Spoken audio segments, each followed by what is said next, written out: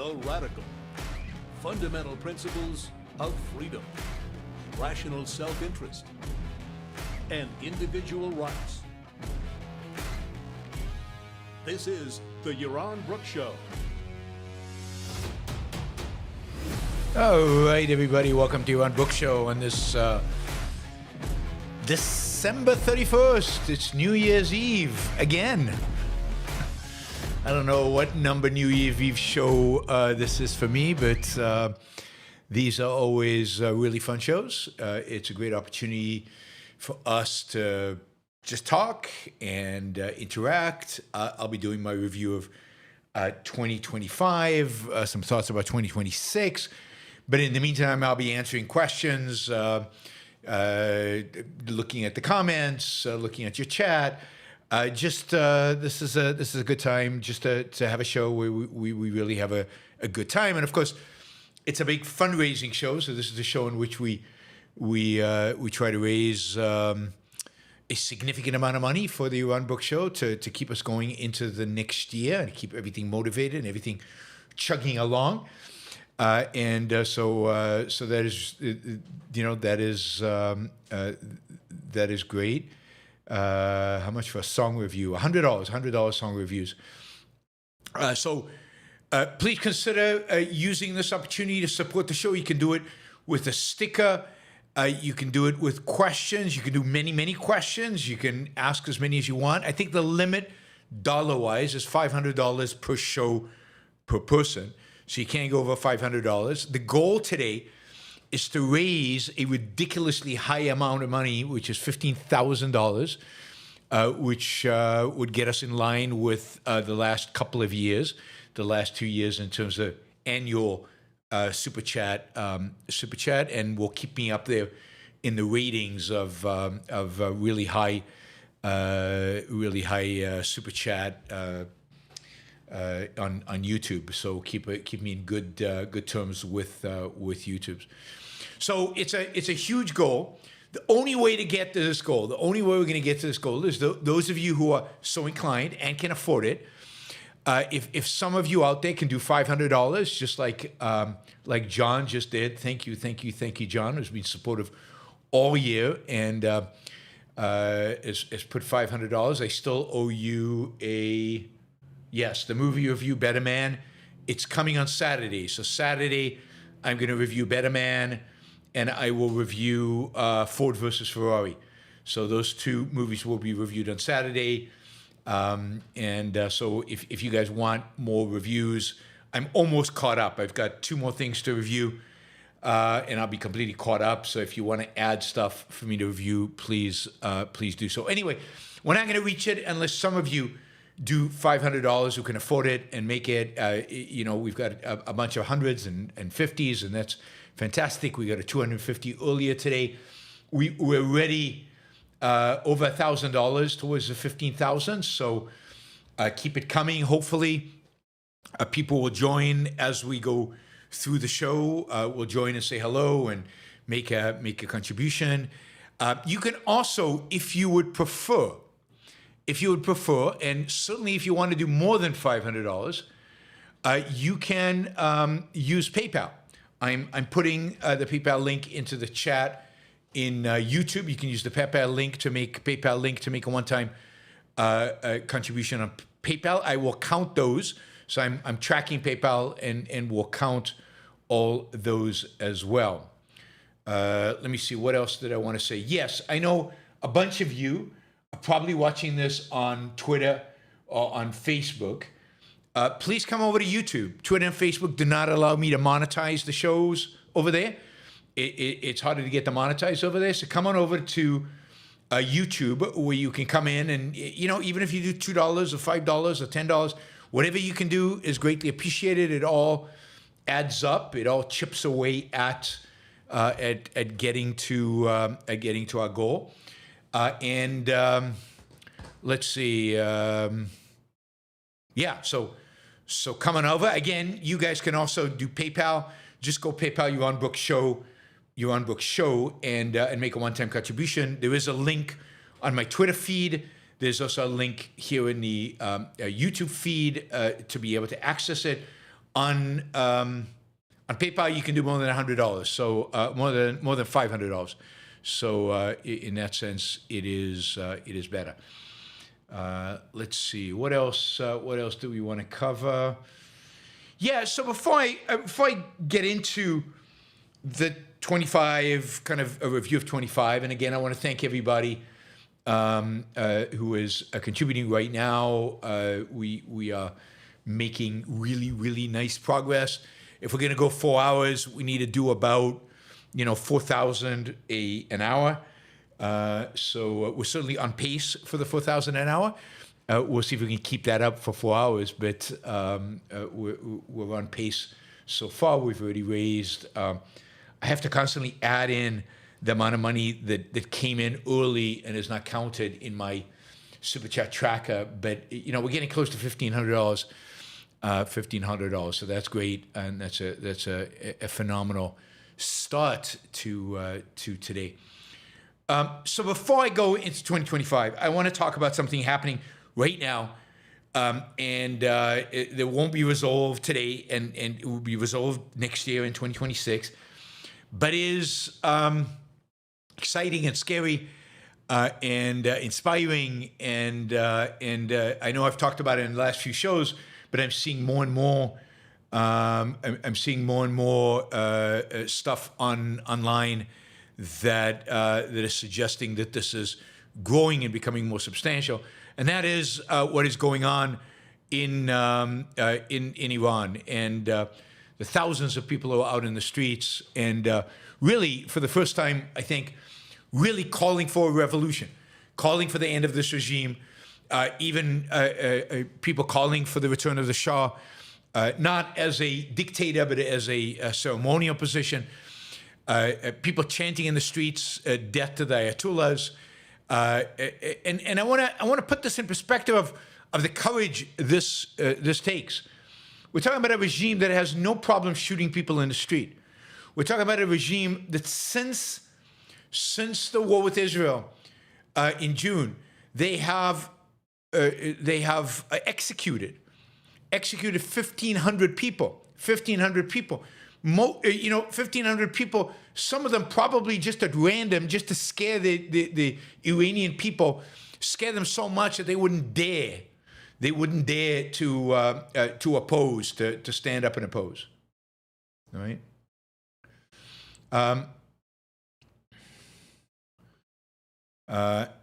NM says, I count 20 super chats, but only 15 show on the goal. I don't know. We've had this problem before. I've mentioned it to YouTube. They claim, no, everything's working fine. There's nothing I can do about that. So we're gonna just keep it going. So the other goal we're doing is 50 super chats per hour. And it should include stickers and super chats, 50 super chats per hour. We're on, according to YouTube, we're on 17. According to NM, we're on 21 or 22. But we'll go with super chat because they're counting, and they're the ones that'll make the goal either achievable or unachievable.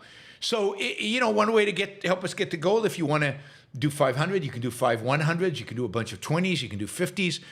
You can spread it out, and you can ask that way a lot of questions with the amount of money that you are contributing. So it is great. So let me just go across. So I just want to salute the Iranian people and the courage and the bravery to go out into the street against a murderous regime, to know that there is a real risk. There's a real risk involved in going out into the streets, in opposing this regime, in standing your ground. A lot of students have now joined. So this was originally mainly shopkeepers. Now a lot of students have joined. A lot of the Girls' Revolution girls have joined. There are, again, there are reports, but these are suspect. I don't believe these reports. That at least one city is now occupied by the demonstrators. They have toppled the the existing regime. But again, I don't really believe it. I think it's too early, too soon. I'll also say that this revolution will not succeed. Is almost for certain unlikely to succeed unless elements within the military join. You don't expect the Islamic Revolutionary Guard to join, but elements within the regular military, if they join, then this regime could easily be toppled. The people want it gone, and now we need insiders with guns, basically, insiders with guns to go in and help them out, and actually provide an armed defense for the revolution and armed action on the revolution. Anyway, this is happening as we speak. I'm watching some of the feeds. It looks like the regime has sent some of their thugs to destroy the shops of the shopkeepers that have gone out to demonstrate. So they are literally ripping those shops apart and trying to destroy them. All right, let me just say, it seems like YouTube doesn't count the stickers unless you put like an emoji in the sticker, or you just, instead of a sticker, say Happy New Year or just something, and then it will count it. So I think that's why there's a difference between them, and why the difference in the sticker. So we're 20 super chats out of a goal of 50 for this hour. We've got another 45 minutes to reach our goal, so plenty of time to make it. All right, Wes, thank you. Wes just came in with another $500. This is what we're going to need in order to get to our goal. Wes says, thanks for another great year of shows. I really don't know what I would do without your show. I also donated through PayPal. Thank you. I really, really appreciate that. Thank you. The other 500 was from John, who just said, Happy New Year. Thank you, John. Really appreciate that. And thank you, Wes, also for the contribution through PayPal. I really, really appreciate that. Wow, that's terrific. Thank you. All right, let's see. What else do we have here? Yeah, let me go through some of these just as they're coming in so we clear out. So I'm going to leave the questions for later. We'll do the questions later, but at least get some of the just the ones that are congratulatory. Yaron, thank you for being a continuing voice for reason and our culture. Happy New Year. Brian, thank you, Brian. Really appreciate it. That's $50. Jennifer, Happy New Year. Thank you, Jennifer. Let's see. These are questions. We'll get to that. Applejack, $100. Thank you, Yaron. Thanks, Applejack. G. Boda, thank you for being the best voice for reason. Happy New Year. Thank you, J. Boda. RMB, thank you for the inspiration to live with a capital L. I love that. Thank you. Yes, capital L living. That's what we're for here at the Yaron Brook Show. So do it. Just do it. Karen, have a great 2026, Yaron. Thank you, Karen, and you too. And then Ryan says, I just resubscribed on Patreon. Not sure how my subscription got canceled a few months ago. Happy New Year, Ron, and everyone. Yeah, I mean, sometimes they get canceled. I don't know why. Sometimes they get canceled because maybe your credit card expires or something like that. But I don't know. I don't have an explanation for how these things just go. All right, let's see. I like Ike asked a couple of questions. Thank you. I mean, that's I think $155 or $175. Thank you. As a longtime viewer, I wanted to thank you for all that you do in adding value to my life. Have a happy New Year, and I'm looking forward to YBS 2026. Yeah, absolutely. It's unbelievable. The year is already here. It's already happening. Dan V, Happy New Year. Thanks for being a voice of reason, helping to clarify my thinking. My pleasure. Equal to reality. Thank you, Yaron, for all the hard work. Happy New Year. Thank you. Real Spark. Real Spark is a real question, so we'll leave that. And we've got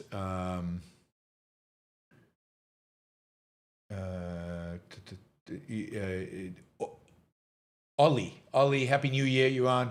Thanks for all the news updates. And we'll get to that later. All right, Doug just came in with $500. And he wants a book review. All right, book review. American icon Ellen Mullally and the Fight to Save Ford Motor Company. We listened to the audiobook, though it was thought it was a pretty good story of leadership and so much more. Excellent. Thank you. I am copying pasted into my review list to start the year. I'm gonna finish first all the reviews I owe everybody, and then we will do these. But thank you, Doug. Really appreciate the $500, and as we say, we are like over 2,500 already. So that is great. I figure the first hour we're gonna have to get to, I think, well over $5,000 to make it, because the first hour is always the best hour, I think. Although people come in and out during the show. Real Spark, the way it goes is the lower the amount, the later in the show it gets answered. That's just you want it answered now. $500. I promise we'll get it answered now. All right. Oh, I've got Ian. Ian's got another movie review for me. Another song review. Sorry, song review. All right, but $100 is $100. Please review The Night Watch by King Crimson. It's about the Rembrandt painting. Oh, that'd be interesting. That'd be interesting. So I'm looking forward to that. I like there are a few songs about paintings. Starry Starry Night, of course, is a Van Gogh painting. Here's another song review. Hamad says also $100. Happy New Year, Yaron. Please review the song Starlifter Fearless Part 2 by Crown Lands. Thank you for all the great shows throughout the year. Wish you a successful year ahead. Thank you. Okay, copy paste. We'll copy that song as well. And we will try to get to those soon. All right, that is answered. Linda says, Happy New Year and thank you. Escar says, Happy New Year. What sponsorship level would it take for you to complete a list and discuss on a show the list of Trump's impeachable offenses? I mean, there's so many. It's hard. Yeah, I mean, generally, sponsorship of a show, to sponsor a whole show is $1,000. So, given that would be a whole show, I think that would be $1,000. Yep. All right. Let's see. All right. I'll remind you again, we are doing also PayPal, primarily PayPal for anybody who wants to do over 500, but anybody is welcome to do PayPal if it's easier, or if you're watching the show after the fact and you're not here live, or if you're on Twitter or Facebook. There are a few people on Facebook. You can go to PayPal, and later I will add up the PayPal and see how much of the remaining on our list it actually offsets, so that we count it towards the goal. All right, let me thank a few stickers. Gary, thank you. Darlene, thank you. These are all stickers. And Laid Back Pedal Pusher, thank you. Real Daniel, thank you. Quina Guy, thank you. I'm probably mispronouncing that one. Parker Jew, thank you for the $50. Really appreciate it. Remo, thank you. And All right, there we go. All right, the PayPal link is attached to the top of the chat. So at any point, if you want that, you can get to it. All right, so 2025. What do we do with this year? So much happened in 2025. It was such a volatile year. Tom, thank you, Tom. Really appreciate it. 50 pounds, 50 British pounds, which 60, almost 70 US dollars. So thank you guys. Again, chipping away slowly at this. We've already raised, 2,700, something like that. So keep it coming. Keep it coming. So what do we make about this year? I mean, this is the year of, and it has to be the year of Trump.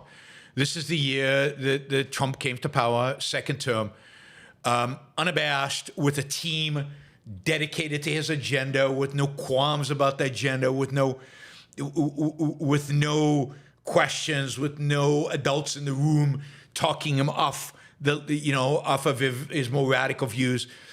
This is the year of Trump's agenda. It's really the first real year of Trump's agenda, because I think Trump was always hampered during his first term by having a team around him that wasn't necessarily committed to his agenda.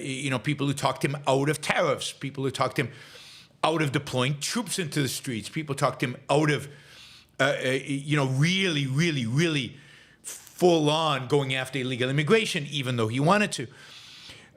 This is the first year of a Trump administration where they really prepared, where they had, you remember Agenda 2025, which the Heritage Foundation put together for a future Trump administration.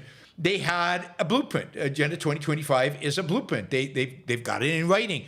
They've got something that guides everything that they do, and that can help them move their agenda, significantly forward. So this term is dramatically different than the Trump first term, and I think really everything in the news this year was dominated by Trump, by Trump's actions, by Trump's inactions, by his domestic policy, by his international policy. He is different, to say the least, than any president in my lifetime in pretty much all of those agendas.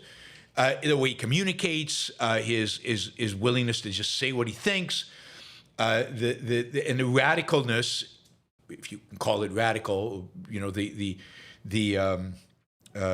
fact that he's willing to just do stuff. Constitutional, we'll figure that out later. The courts will reverse it, we'll figure that out later. Right? So it's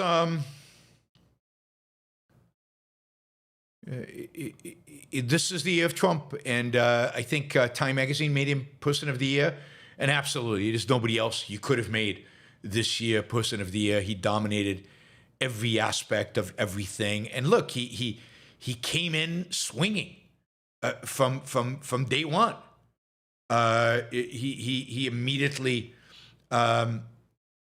Immediately started doing things that were, unusual, right? If you remember that first few weeks where he was calling Canada the 50th state, this is even before inauguration, and threatening the Canadians. He told us what exactly he was going to do with immigration. This is without a doubt the year of Trump. And so let's go through some of the things that stand out in terms of what Trump has done, and what I think is going to be kind of a legacy for this administration moving into the future. And we're really going to break this down into domestic policy. And then we'll talk about foreign policy, and we'll talk about the culture. I think that has shifted significantly since Trump came into office. and more broadly. And and I've also got a whole section where we'll definitely talk about some good news, right? Some good news, good things that have happened this year. So hopefully we'll get to that. We'll try to make sure that we find time for that. So yeah. All right. Let me see. What did I want to say? Yeah, I want to remind you again.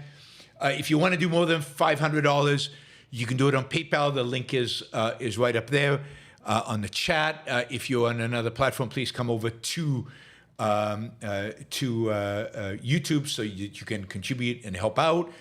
And to get to our goals, which are very, very, very, very, very, very, very ambitious this year, I'm going to ask you guys to stretch. Those of you who can afford it to stretch, and those of you who can afford it, I'm going to ask you to consider doing $500, which is the limit on YouTube, or if you can do more than that, do some of it on PayPal. Wes has already done $500 on YouTube and $500 on PayPal. So thank you, Wes. T Bizza, $500. Thank you. Really appreciate that. That is amazing. Jeremy, thank you for the sticker. Really appreciate the support. Glenn, for $200. Just a thank you for a great year. This has become my primary source of news. Even so, I haven't been able to watch many shows live. I get them after the live show. Keep up the fight. Thank you, Glenn. Really appreciate the support. And Paul, $100. Happy New Year, Yaron. Keep up the great work. Thank you, Paul. Let's see if there were other stickers that I missed. Seaweed, thank you. It's his third Super Chat sticker. I can't remember if I did Tom. I'll thank Tom again. I'll thank Gary again. I think I thanked them before. Let's see. Gail says, Happy New Year, Yaron. And to anyone who thinks mediocrity sucks. On the Yaron Brook Show, we definitely think mediocrity sucks. All right. So let's see, where are we? So we have now crossed the $3,500 threshold. So we need about $500 to make our first hour goal, which is, we've got a goal of $4,000 an hour. I laugh because it's hard to believe we can achieve it, and then we do. And then you guys come through and we actually do achieve it. So we're $500 short of basically making the first hour goal. We've got $275 that were booked before the show started, so not really counted in what you see in the chat. So really, it's only $400 to make the first hour goal, not even $500. So maybe somebody can jump in and make it all the way. So it's hard to say where to start with this year and where to start with Trump, right? So much has happened, so much has been done, and I'm sure whatever list I've made, there's a bunch of things I am going to forget that are incredibly powerful and incredibly important, and have shaped the year and it probably contributes significantly to shaping this decade. By the way, we're at 34 out of 50 super chats. To count a sticker towards the number of super chats, you have to put like an emoji or something in the sticker so that YouTube knows how to count it. I don't know why they can't just count a simple sticker. But so we've got a goal in terms of the dollars. We've got a goal in terms of the number of just the sheer number of super chats, and that goal is 50 an hour, 50 for the first hour. So we need another 16, and make sure if you do a sticker, add like an emoji or just a thank you or Happy New Year to it, and that way it accounts. And I'm gonna complain again to the powers to be at YouTube that they don't count straight stickers. All right. So again, thank you to everybody who's done $500. That's amazing. Anybody who's done 100 or more, amazing. I mean, you're the people who are going to get us to our goal, or close to our goal, or as close to our goal as we get. So I think the probably the number one thing I would note in terms of Trump is his use of executive power. Clearly, what Trump, the goal of the Trump administration, is to, through precedent, and to basically establish the executive as the most powerful branch of government, which is it already had become, but to basically push the envelope and see how far you can get in terms of what the executive can get away with, what the executive can do without congressional approval. And that has been a huge thrust of this administration. And I would say aiding and abetting the Trump administration is Congress. One of the horror stories of this year, one of the really horrific parts of this year, is the very fact that Congress, we just don't hear anything from Congress. They do almost nothing.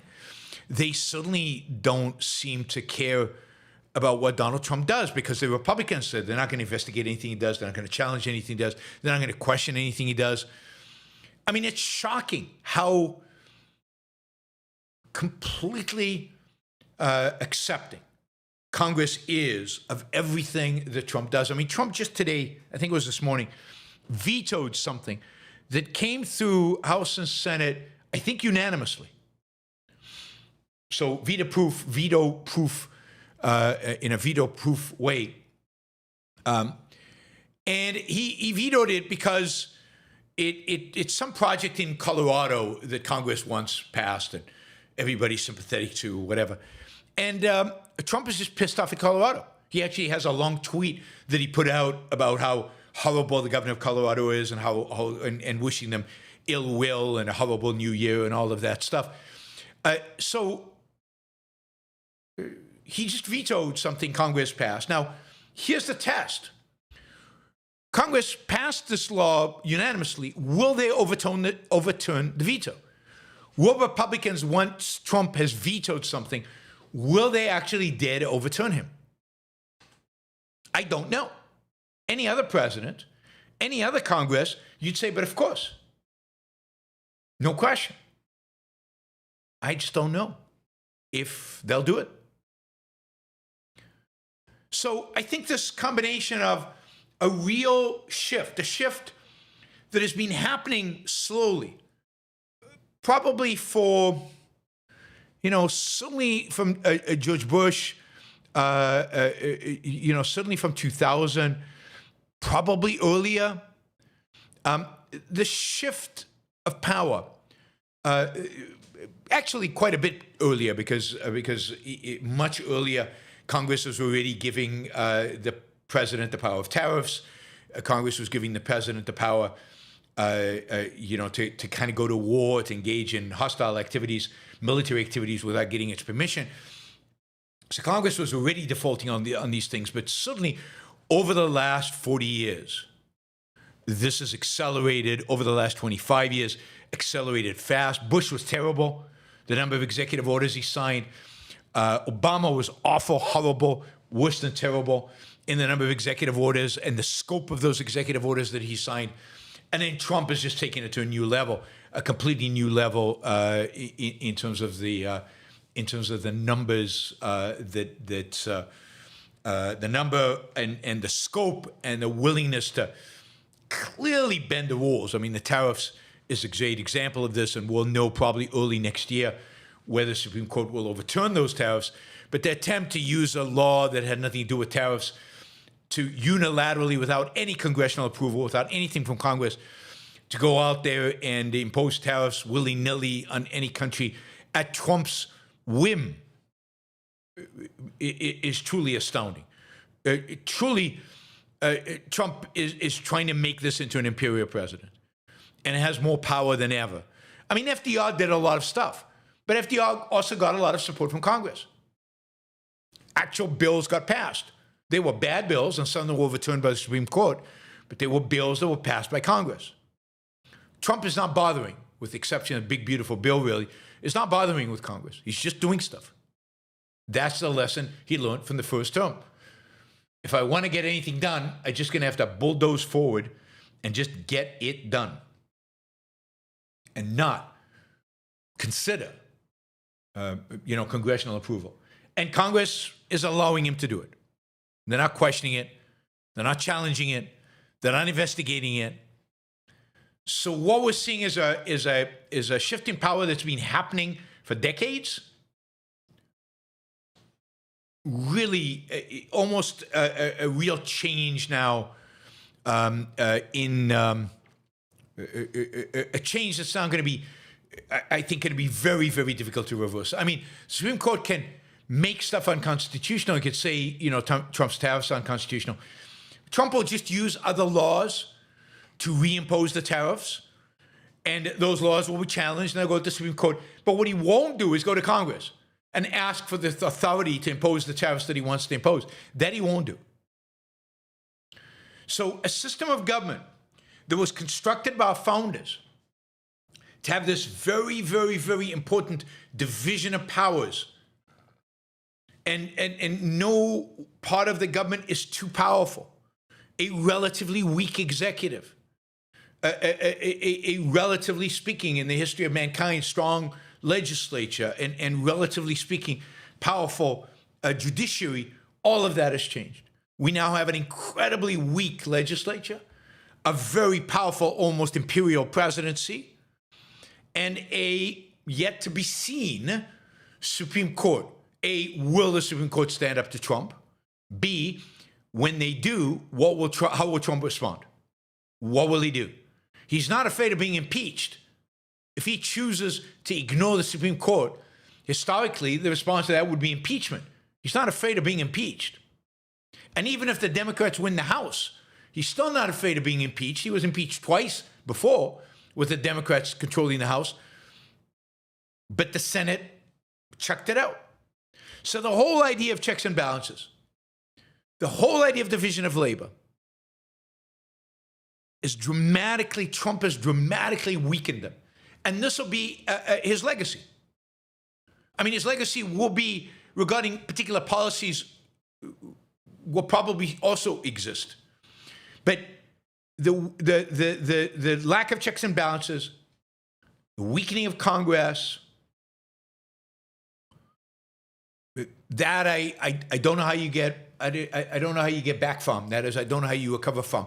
A Democratic president who comes into power, it's not like he's going to say, no, I want to go back to the Constitution.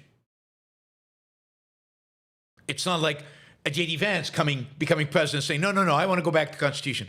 I don't want this stuff. Just not going to happen. So I think his lasting legacy is an imperial presidency. And, you have to hope then that you get somebody reasonable in power, because the more power the executive has, the more important it is who the president is. And looking at the potential candidates out there on both the Democratic and Republican side, how many people there are reasonable? How many people there would you trust with the kind of power that Trump is, establishing within the presidency? I would not. All right, let me see. Biologist says, Happy New Year. Thank you, biologist. Really appreciate it. Let's see, some stickers out here. We did that. Blog. We did biologist. And then we've got Big Fed. Thank you for the sticker, Big Fed. And Apollo Zeus, thank you. Thank you for the Happy New Year. Happy New Year to you, too. Laid Back Pedal, thank you for the Happy New Year. I appreciate that. Free Market Capital, thank you for the Happy New Year. And let's see. All right.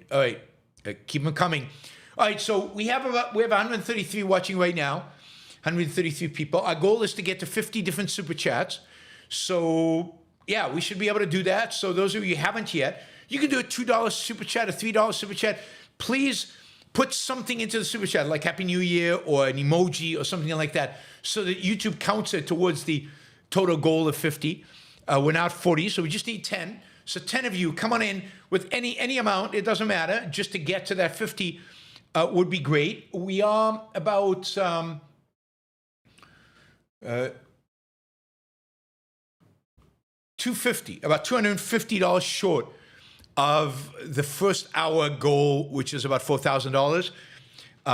So about 250 short of that. So let's see if we can make that up. So if some of you who are coming in to reach the 50 want to do 100 or 200 or 500 and get us through there, that'd be great. Also, don't forget before you leave, I know some of you are just coming in for short periods of time and just to chat. Press the like button. Press that like button as you go in and out. Having a lot of likes really helps the algorithm and really gets us more exposure. Jeff says, Happy New Year. Thank you, Jeff. Really appreciate it. All right, and we've got a bunch of questions. The questions we'll get to in a little bit. We'll get to the questions. Let me just give you stats on the show a little bit. We did about 200, I couldn't get an accurate number, but just under 260, I think maybe 258 shows this last year, 258 shows. So like if you do 250 in support of the show, you're basically, it's a buck a show, right? So that would be $1 for every show that I did live. That's just live shows. I'm not talking about lectures that we put up. I'm not talking about other videos that Christian put up, spliced up from the shows. Just the live shows I did just under 260. In terms of hours, in 2025, not including, including today, we hit 500 hours. 500 hours of shows over 2025. So if you do $500 support of the show, either here or on PayPal, or then you basically, it's $1 a show. It's $1 an hour, $1 an hour. So 250 would be $1 a show. $500 would be $1 for every hour that I streamed. I don't think many of you, some of you I know, listen to every hour I streamed, but I don't know how many of you. But it's so a buck an hour is not too bad. Now, so I appreciate it, particularly those of you who don't do super chats during the year. This is a great time to kind of pay for everything that you listen to over the year. Pay for everything you listen to over the year. All right, what have we got here? We have RMK90, $100. Thank you, RMK. Happy New Year, Yaron. Thank you for everything you do. I enjoy your Hebrew shows as well. Oh, excellent. Haven't done a Hebrew show in a long time. Couldn't really attract a big audience in Israel, so we kind of stopped doing that show. Huh. All right. For some reason, YouTube is ending my first hour 15 minutes early. I think I set up the goal too early. So we've got 3 minutes and 38 seconds to get 6 more super chats. Again, they could be $1, $2. As long as you put an emoji in or a Happy New Year in or something like that, they will count. But it's down to 3 minutes. We need, over the next 3 minutes, we need to get, what is it? Yes, six. Well, now it's 5, gone down to 5. All right. Miko says, I can't pronounce this in Italian. Anyway, ciao. You're on from Italy. Thank you, Mirko. A real pleasure spending time with you in Modena this last year. I really, really enjoyed that. Nick says, come on, people. Thank you, Nick. Arpaltiu says, Happy New Year. Thank you, Arpaltiu. All right, all of those are comments. Oh, we got Parker Jew just at $50 sticker. Thank you, Parker Jew. Let's see, how are we doing with this? We've got 3 left. Did it count all the ones that just came in? J Mavs did $100. Happy New Year. Thank you, J Mavs. Really appreciate that. Thank you. And Martin Anderson, thank you. And Carolina, thank you. From Mexico. All right, I think I'm caught up. Yeah, we've definitely reached our target of 50 super chats. So We did that. I will set another 50 super chat target at the top of the hour and see if we can repeat that every hour to get 50. And we actually got more than 50 because some of you did stickers without any verbiage. We also raised $4,275, actually $285 now. So $4,285. Let's see. I want to. Could we get to 5,000? Could we get to 5,000 by by the top of the hour? So could we raise another 1,000 by 3 p.m. By 3 p.m. Just as a throwing out a challenge there, just to see what happens.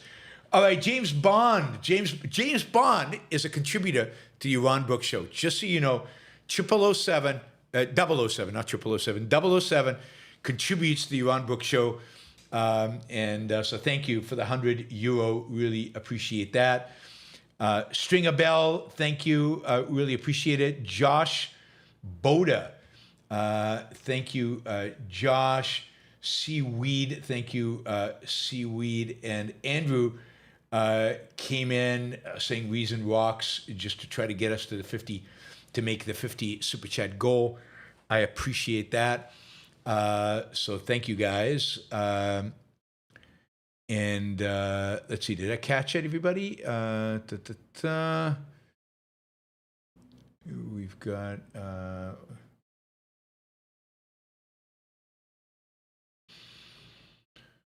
right, so as I said, the executive power, there's just so much more executive orders than any president in their first year by a big margin. I think his first year is more than almost all presidents, including the last few who've done a lot of executive orders, their 4 years. But his executive orders are really pushing the envelope, not just in terms of quantity, but also in terms of quality, the kind of executive orders. The executive orders are really targeted to significantly explicitly increase presidential power and allow the president to do things that in the past presidents have clearly hesitated to do. Put troops into cities, nationalize the National Guard, federalize the National Guard, even without governor's support. Things that other presidents have just been hesitant to move forward on. He has just jumped in. He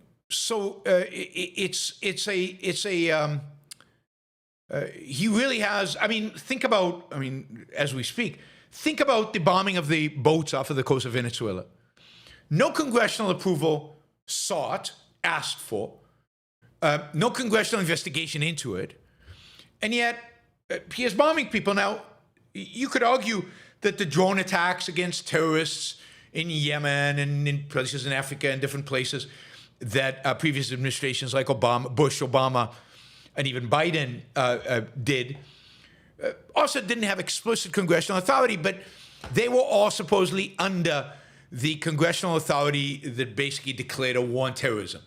And at least there was some, and these were all Islamist terrorists identified by the intelligence services.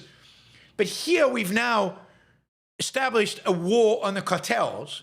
In order to pretend that it somehow is included, we've called the cartels terrorists. This was the real evil under George Bush of declaring a war on terrorism rather than a war on Islamic terrorism, rather than a war on Islamic totalitarianism, rather than a war on Islamofascism. Now we can expand the definition of terrorism to include whatever we want. Whatever we don't like now is a terrorist, and then we can go kill people all over the world. That is this idea that you can just go blow people up and now even attack a port on land in Venezuela without any even ask of of Congress, not even an ask of them.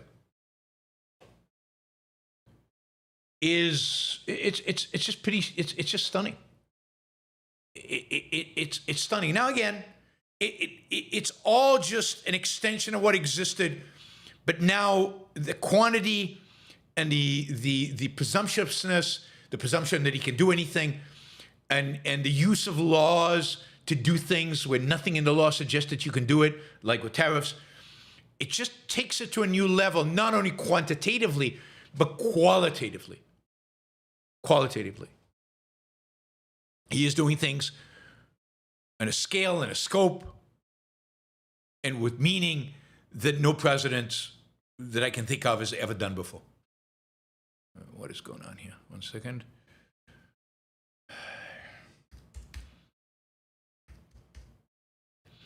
All right.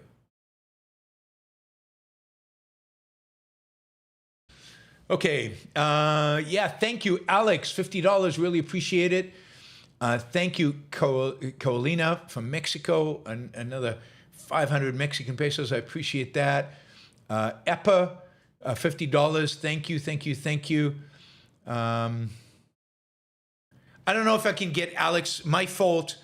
I didn't communicate with him, so it is my fault. I let the whole idea of having Alex on slip, which is not good. I see Joachim has done $100 on PayPal, so thank you, Joachim Moreno. Really, really appreciate that. Neo asked me to get Alex on the show. I mean, if I would also have to switch to YouTube to a different platform to be able to do an interview. I can't do an interview with what I'm doing right now. So next year I'll be better organized and get that done for you. But we will have Alex sometime in 2026, hopefully early in 2026, on to talk about what he's doing and what progress he's making and what he's focusing his time on right now. All right, Caleb says, been working in a gold mine in Alaska. Wow. The last couple of years and haven't been able to catch many live shows. Thanks for another great year, Yaron. Wow, that's amazing. He's probably the only person I know in the world who's working in a gold mine in Alaska. I assume it pays well. I think jobs in Alaska generally pay well. All right, so I don't know what that typo Trump total 44 something. I don't know what that means. Sorry, JJGBs, don't know what that means. Oh, it's from the previous question.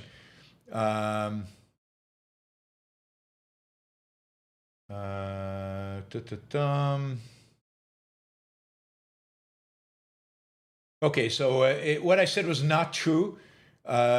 Trump's second term so far in 1 year is 225, but that's a lot less than FDR.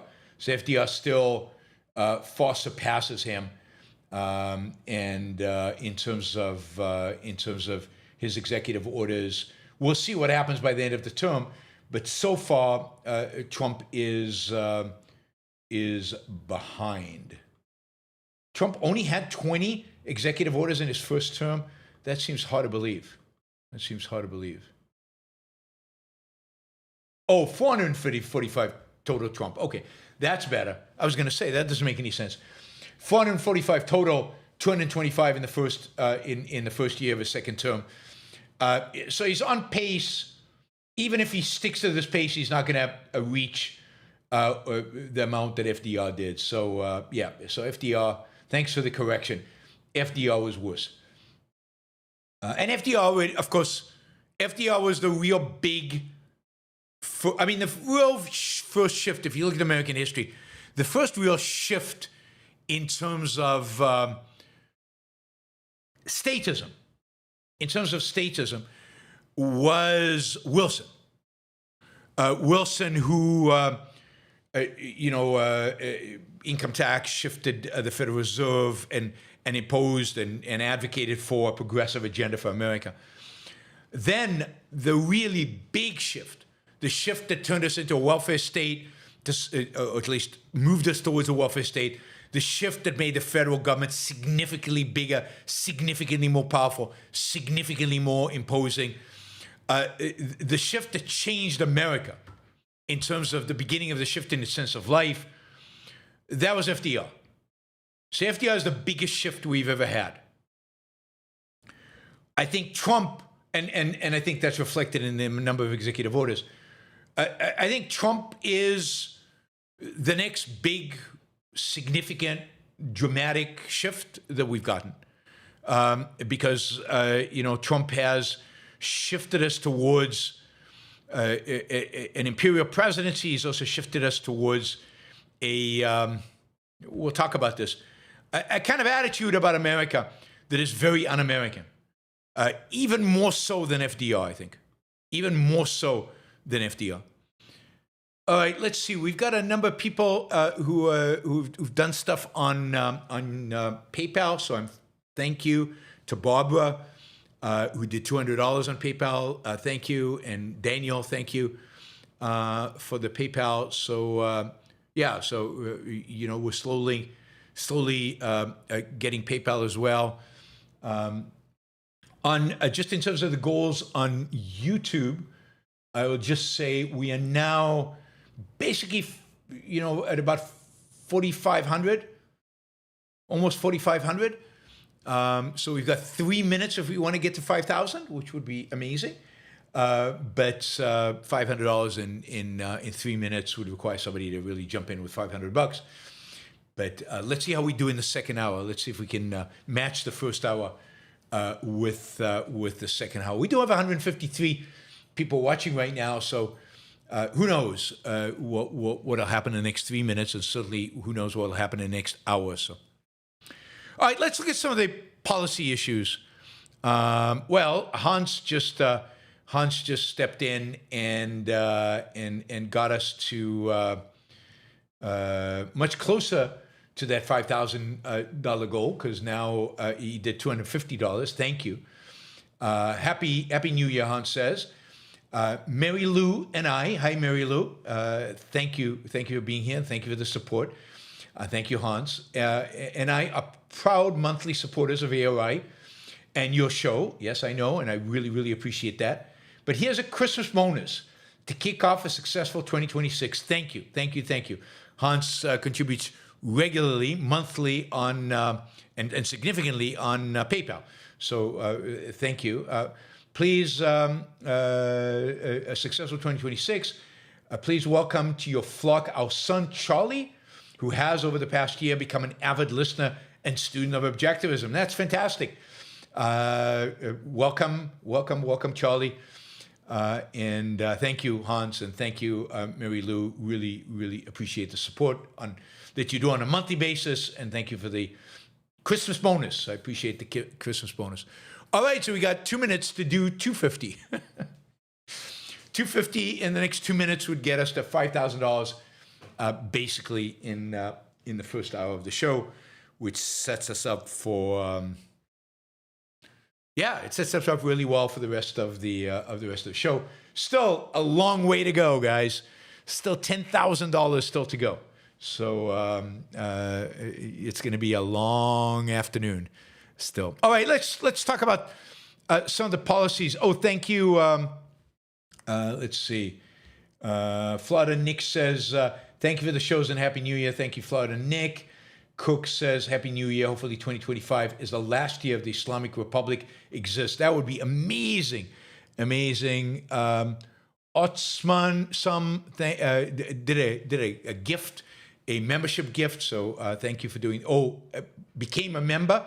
I can't count the memberships towards the goal, but but I know it's there as well. So I appreciate that. I appreciate you becoming a member. Richard just came in with $200.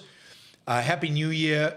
Here's the best realistic case scenario for what's the best realistic case for the future of the United States and Israel? Are there any countries besides Argentina that you are optimistic about?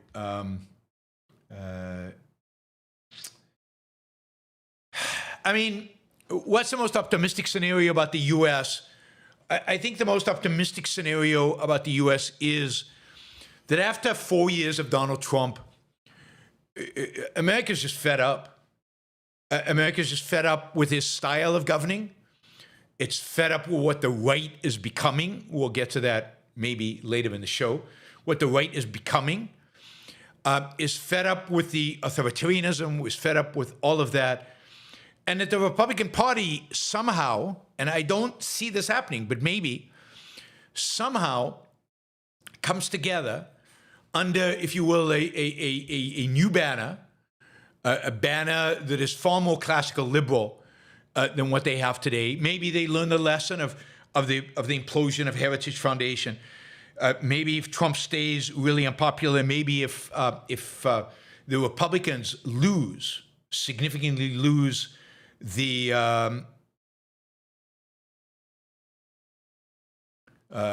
if the Republicans significantly lose the one second, I'm just setting up another goal. Another 50 super chats. I can't do more than 50. So 50 over the next hour. I just started it. So if the Republicans lose the midterms, I mean resoundingly, not just a little bit, really badly, they lose the midterms, and then the Republican Party reassesses and maybe finds some new young leaders. The problem is young are more nutty than old, have been. But if they find new leaders, then I think you can start seeing maybe they nominate a kind of a more classical liberal,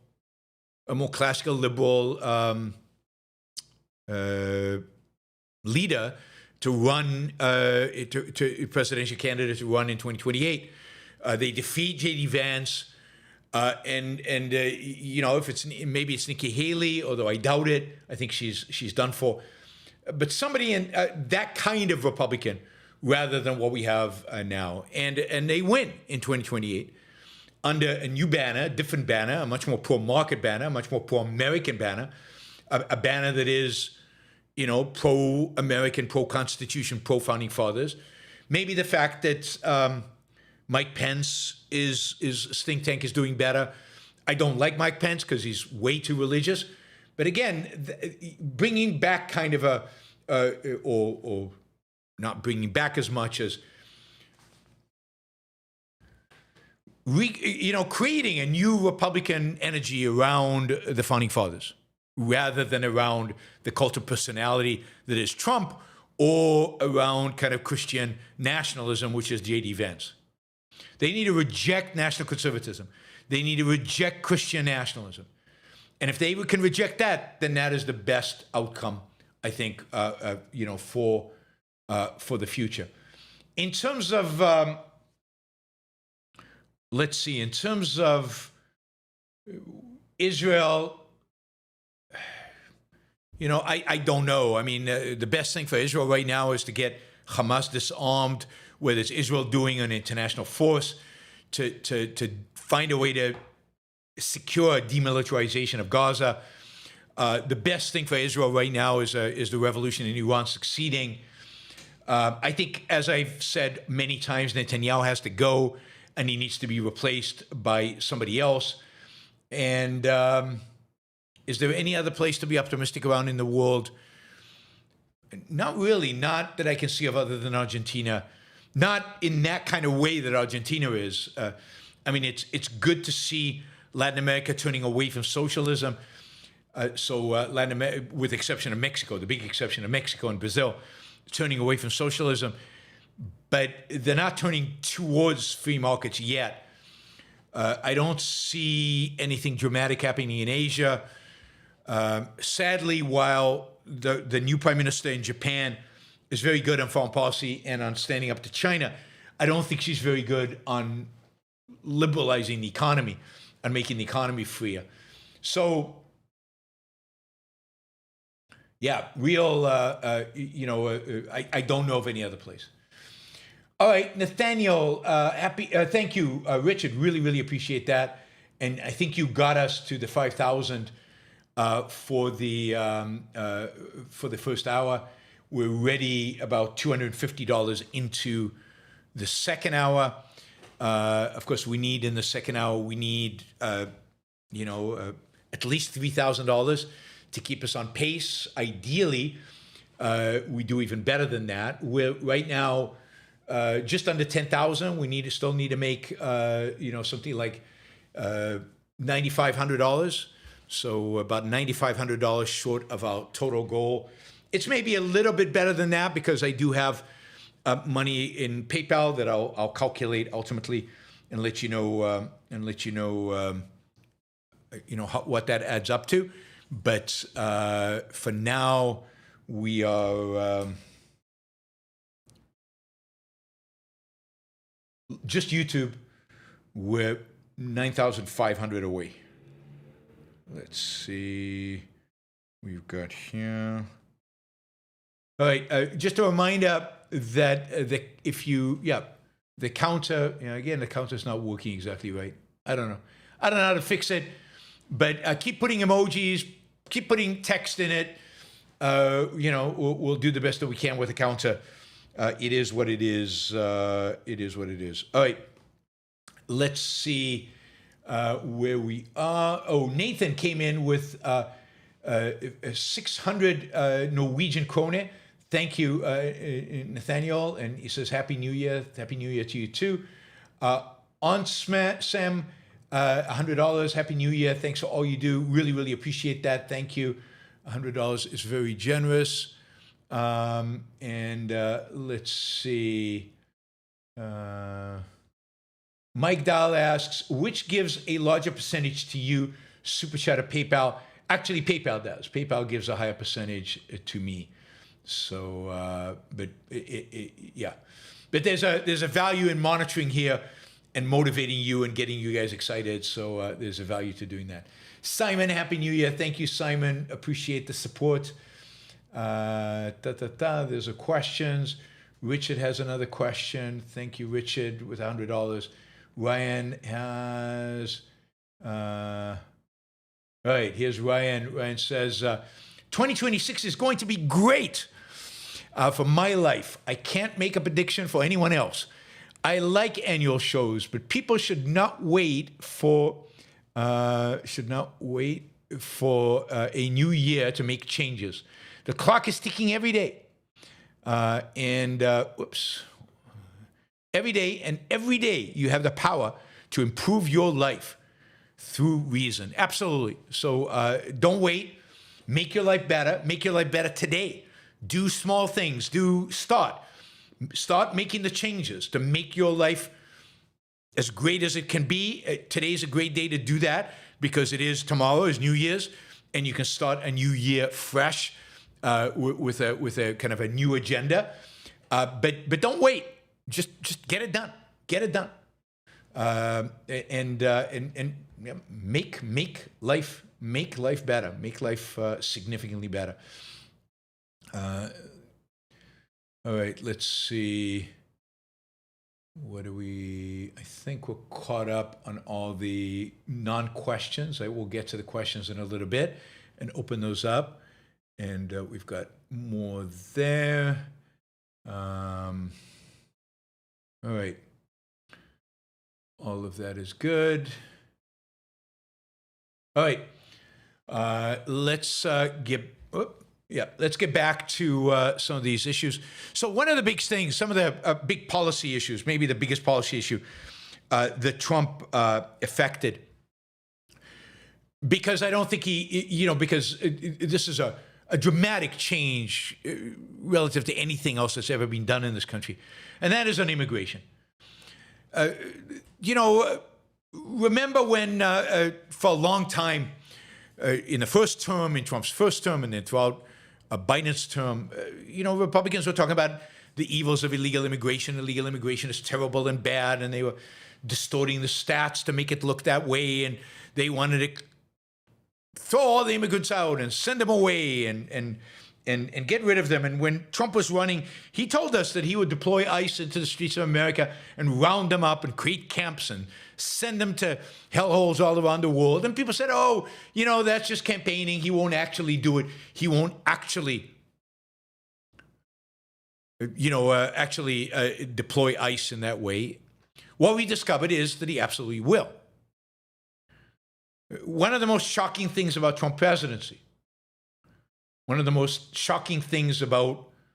Trump's presidency is the fact that he is full on deploying ICE to harass illegal immigrants, legal immigrants, Americans. The fact that we have, and we've talked about this a lot on the show, the fact that we have heavily armed, masked police officers, supposedly, but often not even in uniform, in unmarked cars, roving around America and taking people into custody based on their whim, based on no objective standard. The fact that, this is going on daily in America, and that they are breaking into workplaces, dragging people away from their jobs, deporting many of them, but many of them are put in camps that are run by private businesses in private prisons until they can find deportation. Who knows how many years they'll be in these camps? The fact that at the beginning, these ICE monsters, deported 2 plane loads of people to the most monstrous jail in El Salvador, where they spent 4 months. Luckily, they were ultimately freed, but they spent 4 months under horrific conditions, including torture. The fact that that has been happening is just so mind-blowing. It is so horrific. I remember years and years and years ago, George Reisman, some of you might remember George Reisman. George Reisman called ICE, and this is, 30 years ago, called ICE because, George lived, I think, in Orange County, California, and when you drive south to San Diego, or when you drive north from San Diego to Orange County, on the way there is this station where the immigration cops, the ICE people are there. And the cars pass, and once in a while they'll stop a car and they'll force you to show IDs and stuff like that, and they'll pull you out and they'll arrest people. And if you're driving from San Diego to north, you can't but see this place. And sometimes they will actually be huge traffic jams because they're stopping people. They've got suspicions that illegals are trying to cross into, from San Diego County north, and they'll stop a lot of cars. And I remember George Reisman called them the SS. They called them, Gestapo. And I always thought, okay, I hate ICE, and I hate that they're doing this, and I hate this whole attitude towards immigration. But that's an exaggeration. They're not the Gestapo. They're not the SS. But that's when they had a stationary location, and just once in a while they'd stop a car. Now, they're driving around, walking around American cities, harassing people, harassing citizens, in addition to hardworking immigrants, whether legal or illegal.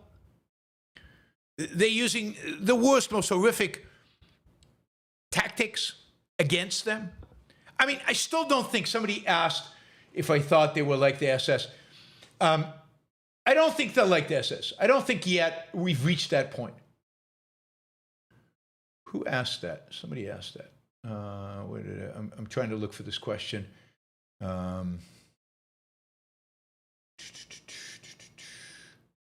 can't find it. Somebody asked this question. I don't think they're like the SS. Yeah, here it is. Harper Campbell did.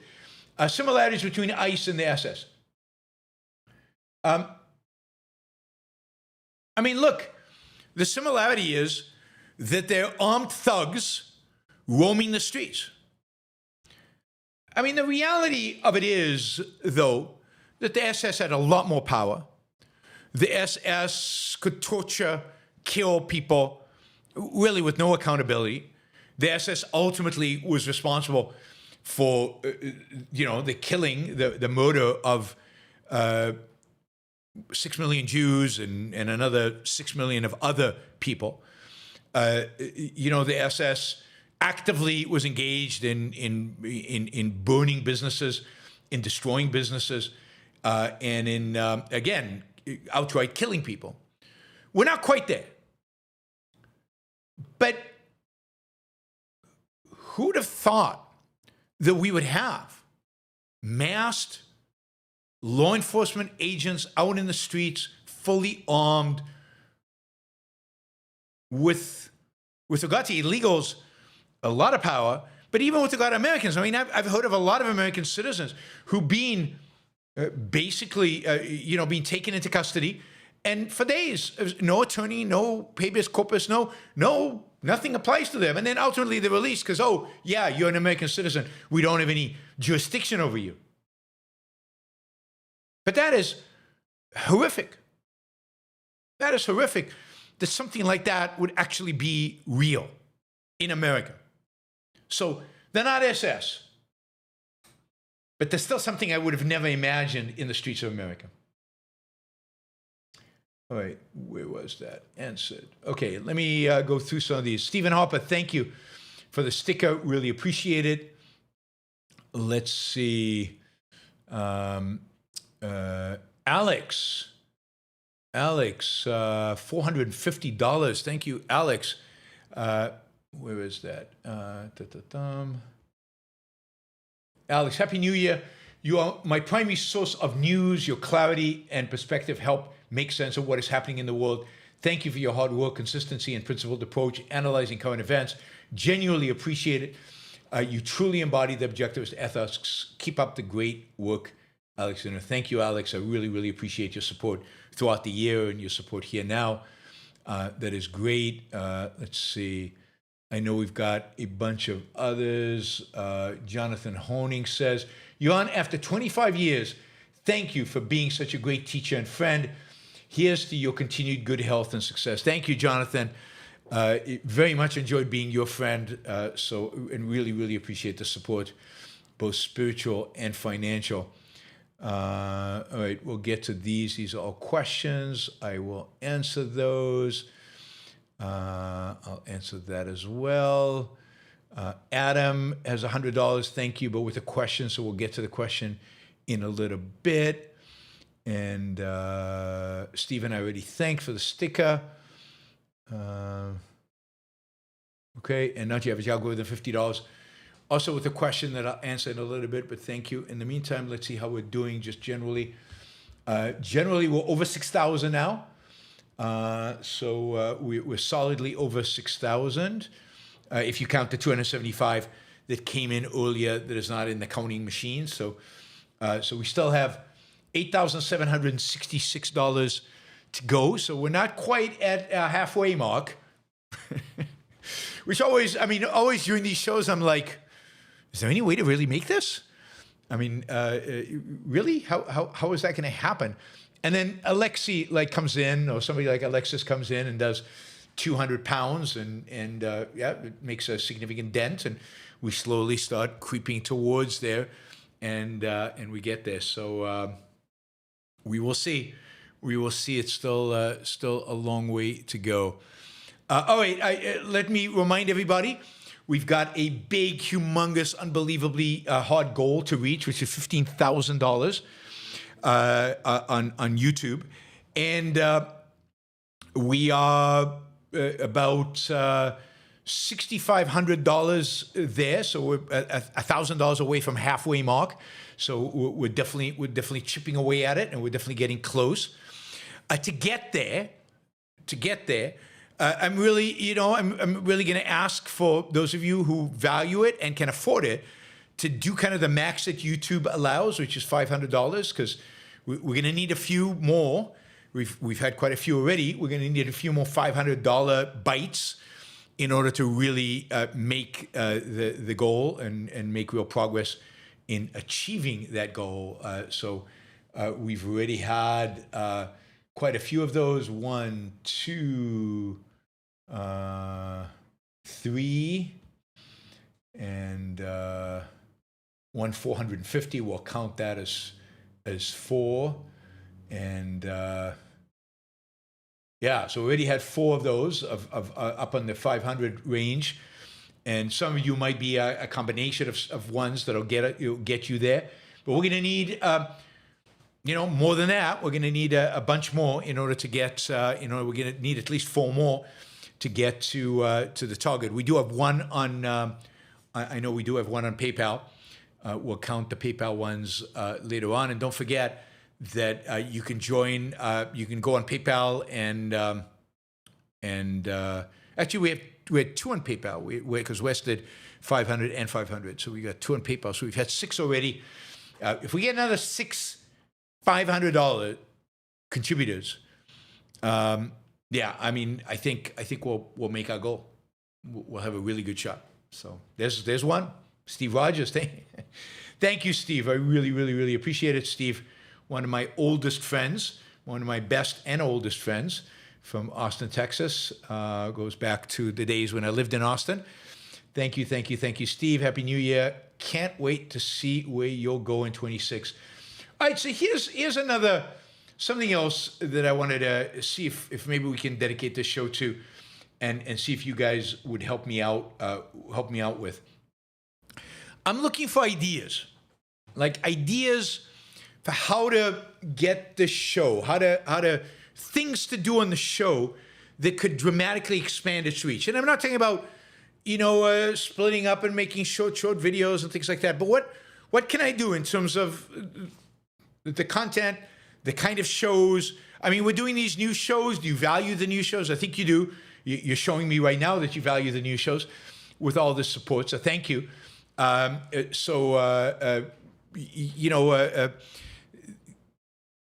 what other kind of videos would you like me to be producing? I don't know, shorter monologues on things. Do you want me to, do you think those would be successful?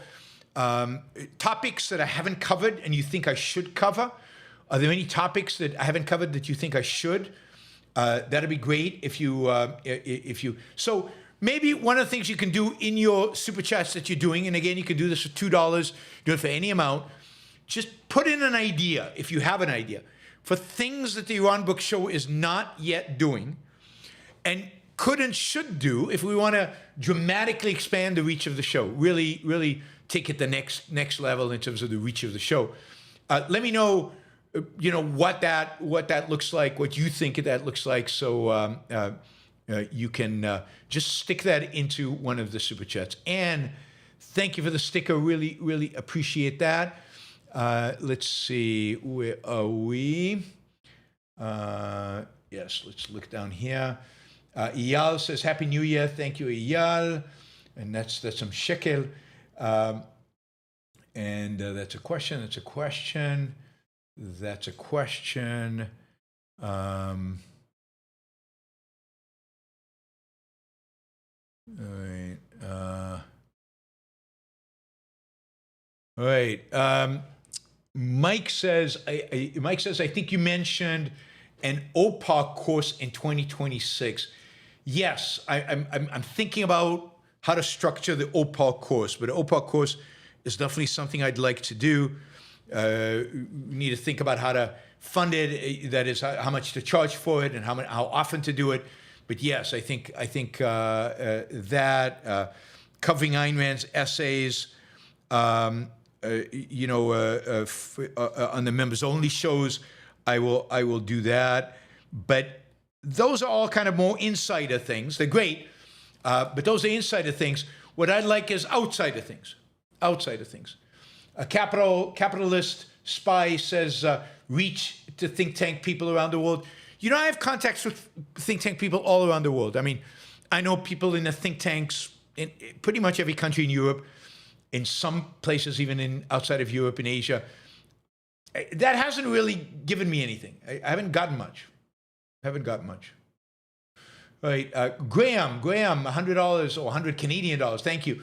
Another full year of YBS shows in the books. Thank you for the time and effort. I appreciate it so much. Here's the golden age of YBS show. It will be the biggest, the best, the most beautiful show on YouTube. We're looking forward. We're looking into it. We're looking into it. Free Economy 101. Value for value. Happy New Year. Here's to a great 2026. Thank you for another $100. That's great. Ryan says, 2026 prediction. Ocon 2026 will be the biggest and best yet. New Orleans, Stephen Pinker, and poker. See you all there. I will definitely be there at the poker table. Alexis says 200 British pounds. Really appreciate that. Thanks for another amazing year of content. What are your market views for the next year? All right, I'll answer that in a second. Gail says, show Imagining a Capitalist World. I've done some shows like that, but maybe we can do more of that. But I like that, positive and kind of giving an ideal, giving people an ideal to strive towards. We are 27 out of 50 super chats. We've got a half an hour, so we're doing great. We're doing great in terms of moving in the right direction in order to get there.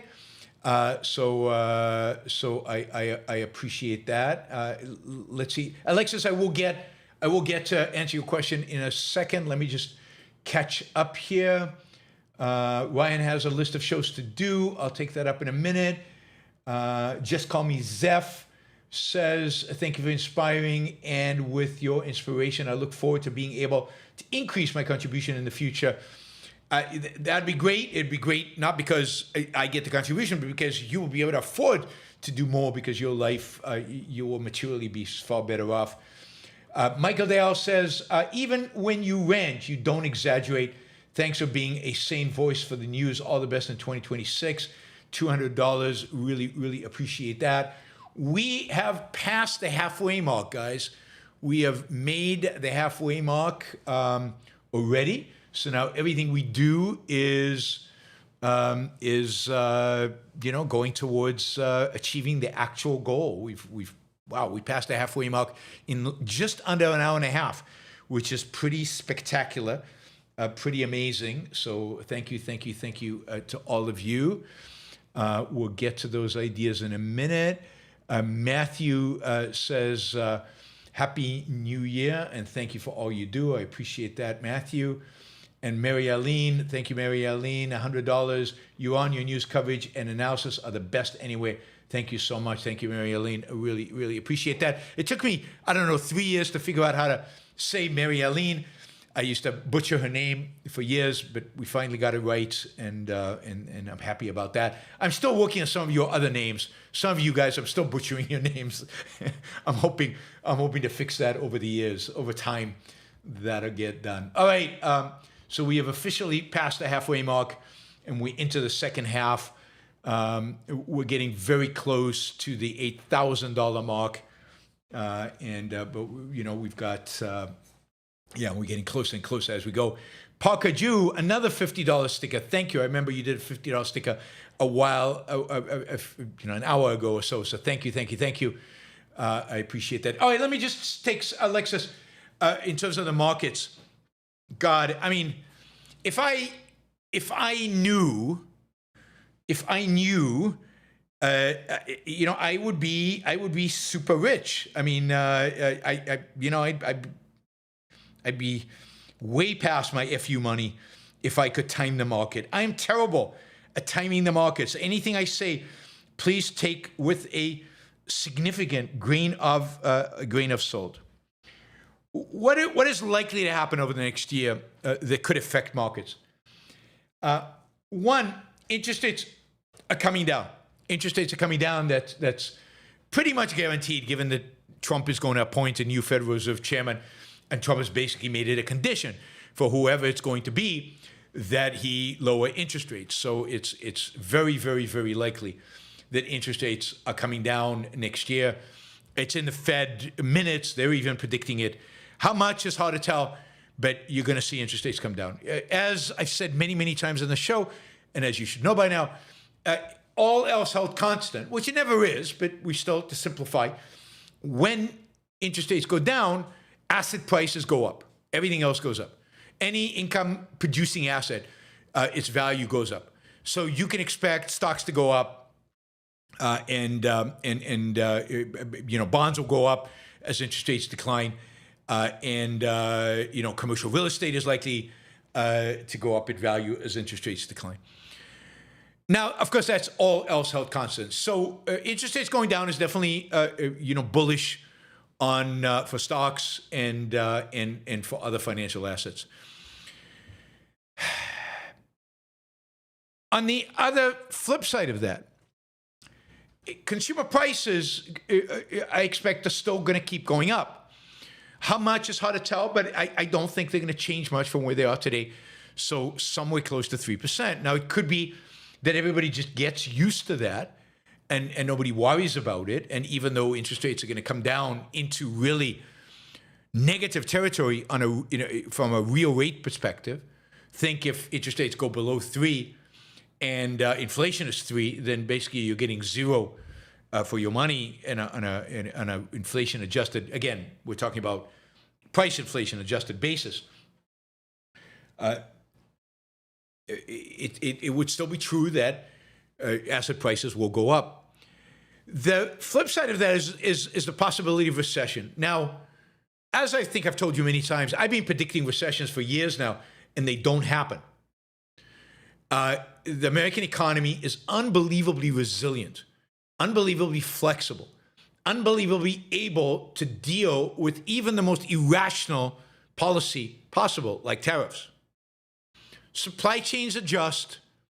People stop buying from one place, they start buying from another place. For example, our importation from Mexico, which has relatively suffered less from Trump tariff mania, has gone up a lot because a lot of the supply chains have changed. And instead of bringing stuff in from China, we're bringing it in from Mexico. So, the economy's adjusted. There's still a whole pipeline of massive investments that are going to occur over the next few years into AI, into building AI infrastructure. That is not peaked. That is not over. That is, that is still going to play out, the kind of the infrastructure play for AI, and that drives economic activity. It drives economic growth. So it helps puts a bottom on any kind of potential recession, any kind of potential shrinkage of the economy. I don't see that going away. So AI investment is still going to continue. I mean, the big uncertainty is, and look, deregulation is happening. There's no question deregulation is happening. So, and more deregulation will happen. There's a bill going through Congress now to reduce the time for permits and the number of permits and all this stuff. That is all going to be good. And the regulatory agencies under Trump are not applying the regulations quite as much. That is going to help businesses generally. So I think the economy will do okay next year, with the big caveat of you never know what Trump would do. Trump is a wild card, and it's very, very difficult to assess what he will actually do and what is possible and what kind of impact that will have on markets. So Trump could cause a recession, could make things a lot worse, but he might not. As he moves into the second, third, fourth year, he might not be in a position where he does incredibly damaging things to the economy. So I predict the economy will do okay next year. It won't do great, but it'll do okay. I think the biggest thing of the U.S. economy, at least, is that what you're seeing is big businesses are doing very well. That's the stock market.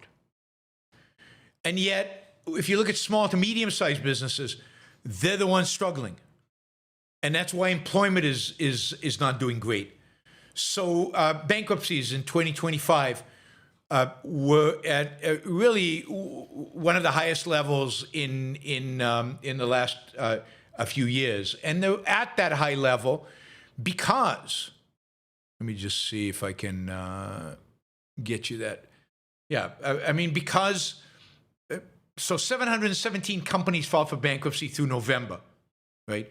That's roughly 14% more than the same 11 months in 2024, and the highest since 2010, coming out of the Great Recession. So small businesses and medium-sized businesses are really struggling. But the big companies in the stock market are doing okay. The big companies, the really big companies, have also figured out how to play Donald Trump, how to bribe him to leave them alone. So in that sense, I think the stock market's going to go up next year. I think the economy will do okay next year. What else? I think employment is going to be tough next year, particularly in certain sectors of the economy. But AI is going to increase productivity, and the investment in AI is going to increase economic activity. So there are a lot of positive, directions the economy is going to go in spite of the headwinds that are massive government spending and tariffs. Some of the tax provisions in the big, beautiful bill are going to kick in 2026, and again will help business, particularly the bigger businesses. So all of that is moving positively. So generally, I'm not negative about the U.S. economy next year. Again, it's not going to grow at 4, 5, 6%, which I think is a golden age, which I think is the potential that it could grow. But it's doing okay. It's going to do okay.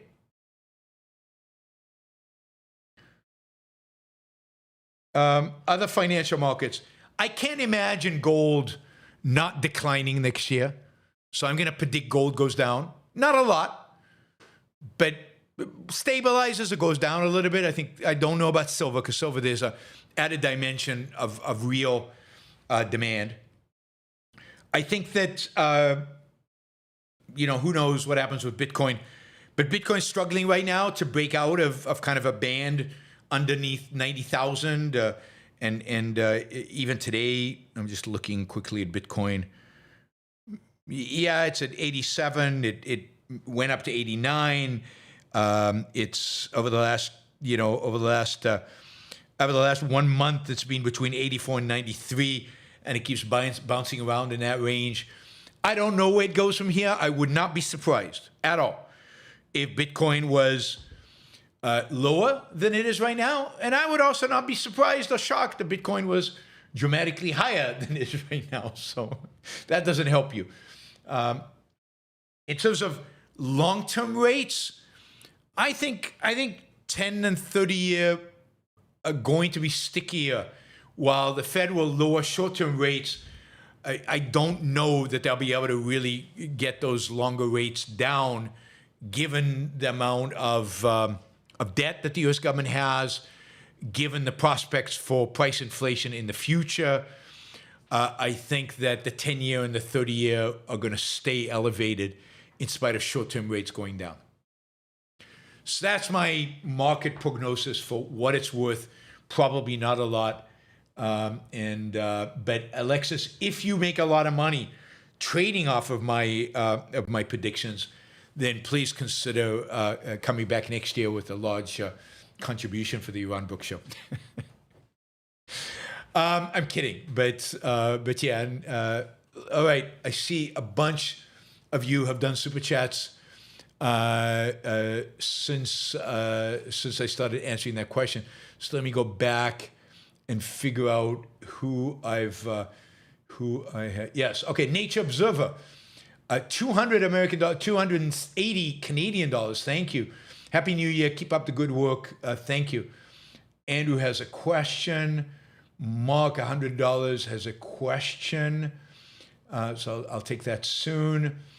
Espen has a question, and that was a 1,290 Norwegian kroner. So $127, so still a good amount. Thank you. Bedpans. Yeah, this, I like this. All right. Happy New Year, Yaron. You've saved me hours wading through news schlock. I like that, news schlock. When I find myself doom-newsing, I hear your voice yelling, live your life, achieve your values. And I change course to what really matters. Cheers all. Excellent. I'm so happy to have that impact. I'm curious, should I repeat the Rules of Life videos? Should I go back to the Iran Rules for Life videos and redo them?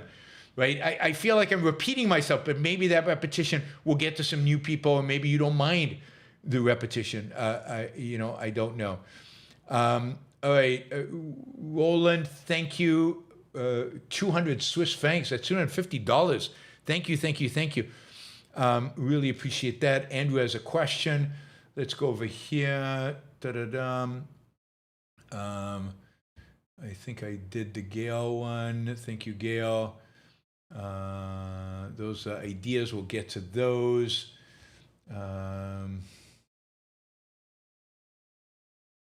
Okay, and that, let's see. All right, let me see if there were any stickers that I haven't thanked. Yes, David King, 50 pounds, I think. 50 English pounds. Thank you, David. Really appreciate it. David, another 20 pounds, so 70 pounds total. Thank you. And then we've got Stephen Holmes, Stefan Homler. Anyway, thank you. 50 pounds. Really appreciate it. Sorry, I butchered your name just now. Thank you to you guys. I got David. All right. We're making fantastic progress.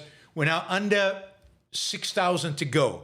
Less than 6,000 to go to make a $15,000 goal. So remember, 15,000 is the goal. I'm willing to stay here for a while longer, but hopefully you guys, more people will come in who are willing to do the work. We're 47 out of 50 super chats, or 3 super chats or stickers with an emoji will get us to achieve another one of YouTube's super chat goals. This is great. This is great. My goal today is to try to get to I don't know, how many hours are we on today? 4 hours. Let's see if we can get to 300 super chats.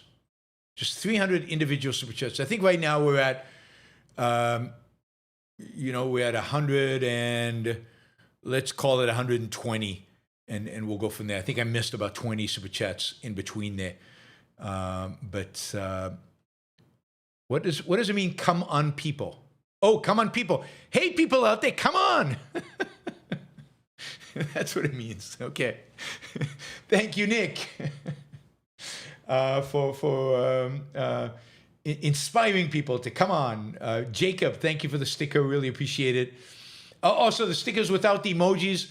Well, no, I think it counted, Jacob. So maybe it didn't. I don't know what it's counting and what it's not. But we reached our 50. Let me start up a new challenge with another 50. We'll set another 50 for the next hour. That's on the 15. All right, we just started another goal. This is great. Matt has a question. Jacob, thank you. All right. Let's see. How many questions do we have? We have a lot of questions. All right. And we've still got a way to go. So let me start answering questions. And like every year, I don't actually ever kind of do my New Year review, because I land up doing the fundraising and answering your questions and all of that, which is a lot more fun. So let me go through the questions and answer them. Let me remind you, we're at under 6,000, so about 5,000. I'm just looking at how much we raised offline. Around 5,800 left. 5,800 left. So 10 people doing $500 each would get us there. Remember, 500 is the limit of what YouTube would allow you to do. So you can't do more than 500. if you want to do more than 500, and some of you might want to do more than 500, or if you want to do a match, we never got a match this year. Usually we get a match. So if you'd like to do a match, you can, or do more than 500, or you can go to PayPal. The link for PayPal is right at the top of the chat.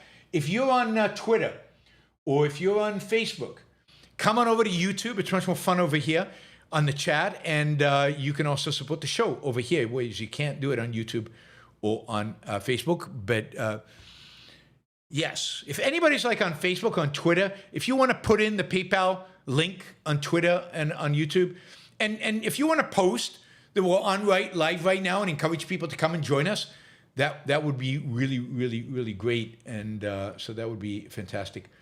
Tarun, $100. Thank you, Tarun. Very appreciate what you do. Thank you, Tarun. Really appreciate the support. Clade. Thank you for all you do. Happy New Year. Thank you, Clade. Really appreciate it. All right, chipping away. All right, we need.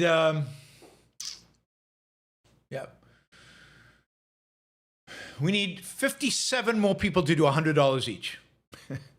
And we're there. Right? That's doable. We've got 179 people watching right now. Come on over. Do something. $2, $5. It all adds up. It really does add up. By the end of the day today, we'll look at it, and it's all added up to something really substantial and something really significant. Why didn't it take those two? Right? Those two were significant super chats, and it didn't count them. That just doesn't make any sense.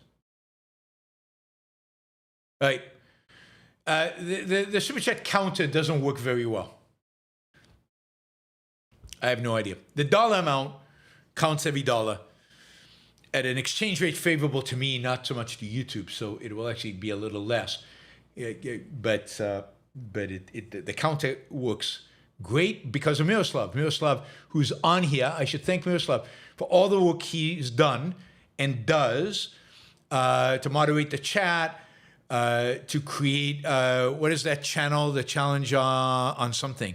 There's a Yaron Brook Show channel that Miroslav created on the name of the platform. Escapes my mind because stuff escapes my mind. And Miroslav's created this unbelievable software.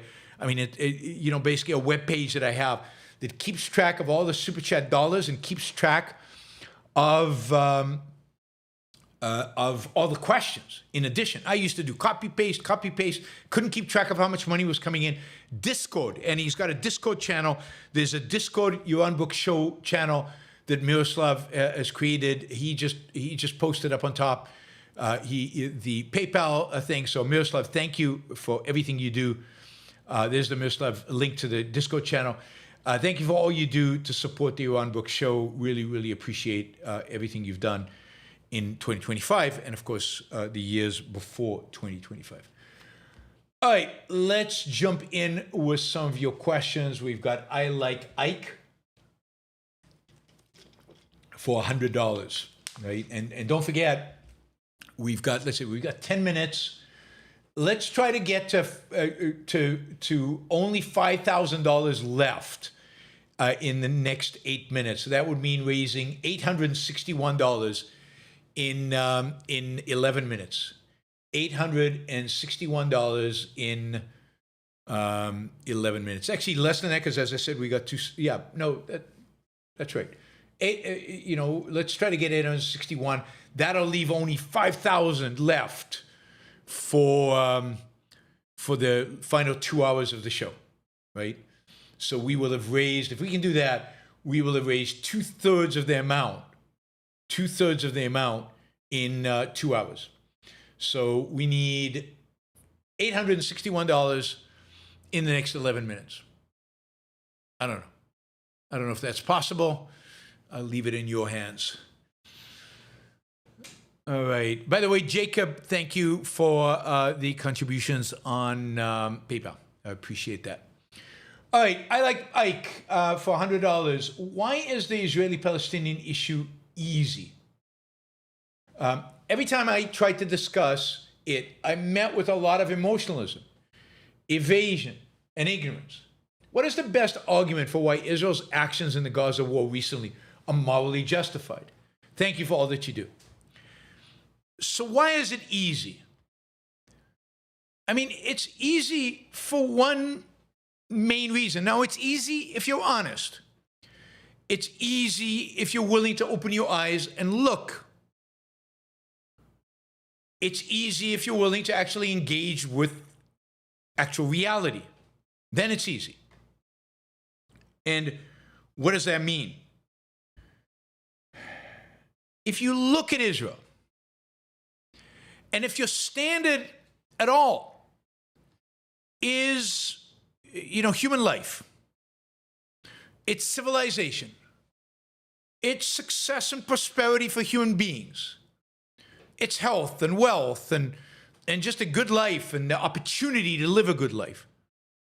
If your standard is freedom, in other words, if your standard is civilization, then you look at Israel and you see a Western, free, basically good country. It's got its warts. It's got a lot of them. I know most of them. Right? But in the context, it's a pretty good country. And then you look at Gaza, or you look at any of its neighbors, including Dubai and Qatar and Saudi Arabia and Egypt, and we're talking about unfree countries. We're talking about countries that don't care about the well-being of their own citizens in terms of the protection of their individual rights. You're talking about countries that are still, in many respects, primitive and barbaric and not civilized. Now, they can fake it like they do in Dubai by building beautiful buildings and spending their money on creating skyscrapers and giving people a huge tax break to be there, and encouraging the oligarchs to move to Dubai. But they don't have freedom, not in any meaningful sense. And they don't have conception of individual rights. There's no free speech. Imagine being a atheist in Dubai. I mean, if you stay silent, you're fine. And probably if you're a foreigner, you're fine, because they'll leave you alone, because they want the foreigners to stay there, because they bring in the money. But if you're a resident, if you live there, if you're an Arab from there, you go to jail for a very long time. Same as Saudi Arabia. Atheists get jailed for their opinion, for their views about God.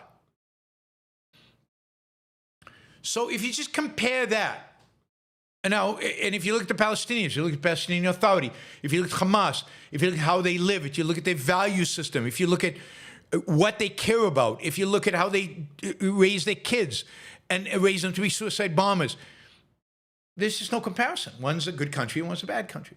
The best on this is Ilan Journo in his book, What Justice Demands. I mean, that's his key argument in What Justice Demands, is when you face civilization versus barbarism, you go with civilization. That's what makes it easy. And the history doesn't change that. The history just confirms that. The history is a history of a civilized people versus a non-civilized people. And I know it's not politically correct to call people not civilized, but that's what they are. Our standard is human flourishing. Hamas is not engaged in human flourishing.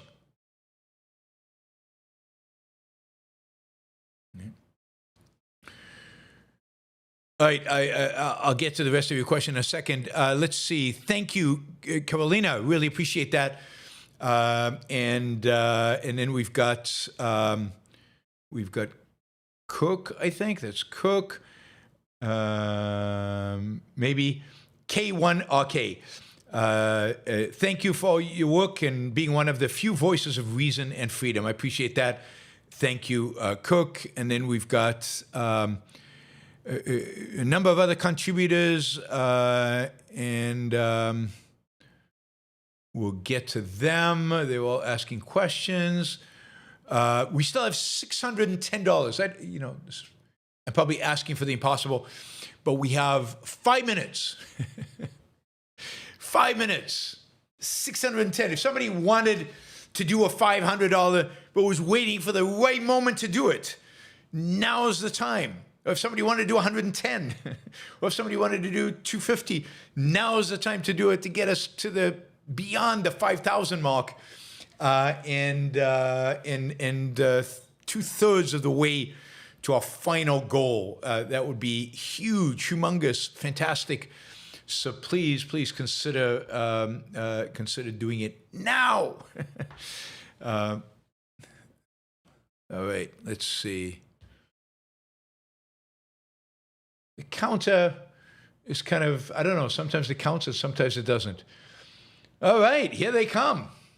Coming to the rescue. We just demolished the $600 goal just all at once. Arthur, thank you. $500. Really appreciate it. I'm going to leave that up there so I can answer the question in a few minutes. And then Hunter Gracious, $200. Thank you. And again, we'll leave that to answer the question in a few minutes. And really appreciate it, guys. All right, guys. We now have over, we have 2 hours now to basically raise the final $4,900, right? The final $4,900. We're already over 10,000. We've already raised more than $10,000. So that's amazing. I really, really, really appreciate it. That's fantastic.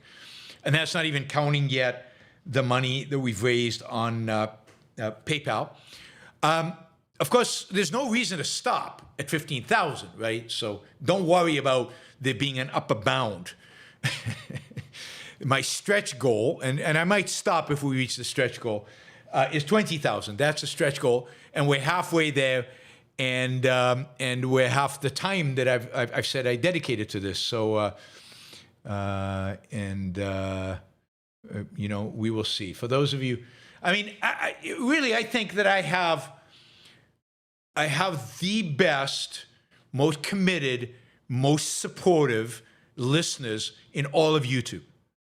I get more super chats per subscriber, I think, than anybody, or at least in the US. Lifetime, I'm number 5 in the US in terms of, for political shows. For political shows, I'm number either 4 or 5 all time over the history on YouTube. 4 or 5. And if you divide it by the number of subscribers, I blow everybody out of the water. There's just no question about it. So you guys are amazing. Amazing. Thank you to all of you. However much you contribute, the $2, the $500, the $1,000 that a couple of people have done. Thank you. I really, really, really appreciate it. And in past years, we've had matches to reach it and everything. This year, no match, and we're still chipping away at it. $4,900 to go. The sooner we get there, the better. Let's do it. Okay, I'm going to now take the $500 questions first, and then we'll go backwards from that. Let's see. It might be Arthur is the first $500. I think all the other 500s didn't have a question on them.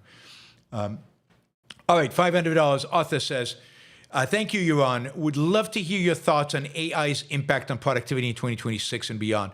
Will AI outpace the statist political trends? Can we accelerate past doomers? I mean, I don't know. There is certainly immense promise in AI. And with the massive investments that are being made right now, AI is going to get, significantly better. I don't know if it's going to get exponentially better, because I think there's an inherent cap to how good LLMs can get.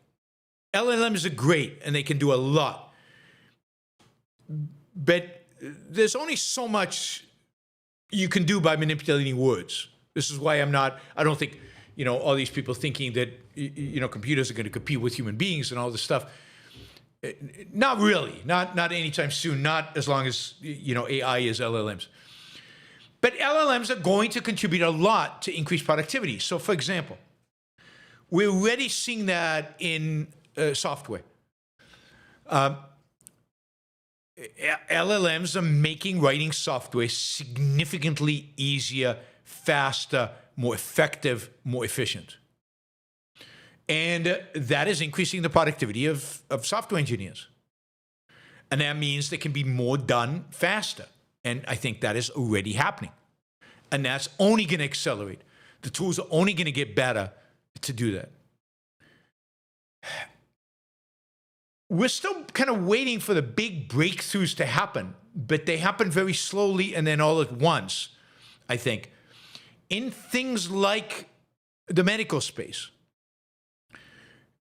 AI can go through massive quantities of data that would take a human being centuries. It can do it very, very fast and summarize the results or find patterns and convey that information. And it is truly astounding, and it's going to have profound impact. I mean, for example, protein folding, which is a big deal in biotech, and other things that for human beings without AI is just science fiction. AI is going to make those things possible. Now, how quickly that happens, given the regulatory nature of biotech, and how quickly that gets implemented into drugs and treatments, I don't know. LLMs can also, these AI can also look at big data sets and find patterns and relate, medication to curing diseases, to any kind of studies that have to do with correlations and things like that. It's going to be massively helped by the existence of AI. So yes, I think in software you're going to see increase in productivity. My productivity is higher. I can go to an LLM and say, summarize this and this phenomena, and then I can find the resources and ask it more questions and dig a little deeper, and it makes my shows better and I guess quicker, easier to produce. So productivity is definitely going to increase in 2026, and even more so in the future. Right, particularly once these new data centers come online, and just the sheer power that people are going to throw at it is pretty stunning and pretty amazing as we move here into the future. So massive potential, massive potential, and I think it's going to start being realized in 2026. Will it outpace status political trends? I think it very well could, in a sense that I've said for a long time, I don't think we're going to go into a dark ages. I think we're going to go into an era of stagnation, where in certain fields you will get significant innovation and progress, those fields that AI touches, and other fields will stagnate completely. And, that might create some issues with regard to jobs and jobs prospects for people. AI might wipe out categories of jobs, and there might be real recession in certain parts of the economy.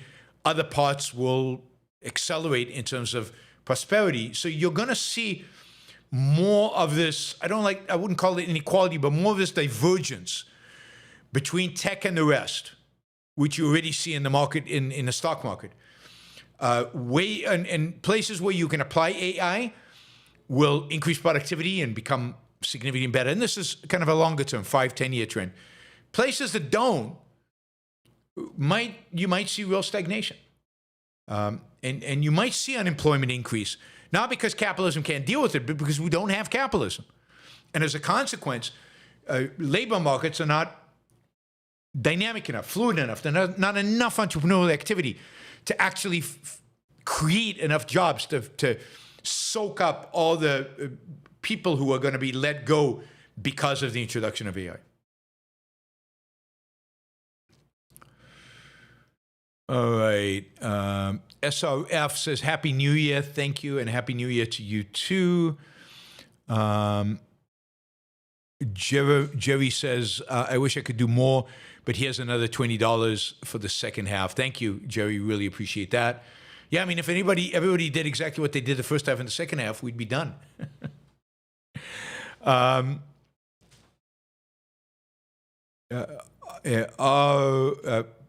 Knox says, Happy New Year. I achieved top 0.4% of viewers on your channel. Wow. I can only give pennies, not dollars per hours watched. Your shows are tremendous value. I intend to give more at some point. Thank you. Really appreciate that. $1, $500. I streamed $500, so that's not bad. That's 20 cents per hour that I streamed. GGFRYG, whatever, $10. Thank you for the sticker. I really, really appreciate the sticker. Okay, questions. That's $100. Somebody did more than $100 here. Let me find it. Yeah, it was, $250. Roland did $250 Swiss francs. That's a lot. I second Gail's idea of having more shows about what true capitalism might look like. A positive vision is very much what the world needs. Happy New Year. Looking forward to seeing you in Porto. Excellent. I'm glad you're coming to Porto. Look forward to that. And yeah, I get it. I've written that down. I will definitely take that into account. Imagining what capitalism looks like. I mean, I've done those shows. I did a show on environmentalism, how capitalism would deal with environmentalism, and other shows. It didn't get that much viewership. I mean, it's frustrating. It's you want the positive vision out there, but if I'm going to talk about anti-Semitism, I'm going to get more views than if I talk about something positive about capitalism. That's the reality. All right, Hunter. In 2007, a teacher in a tiny poor town in the sticks in Missouri taught Anthem as part of AOI's free books for teachers. It started me in a dramatically better direction. Wow. And you personally with YBS have helped me achieve major success. Thank you. Sincerely, here's to more success in 2026. Wow, I mean, I love those stories. By the way, even if the best way to repay me, if you feel like you need to repay me for the values I've provided you, is to tell me stories like that. Send me emails or post here just how the show or how ARI have impacted your life. I mean, it's great when I meet people who were introduced by to Ayn Rand through our Books to Teachers program at ARI, or YBS introduced them, or anything like that. I love those stories. They make my day. They're why I do what I do. It's really, really, really heartwarming and inspiring and exciting for me personally to get those stories and to hear about those stories. So keep them coming. Keep them coming. Thank you, Hunter. Really appreciate that. All right. That was Hunter did $200. Now we got $180. What is your prediction of how Ukraine war will play out in 2026 and why? Love this show and your books. Thank you for what you do. Happy New Year. God, I mean, these questions are really, really hard. The predictions are really, really hard, primarily because the big thing here is Trump. And Trump is just this. I mean, how do you predict what Trump is going to do? How do you predict how Trump is going to behave? How do you predict what Trump, what Trump will do? I mean, so I'm going to predict that a year from now, we're in a very similar situation that we are right now. A year from now, Russia's made very little advance. They're bogged down. The Ukrainians have probably not recaptured any territory back. They're bogged down. They're bombing each other's territories in different ways. Trump is still trying in some way to bring about some kind of peace deal, or maybe he's given up. But he's also not dramatically supporting Ukraine, because if I think Trump actually decided to support Ukraine, to give them the missiles, to give them the weapons they need, then I think Ukraine could be making ground against Russia a year from now. So I think we're very much in the same position as we are right now. I don't see any dramatic change. I mean, we're in a situation of a war of attrition. The war on the ground is just a grinding war. Ukraine makes a little bit of advances in some places, and Russia makes a little bit of advances elsewhere. But nothing net new territory is gained. Russia is poorer a year from now than it is now. Its economy is worse. It keeps getting worse. It has to, and it does. Putin maybe is in a more precarious position. Maybe they're closer to a deal because Trump has been bugging them and Putin sees no outs. I don't know. But that's the best I can do. You know, if Ukraine got all the weapons it wants and needs, it can use, I think he could make real progress against Russia. I think Russia is very weak and has been throughout. On the other hand, if Trump decides to withdraw all intelligence from the Ukrainians, intelligence assistance, in addition to not sending the weapons, which he's not, then the Eastern Front in Ukraine might collapse. And Russia might gain significant territory. But I think neither of those will happen, and I think we'll get a kind of a continuation of the stalemate that exists right now. All right, let's see. Who's next? Let's do the Norwegian krone. And then we'll go to Ryan. All right, Espen. When you visited Oslo in December 2024, I offered to pay for your meal, but someone else had already covered it. I then pledged to pay for your meal another time. Consider this payment for that pledge. Keep your promises. Happy New Year. Thank you, Espen. I really appreciate that. I do remember that, and that is great. Thank you. And I hope to make it back to Oslo maybe this summer. And that's okay. You know, hopefully we can organize another meal and I can hang out with you guys in Oslo. Tessa, thank you for all you do. Happy New Year. Thank you, Tessa. Really appreciate it. That's $50. Let's see where we are. Yeah, pace has definitely slowed down. So we're now at we're still $4,600 short, $4,600.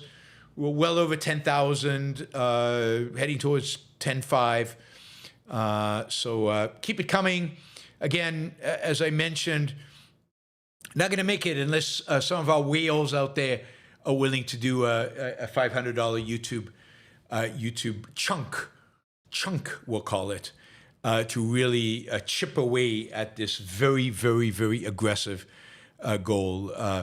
Or we get $4,600 contributors, which might happen as well. Or we might get some combination of both, or we might get a bunch of 200s or whatever. So yes, stay tuned. We've got about 163 people watching. Let's see, how are we doing in terms of the 15 of 50. So we're a little lagging in terms of just the sheer number of super chats. So please consider just coming in with some super chat. Yeah, for example, Jonathan just did one. He did a sticker with an emoji and it didn't count it. So sometimes it counts it, sometimes it doesn't. And I have no idea what determines what is what. I just don't know. But anyway, we're still looking for 35 more super chats. So even if it's $2, so Jonathan just did $5. Any super chat would do to get us to the 50 super chats for the hour. And we probably got about a half an hour to make it. So 30 minutes, we need more than one super chat a minute.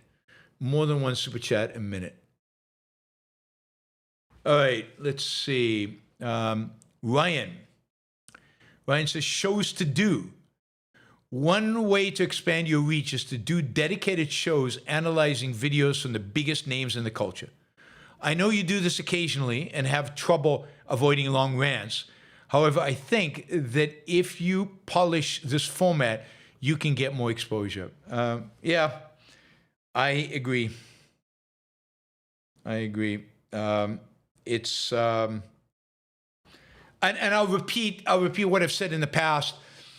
It hasn't always worked, but I'll just say, if you guys see a video of somebody out there in the culture that you think I should be commenting on, that you think I would have something interesting to say about, send me the link. Yaron at yaronbrookshow.com. Yaron at yaronbrookshow.com. Send me the link. I'd appreciate it. I don't watch a lot of these podcasters, and I don't know who is necessarily influential at any given point in time. You guys know a lot more than I do. So please consider just sending me a link and letting me know that there's something you think I should be supporting. I should be commenting on. And I'm happy to do it. I'm happy to do it. And the more you send me, the more choices I'll have, the more I'll do. So, all right. So thank you. All right. I'll remind you about PayPal. The link to PayPal is on top. If you want to do large amounts, if anybody out there would like to challenge people on a match, I think challenging people here. Thank you, Ryan. Really appreciate it.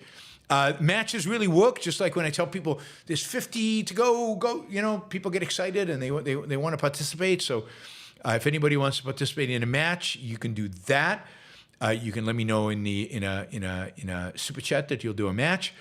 What else? Yeah, I think that's good. Okay, $100 questions. Andrew, I don't know if philosophy can cure all psychological issues, but if the young were schooled in accord with objectivist principles, there would be much greater mental health.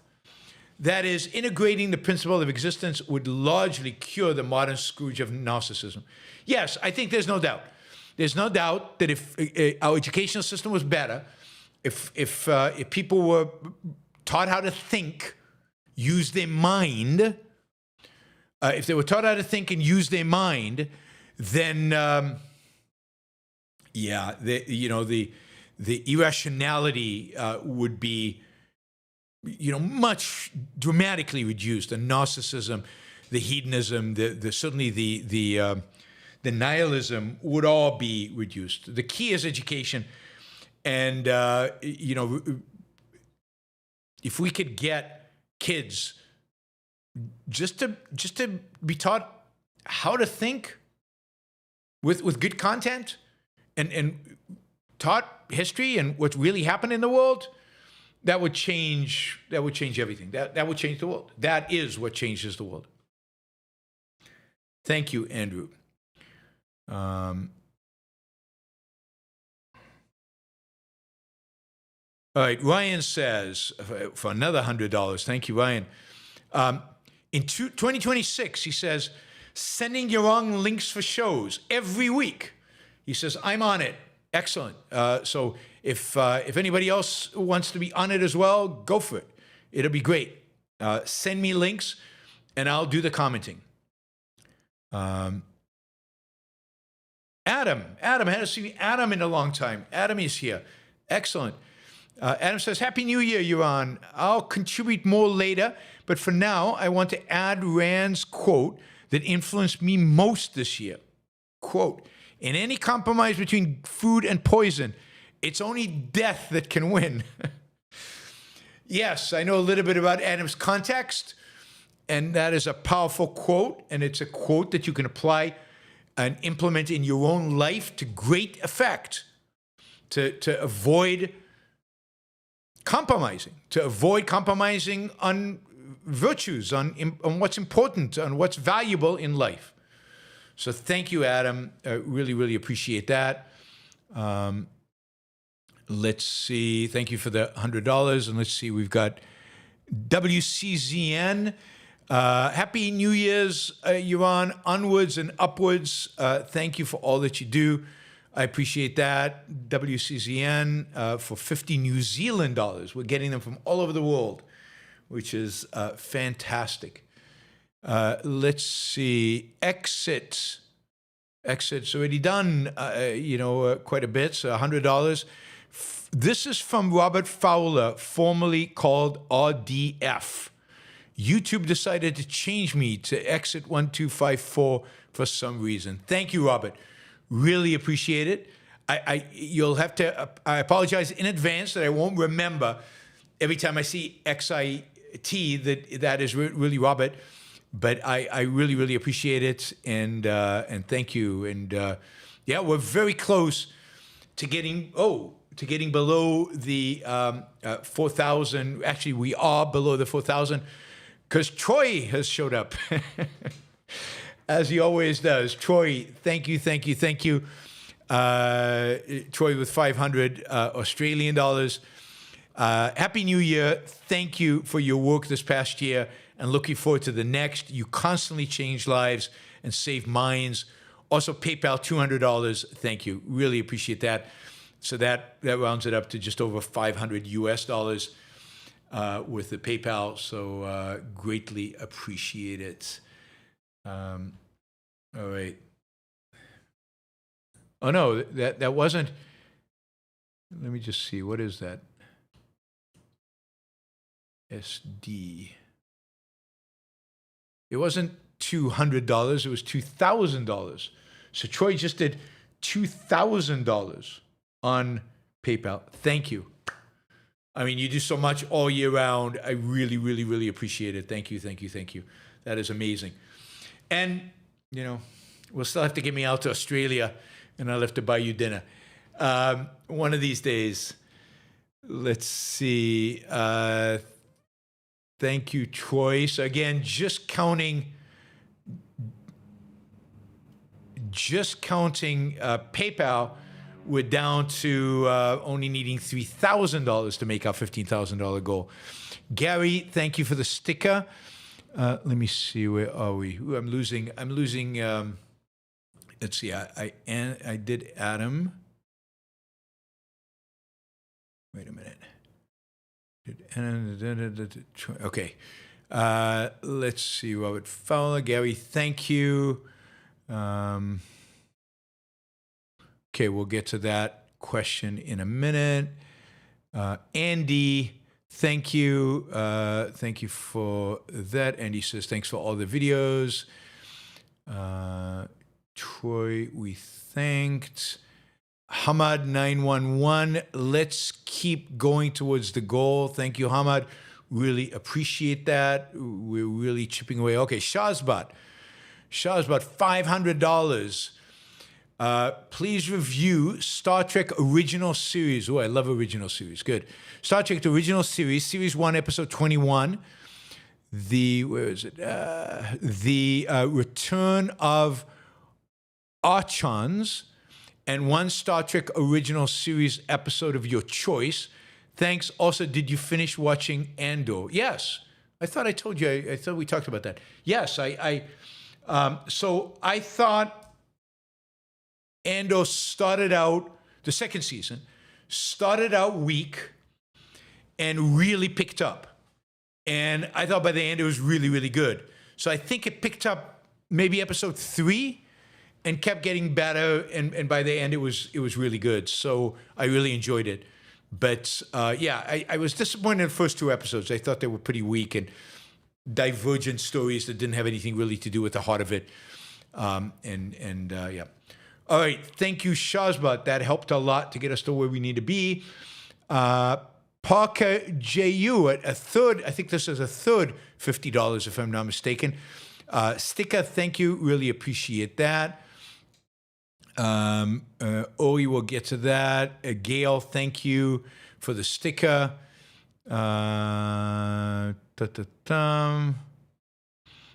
Mario says, Happy New Year, Yaron. Looking forward to meeting you in Porto.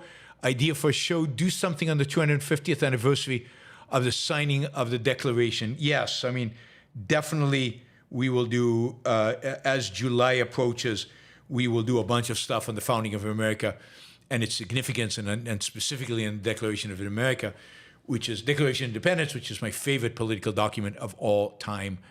So thank you, Mario. The Biz, thank you for the sticker. More shekel, I'm getting shekels here. Ermias, from a young Gen Z viewer. I don't have a lot of Gen Z viewers, so this is great. From a young Gen Z viewer, thought I'd help. You are making an influence on the culture. Thank you for everything that you do. Thank you, and it's good to know that I've got Gen Z viewers. I know there's some. I can see the stats on YouTube. I don't know how many of them listen on podcast. I don't get age stats there. And even on YouTube, I don't know how reliable the age stats are. But, the younger group, the 18 to 24, is the smallest group, at least according to YouTube stats. So I value each one of them. And that's the future, guys. We've got to have an impact on the future. I'm curious, Ermias, how you discovered Ayn Rand. How did you get to my show? That is, even if you don't do a super chat to answer, put it into the chat. The Biz, thank you for the sticker. Really appreciate it. All right, we're down to basically $3,000. $3,026. $3,026, and we've got an hour and a half to make it. And the Biz did another sticker, so more shekels are just flowing in. Thank you, guys. All right, were there any $100? Yes, Richard. Is Naftali Bennett better than Netanyahu? Would it be possible to form a coalition with the right and center secular parties to pursue a pro-market agenda, especially privatization of land, which Wikipedia says is 90% owned by the government, while being solid on defense? So I don't know if Bennett will be better than Netanyahu, but what do I know? I know that Netanyahu needs to go.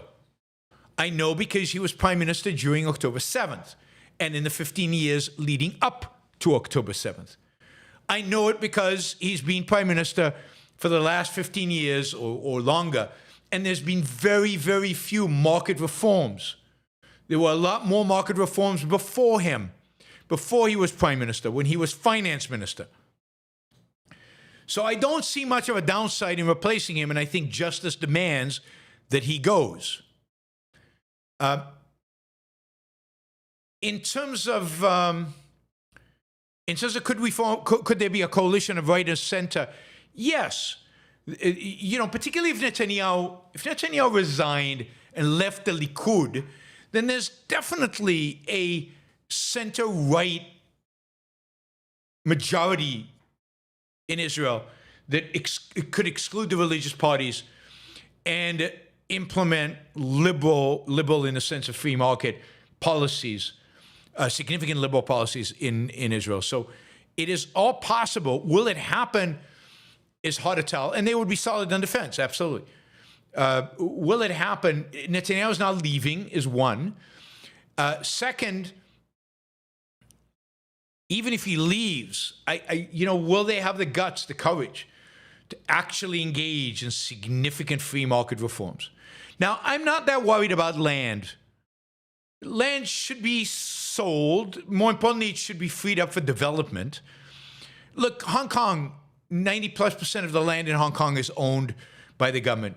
90+% of the land in Singapore is owned by the government. And yet those are the two freest economies, or at least Hong Kong before the Chinese. In spite of that, you can do a huge amount even without selling the land. As long as you free up the land for development, which is what Singapore and Hong Kong do to some extent. And in Singapore, most of the housing is owned by the government. The people live in, the houses, the condo buildings owned by the government. So you can do a lot of freedom without doing real estate. Although real estate is a good start. Should be done as well once you're liberating an economy. All right, Adam. Growing up multilingual seems good for separating reason from just syntax. Ayn Rand grew up multilingual, also many U.S. tech heroes, real or just my impression. Some U.S. parents pay extra for bilingual Montessori. In Poland, 3 languages by age 5 is expected. Your opinion? Yeah, no, I definitely think that being bilingual helps with concept formation. And Ayn Rand talks about this, I think in Introduction to Objectivist Epistemology or somewhere else. She definitely talks about the fact that having 2 languages helps you get that these words are more than just words, they're more than just sounds, they are actually concepts.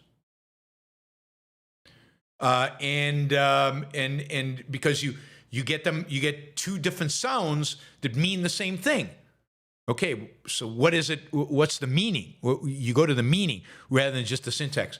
So yes, absolutely. I think having at least two languages is definitely a good thing for developing an appreciation for concepts.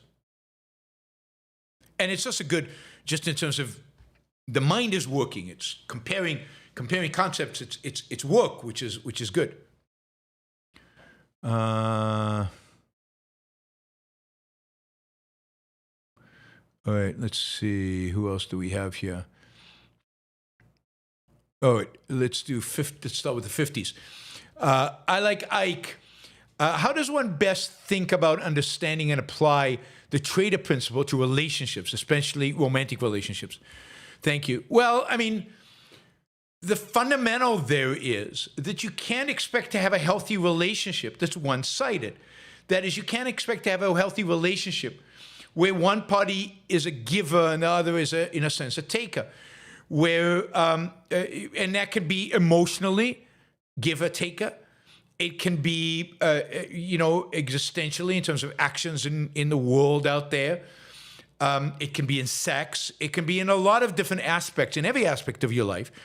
There needs to be a back and forth. Now, it's not you don't monetize it. That is, it's not something that you put a monetary value to in order to make the exchange. But listening and being emotionally available, being available to your partner is important, and it can't be one-sided. Saying nice things and positive things about your partner can't just be one-sided. And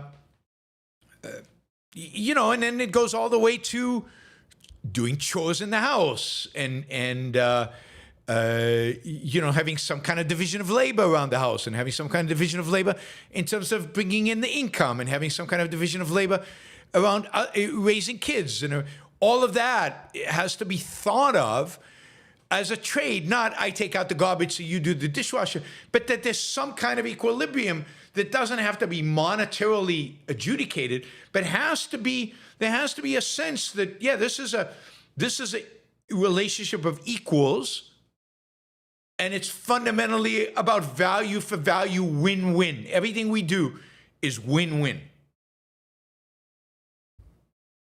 Hopefully that is helpful, but that could be a whole show. We could talk a whole show about that. All right, let's see. Somebody could sponsor that show for $1,000. Could sponsor a show on that. James Taylor, you say evil might not be a choice for some people. I find that hard to believe. I don't think anyone is born evil or a psychopath. What evolutionary advantage would there be in being born evil? You'd figure that gene would die out pretty quickly. Well, maybe evil allows you to take control of the tribe and rule it. Maybe evil allows you to be the witch doctor, and witch doctors and Attilas, to use Ayn Rand's terminology, the evil leaders of the tribe. They perpetuated their DNA. They continue to survive genetically. So it's not clear that evil is such an easy to dismiss evolutionarily. That it's so easy to dismiss evolutionarily evil. I don't actually think that is the case. But what else did I want to say about that? Also, I mean, I think it's possible that you could be born with something very wrong in your mind, that, I don't know, somehow the chemical imbalance there is all messed up, and you get a rush of chemicals that cause you to feel pleasure at evil things. I don't know. I think it's possible, right? And even if evolution weans that out of us, it's still possible for errors, right? For mutations to happen. So any particular person could have a mutation that leads to something that's evolutionarily bad. Evolution doesn't work in that sense on every particular case.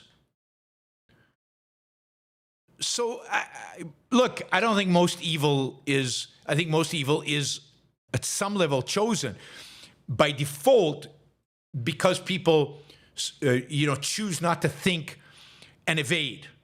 I mean, evasion is the root of all evil.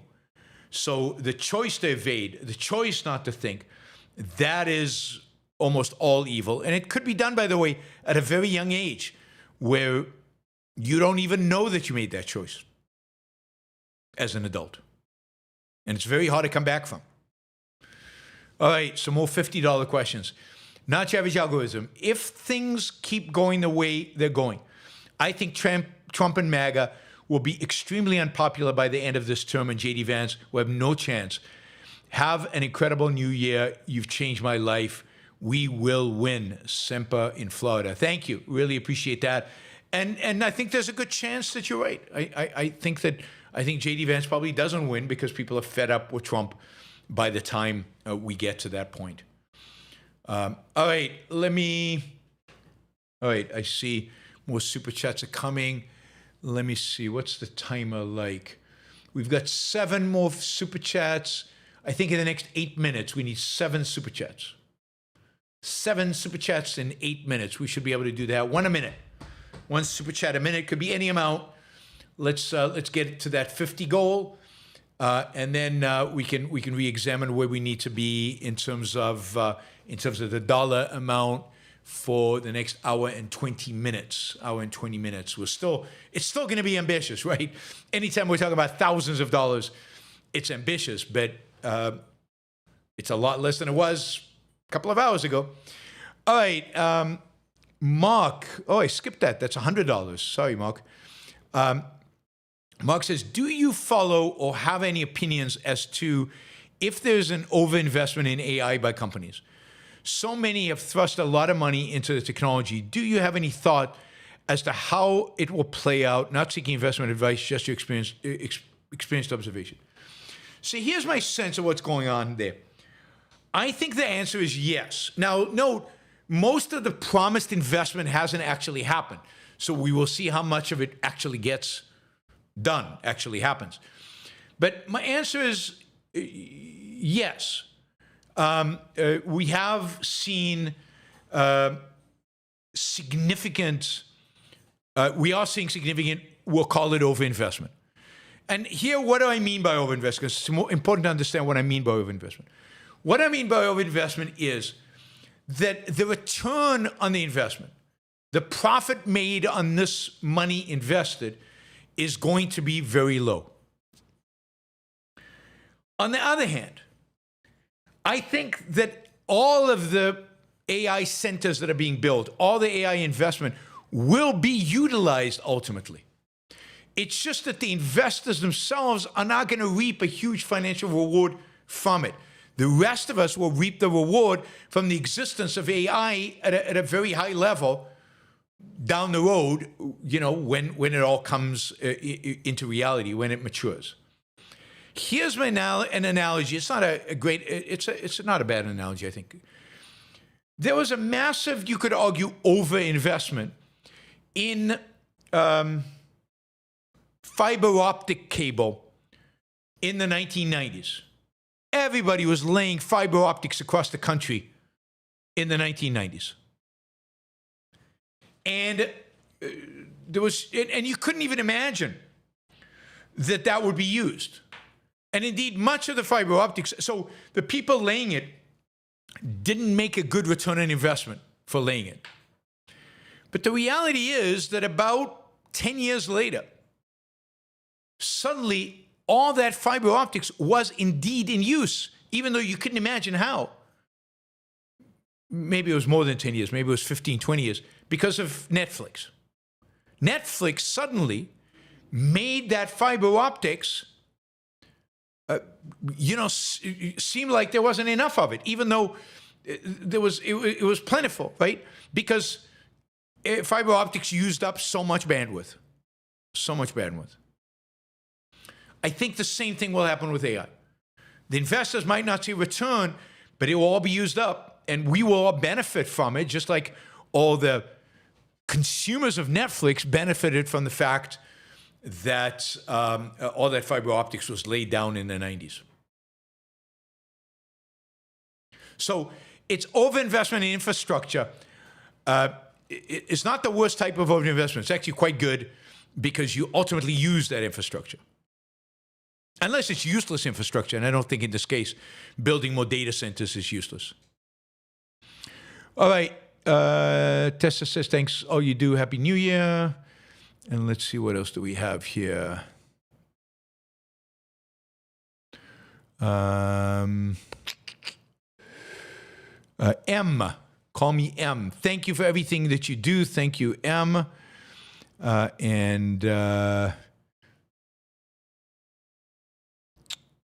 WCZN says, last year was very good. This year will be even better. I'm so excited. Excellent. Love to hear excitement. $100, Daniel Chapman. Millennial here. I started supporting your show about the time Leonard ended his podcast. Wow, that's a long time ago. It's about it's about when I started my show, 2015. So it's over 10 years now. It's 11 years. Next month, it'll be 11 years. Let's call it 10 years. It's 11 years. When will we see a Yaron's Rules for Life book? Happy New Year. I don't know about the Yaron's Rules for Life book. I'm working with Don on a different project. We will be coming out with a book soon. But it won't be the Rules for Life book. By the way, we did make the 50 Super Chat target. So thank you guys. Really, you guys are amazing today. Amazing. And we are under 3,000 to make our goal. We're approaching 2,500 to make the goal. 2659, 2,659. If people can afford and if it's of value to them, 500s make getting to that goal so much easier, so much quicker. Today's the day to do it. Today's the day to splurge and support the show. I don't know when we'll see a book. One of the things we've done is we've transcribed all of them and trying to get AI to turn them into essays and then edit those essays and see if we can turn it into a book that way. It's going to be a lot of work, but it's definitely something I'm thinking about and we'll be working on in the years to come. John, it's great to see you, John, here. Happy New Year. Thank you for your uncompromising stand on issues of the day. I appreciate that. Thank you for being such a strong supporter of the show. Andrew, yes, let's see. Andrew, $50 on expanding your reach. People like series. Do more series, include news, maybe on 2-3x a week, but change so that they're doing one each series every day. Idea, D. Yaron, YB's personal advice. The history of capitalism, objectivist virtues and vices. All right. Well, I'm trying to do some of that with the Saturday shows. But good advice. I'll think about how to do that as well. All right. Andrew also. Christianity's attachment of shame to pride cannot be good for a man's sexual psychology, even if he develops a healthy masculinity separate from religion. To the extent he takes that emotional misconnect seriously, he will injure his masculinity. I think that's right. I think, I think that making pride a vice in Christianity is incredibly damaging. Incredibly damaging. So exactly how it all plays out, again, the whole point of sex is there's a sense of which sex is the experience of a pleasure of existence, a pride of your existence, a pride of being successful. And shame associated with sex and associated with pride undermines that and undermines your full ability to experience it. But it undermines the whole notion of masculinity. I agree completely. All right, more Andrew. Andrew's doing 500 in small doses. A suggestion based on Rand's writing on getting more reach for objectivist intellectuals. Teach them to put more psychology in their content. I don't think one needs to be a psychologist to analyze it if kept general, i.e. altruism and resentment among men. Yeah, it's very, very hard to be objective about it. It's very hard to be objective about it. Ayn Rand was the master at that. And of course, she had to know psychology because she had to write characters. A novelist has to be a psychologist, or not a psychologist, but has to know something about human psychology. And Ayn Rand certainly did. And what makes her essays so compelling is there's a philosophical dimension and there's a psychological dimension, above and beyond maybe economics and history and everything else that she brings in. All right, Jonathan, thank you for some stickers. Laid Back Pedal IP, thank you. Exit, I've already forgotten. The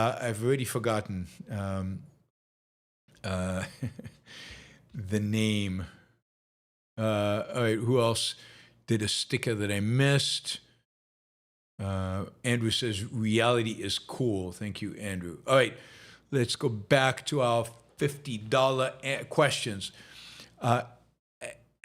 Espen, how do you see the outlook for Norway, culturally, politically, economically? Some predict war between Russia and NATO within just a few years. How do you think Norway will fare then? Could Norway be a target like Hiroshima and Nagasaki in 1945? I mean, I don't know enough about Norwegian society. Norway is economically very much buffered from the consequence of bad policies by the fact that it has so much oil.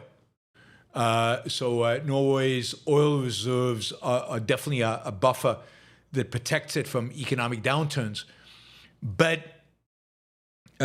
it's certainly the case that Norway struggles with, on the one hand, a relatively wealthy society. It has entrepreneurs. It has highly productive people, but it also has the consequence of a welfare state, which is people who are not productive and people who are not engaged economically and culturally and fully. And that tension cannot be healthy and erodes, will continue to erode the culture and will continue to erode politics. It's a small country population-wise. And it's, again, shielded because of the money from the oil. And it's shielded because it didn't take in a lot of Muslims and it doesn't have to deal with that as much, although it does have some. So I think it just grinds on. I think it generally culturally declines and it grinds on. There are also very positive elements within Norway. Norway has more objectives per capita than most places. One of the highest in the world would be my guess. So there's definitely some people pushing for the positive, and that could have a positive effect on a small country like Norway. I don't know about war with NATO. I doubt that's going to happen. Russia is so occupied in Ukraine, and it's going to be so depleted by the war in Ukraine. It's going to become so poor. And a war with NATO, if it's going to do a war with NATO, it's going to have to be while Trump is in office. Because I think any other president would come to NATO's defense. And if the United States participated in such a war, Russia would be crushed in a matter of days. Literally, really in a matter of days. So, yeah, I mean, I think that Russia is going to be very hesitant to engage in such a war. I don't expect nukes to be dropped on Norway. Why Norway? And if you're going to drop a nuke, if you're Russia and you want to drop a nuke, you would drop it on Germany, on the hard industry. On even Sweden produces more weapon systems than Norway does. I just don't see why Norway would be a target. All right, let's do this. We are getting very close to the 2,500 mark, right, which is what's going to be left for the last hour. So we've got 10 minutes now to get under 2,500.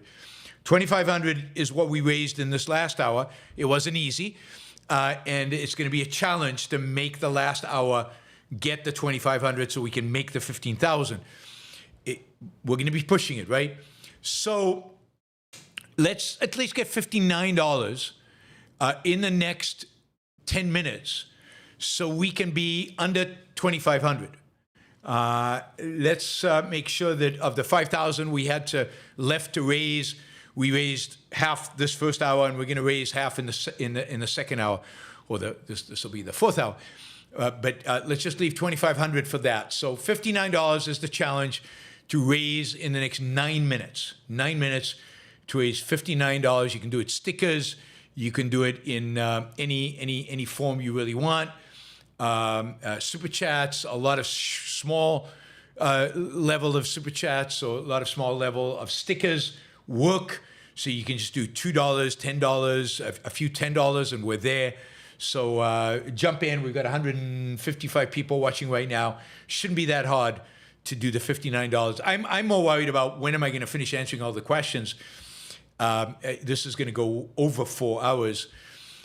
So we've got time, but let me just encourage you. Let's just use the time well, and in the 9 minutes that are left, let's get the $59 raised. All right, where were we?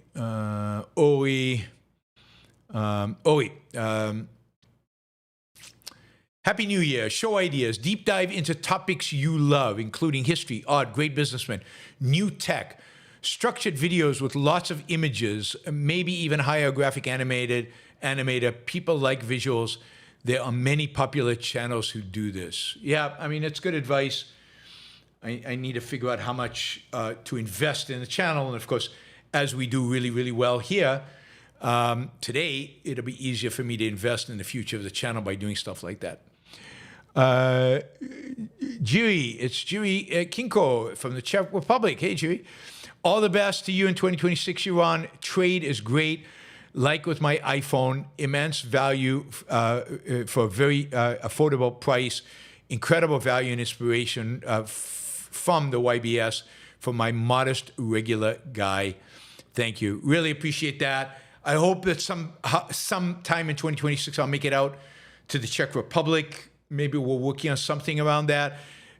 Maybe you'll come to Porto. That'll be fun. It'll be great to see you. Thank you, Jiri. Thanks for the support. Really appreciate that. Let's see. So we now only need $9. $9 because how do you Feninian just came in with $50. $50, and he says, thanks, Yaron. Also, a quick shout out and thanks to Jeffrey and the team at Rosella, New York City. All right, yes, definitely shout out to Rosella. Brilliantly distinctive cuisine paired with a refreshingly relevant, relaxed, irreverent ambience. A rare balance done right. Looking forward to visiting Bar Miller as well. Yes, definitely do Bar Miller. It is exceptional, really, really exceptional. And this is from somebody who eats at a lot of exceptional restaurants. Bar Miller is superb. Rosella is amazing. And Jeffrey and his team are amazing. Thank you, Finion. Appreciate it. Okay, normative Randroid. This is the last 50 or above question. Bring on more because we're going to need them to chip away at the last 2,500. We've now got 6 minutes to raise $7. $7 in 6 minutes. Normative Android, Happy New Year. Wanted to share my favorite rant quote from my essay, The Inexplicable Personal Alchemy, which is a great essay. There is a fundamental conviction that some people never acquire. Some hold only in their youth, and a few hold to the end of their days. And where do you continue that? The conviction, all right? The conviction that ideas matter. That ideas matter means that knowledge matters. that truth matters, that one's mind matters. And the radiance of that certainty in the process of growing up is the best aspect of youth. Absolutely. I mean, it's a great quote. It's one of Ayn Rand's greatest quotes. It's exactly that. I'm going to read it again because it's so good. There is a fundamental conviction which some people never acquire, right? That's the missing link, if you will. Never acquire. Some hold only in their youth, and a few, us, hold to the end of their days. The conviction that ideas matter. That ideas matter means that knowledge matters, that truth matters, that one's mind matters. And the radiance of that certainty in the process of growing up is the best aspect of youth. Oh, it's so beautiful. So beautiful. All right. Oh, Gene, I should have prepared for this. Gene Walters asked movie of the year. God. Can anybody give me some options? What were movies this year? I can't hold what movies I saw, what movies were in the theater that I saw this year. I didn't see in the theater, I saw streaming.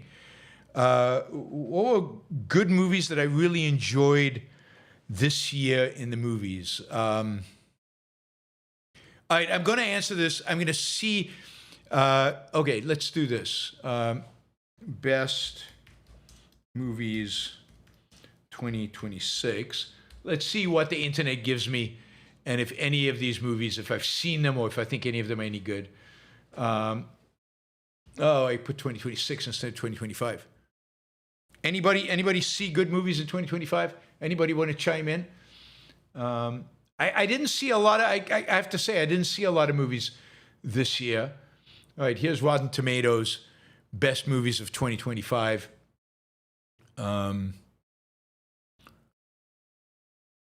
Let's see. Didn't see that, didn't see that, didn't see that, didn't see that, didn't see that, didn't see that. God, this is depressing. I should catch these movies. There's a lot of movies I never saw.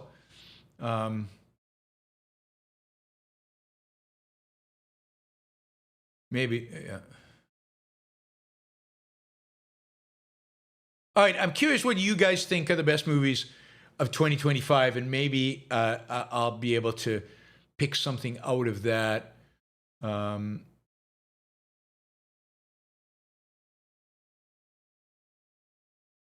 It's amazing how many movies I didn't see that are on this list I'm looking at. It's stunning and disappointing. I usually see much. I thought I usually see a lot more movies, but I've gotten down on movies. I've watched a lot more television shows, and we don't go to the movie theater anymore, or almost never. Yeah, it's too long of a list. Let's see, Lilo and Stitch, The Long Walk. I didn't see The Long Marty Supreme. I haven't seen, but I have a feeling I'm going to hate Marty Supreme. So I'm we'll see. Sinners, I heard, is really good, but I won't see it. Nuremberg, I want to see, but again, I'm skeptical about what I think of it. We'll see. Maybe it's good.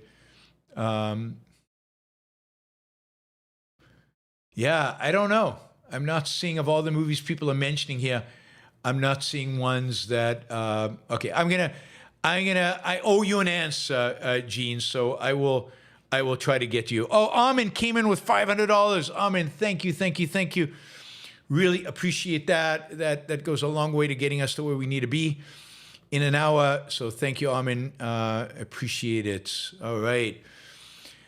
It's those 500 really chop away at the whole thing. So really now we've got, let's see, it's almost top of the hour. And we have basically 1,800 and what? 50? 1,000. Let's make it $1,850 to go in this last and final hour of the marathon. It might not be the final hour because I'm nowhere near finishing the super chats, and I fear that I'm going to get another question like movie of the year, like somebody asked me best TV show of the year or something. I'm going to answer these, just maybe not today, because I need to actually think about it and review what movies I've seen to get back. Read the chat. Yeah, not Superman. Again, I haven't seen Lilo and Stitch. Chainsaw Man. Didn't see that. Event Horizon. I don't think I saw that. Downton Abbey, the grand finale. Yeah, but it wouldn't be my favorite movie. Fun, but not one battle after another. I want to see that, but I haven't seen it yet. Yeah, not sure. All right. Anyway, we'll see. I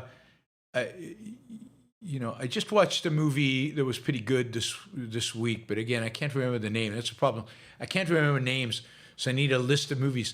But God, I'm looking at this list of movies, and they literally is so many. And how did I miss all of them? I need to start watching movies again. All right, let's see. All right, I like Ike. Thoughts on the current usage of generative AI and why do a lot of people hate AI slop? Well, I'm really excited about the generative AI. I'm looking forward to seeing how it develops and what it becomes, what manifests from it, how people use it, how artists use it, how other people use it. I think it's super exciting and super interesting. I think a lot of people, worry about it, are upset by it, by the kind of the images that it creates. Worried, and I worried. I worry about not being able to tell whether something's real or AI. I think that is a real concern. I think AI is going to have to, these AI video are going to have to create some kind of watermark or something and to indicate that it is an AI video. But it's very difficult today to differentiate and to tell. So I think that's a challenge. And I think people just don't like technology. They don't like advancement. They don't like progress. So they're afraid of it. All right, Samuel, Paul Zieri is my favorite fashion brand. The company is owned by a Qatar's royal family. I've stopped buying from them over concerns of indirectly supporting Islamist groups. Am I overthinking this? Is it useless? Is it a useless sacrifice?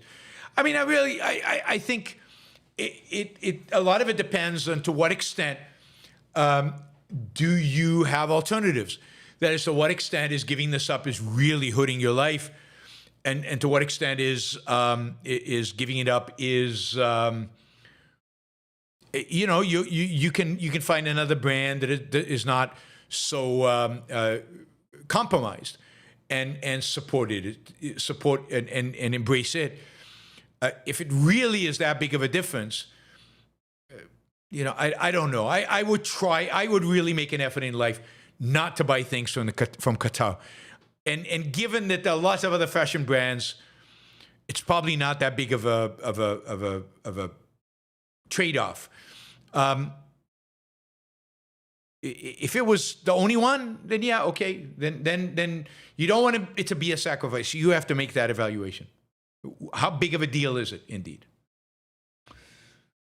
All right, guys, we're in the last hour, and I have a hard stop at 5:30 East Coast time, so maximum hour and a half we have.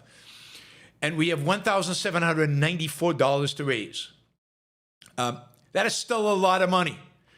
That is still a lot of money. Like in a normal show, we raise $250 in an hour. Now we have to raise $1,794 in an hour. So I'm asking if there are, people out there who could do what Armin just did at $500. Then that, 3 of those and it's over, right? And we've made the numbers. So it makes it very, very easy. Of course, 18 people doing $100 each, or a bunch of people doing $50 each. We can make the numbers even without a 500, but 500 makes it so much easier. So if there are people out there, this is my call to you. This is the time. Remember, $500 is $1 per hour I streamed this year. I streamed 500 hours of content this year. So but maybe people are coming and going. I know. Few of you are probably staying through the whole 4 hours. as new people come on board, if any of you can indeed afford and you value, and you can do a 500, then that would be amazing, and that'll really really chip away at what we need to achieve. In the meantime, we're getting a lot of 20s, and that's great too. 20s, 50s, 100s, 500s. Yeah, it all makes a difference. All right, let's see. We just got a couple of 50s. Jeffrey Miller, who we just talked about, right? He says, can't listen live, but thank you for a tremendous 2025. Hoping for more essay shows next year. Yes, one coming soon. And we did mention you. Somebody made a contribution, in a sense, honoring you and your team at Rosella. So thank you, Jeffrey. Athena RV, Yaron, you first recommended Mr. Sunshine back in 2018. My husband and I are currently watching it for the 8th time. 8th time. Whoa. Thank you for that and all the other values that you bring to our world. Would you say this is the most Hugo-esque show movie? Yes. It's exactly right. You've nailed it. I mean, it is the one that both in terms of the fight for values, the scale of the fight for values, and in terms of sense of life, I think it is the most Hugo-esque show or movie that I know. And it's why it's probably my favorite TV show. So yes. Thank you, Athena. 8th time. That's great. I mean, my wife and I are considering starting our 3rd time. All right, we're down to $1,300, guys. Partially because my music savvy came in with 250. Thank you for making 2025 a bit more fun, informative, and interesting, and for welcoming my help along the way. Keep up the good work. Thank you. I really appreciate, and thank you for the help. And it was good seeing you in person as well. Molten Splendor says, Happy New Year. Thank you, Molten Splendor. He says it, Happy New Year twice, each for $20. I appreciate that. Andrew says, LP reports that Rand made a point, Leonard Peikoff reports that Rand made a point to tell him that after long days of mental work that disrupted her writing, she would openly weep. She wanted him to know how much her writing meant to her and that her crying was a rational way to express it. Yeah, I mean, that's powerful. It's a powerful expression of emotion. It's powerful what she was weeping about. It wasn't a weeping of weakness. It was a weeping of caring, of valuing. Yeah, that is a great story. Thank you for sharing that, Andrew. I don't remember hearing that from Leonard. Man, there's so many questions still left. See how we get through all of these in the next hour and 20 minutes. And let me remind you, we've got $1,300 exactly, $1,299 to make it on YouTube, to make it to $1,500 on YouTube. $15,000 on YouTube. Very, very exciting. Very exciting. All right, Josh. What am I doing here? One second. All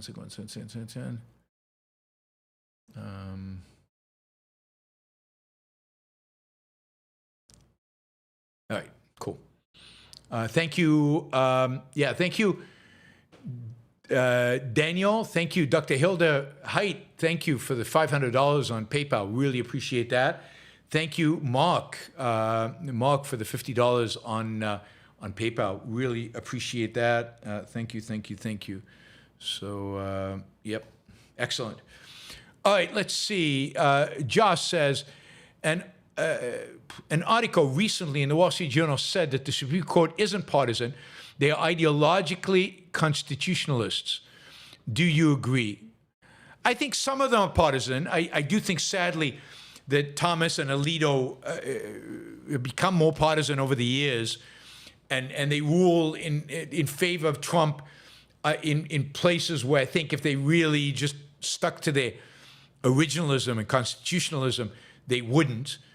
I think the leftists are also partisan in some of their rulings, and in some of them are constitutionalists. So I think my bottom line is I think it depends on the issue and depends on the on them. Now, again, none of them understand the Constitution, I think, properly, because they don't understand the concept of individual rights properly. But it's not a bad court. It could be much worse, and has been much worse. Andrew, Happy New Year, Yaron. Obviously, love the show. Harry Binswanger said on your show that rejecting the arbitrary can get one far in philosophy. He didn't expound. If you agree with his statement, can you expound on why? Well, because so much there's so much wasted time. I mean, this is me. I don't know if this is what Harry meant. So much wasted time is wasted on the arbitrary, on having to deal with arbitrary. And, you know, whether it's trying to deal with the existence of God or whether it's all the myriad arbitrary statements that philosophers make, just being able to wipe that out and not having to deal with it and recognizing its non-cognitive status saves a huge amount of time. And would further you dramatically in your philosophical pursuits, right?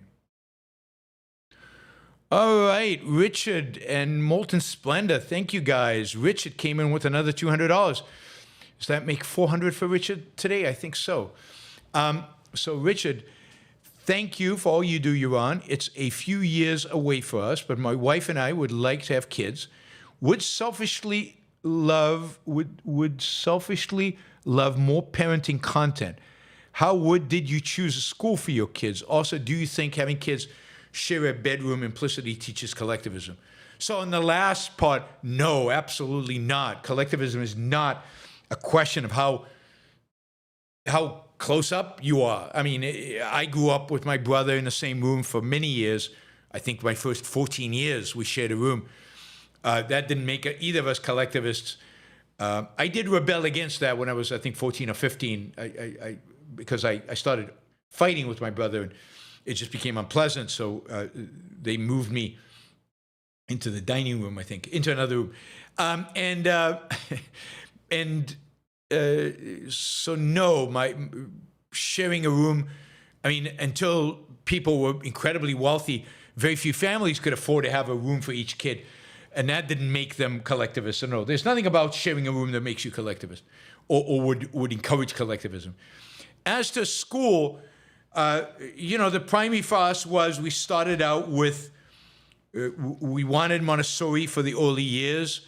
I'm a big fan of Montessori. Ayn Rand was a big fan of Montessori. Everybody I know who has investigated education is a big fan of it, who studied education is a big fan of Montessori. So it's just a matter of finding a good Montessori school, which is a good Montessori school is a school that follows Montessori. So I read a lot of Montessori books to understand her ideas, and then found a school that I thought was consistent with those ideas, or as consistent as one could get. Keep them in Montessori.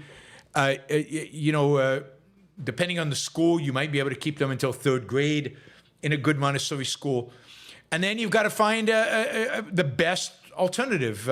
We sent our kids for the years, for the primary and middle school to Lisa Van Dam School, and then they went to kind of regular high school.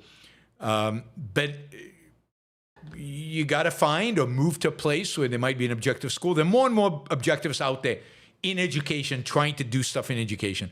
So you just got to go out there and try to find an objectivist, and if you can't, or if you can't move to where they are, then just find the best school available within wherever you live that you can do.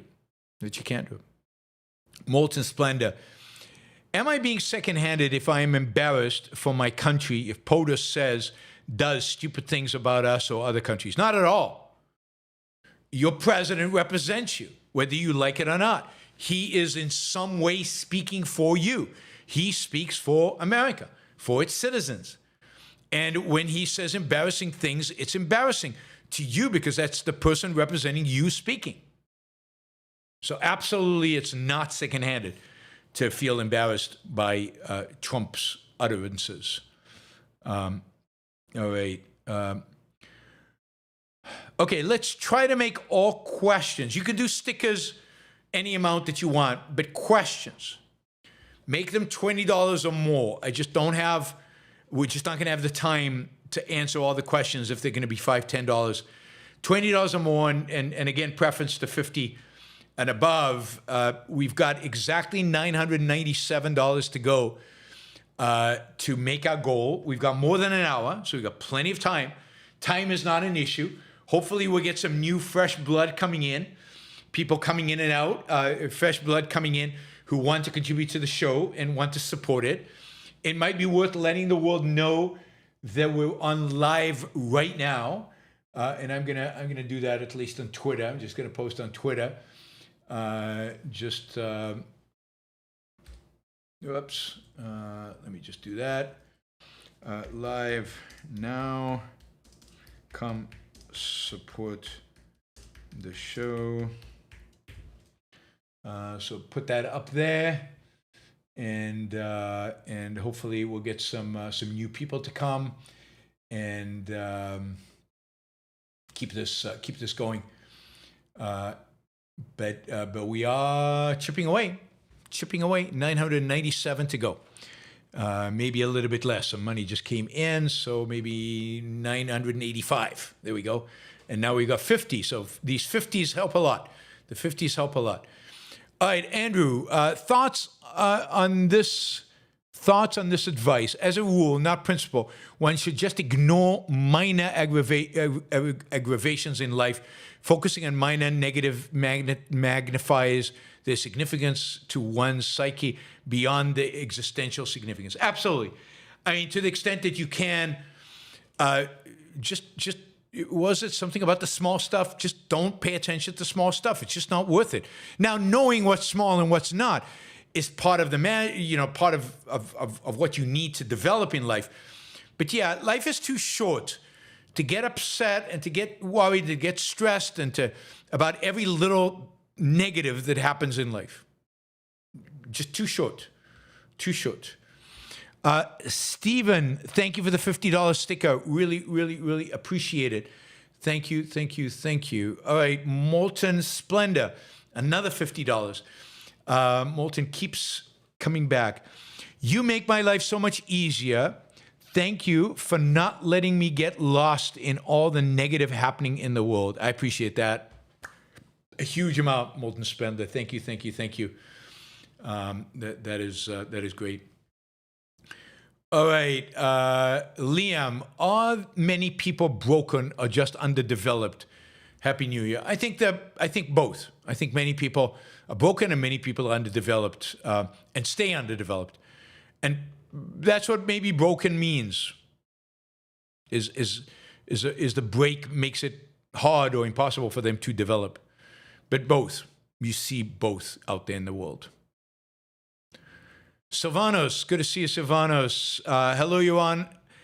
Glad I could make it. I was out shopping for celebrating tonight. Excellent to celebrate. That's why I have my hard stop, because I have a restaurant reservation to take going with my wife to.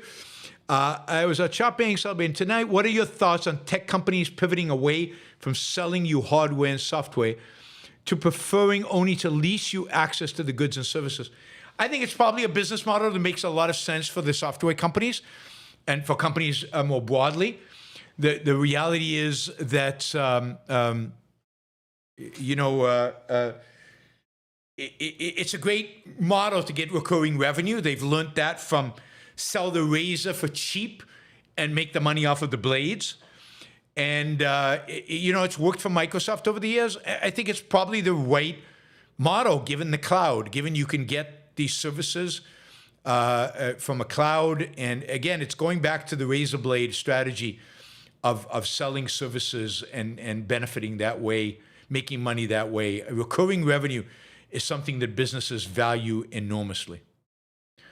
All right, Louis, it's great to see you. Thank you for being here. $100. Really, really appreciate that. Happy New Year.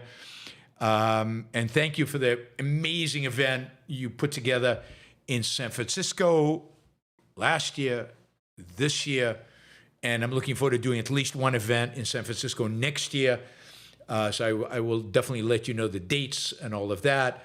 But yeah, that was a great event. That debate. Unfortunately, we didn't get a videotape of it because I think the videotape would have done really, really well. I also think that we would have gotten a lot of good clips out of it, like little monologues out of it. But maybe next time we can arrange that. But that was a great event where we debated religion. Is Christianity going to destroy the world? That was so much fun. I enjoyed it. I think everybody in the audience enjoyed it, and hopefully we can do something like that again in 2026. All right, Methij, something like that. Thanks for a great year of YBS. The recent in-depth shows and guests were amazing. In 2026, how many World War IIIs do you think we will have? What will be their cause, and why will the Mossad be behind all of them? Just asking questions. I think we'll have many World War IIIs. You could think one in Asia, well, one in East Asia, one in South Asia, one in very, very far West Asia, and certainly one in Venezuela. Lots of World War IIIs, lots of panic, lots of hysteria, lots of people being upset, and yet we will, and not only will the Mossad be behind most of them, the ones the Mossad is not behind, it'll be the Jews. It'll be the Jews. But yes, we're just asking questions, and not to imply anything about anybody with those questions. Thank you for a little bit of humor here. That's great. All right. What happened here? All right. Anyway, that worked. Okay. All right. Harper Campbell. Whenever you feel depressed or discouraged, does the New Year Eve show ever blow you away that you've impacted so many people so positively and passionately as you generate $20,000 in a few hours? Yeah, it's inspiring. I mean, here's the thing about my audience, is it's small. It really is small. We have to acknowledge that. But it is loyal and dedicated and passionate and engaged and, and committed. And, yeah, it's the best audience in the world. So while it's a small audience, it's definitely the best audience. Lewis asks, does a man's work define him? I don't think the work in and of itself defines him now. His character, and at the end of the day, his values define him. His moral values and his values more broadly. And given the centrality of career to a man's values, the centrality of career, not just work, to his values, because it is the integrating value. It's super important in defining him, but it's not the only thing. I think a man is defined by his values, by starting with his moral values, starting with the kind of person he wants to be. That is all defined. That's how you build your soul. It's by choosing the values to pursue and the method by which to pursue them, which are your virtues. Your virtues are the method you use to pursue your values, and the values are what comprises your character and your soul and what you are and who you are. And in that sense, it defines you. All right, thank you, Lewis. Really appreciate it. James, the left has been calling people racists who aren't for so many years. Now that the genuine Nazis are here, no one believes them. Happy New Year. This could be our last. It won't be our last. Don't worry. We'll still be around. But yes, I agree with you completely. And it is indeed very difficult to make the case, make any kind of case about, about racism because of, people so preconditioned to dismiss it because of how the left used it in the past. That Doodle Bunny says, you said, quote, don't focus extensively on changing the world, change yourself. But if the world sucks, even if you change yourself for better, it can only take you so far. On that cheery note, have an amazing new year. Yeah, but once you change yourself, once you're optimized, then you can maybe focus on the world. But first, make you the best that you can be. All right, guys, $565 in the next hour. $565 in the next hour. And we're looking for 12 more super chats or stickers with an emoji, a sticker with an emoji or with a Happy New Year or something like that on them. For any amount, just so we get those additional 12, so we meet YouTube's whatever goal. I think it enhances anytime you do what YouTube asks you to do. It's a good thing. Let's see if it counts yours. I don't know. Maybe that emoji is not powerful enough. We're looking for 12. I don't know when it counts it, when it doesn't. But anyway, bring him on. Newly Dan, if someone is against Zionism, whether they know what it means or not, are they against the idea of immigration? No. I don't see why. I'm not sure what the relationship is. But no, I think you can be against Zionism and pro-immigration or against Zionism and anti-immigration. I don't see a causal relationship there. Matt says, your appearance on Lex Friedman changed my life. Wow. I didn't know of Rand before that. Thank you for all that you do to make my life better. I know it's not easy, but please try to book more appearances on other large platforms in 2026. I will definitely try. Thank you, Matt.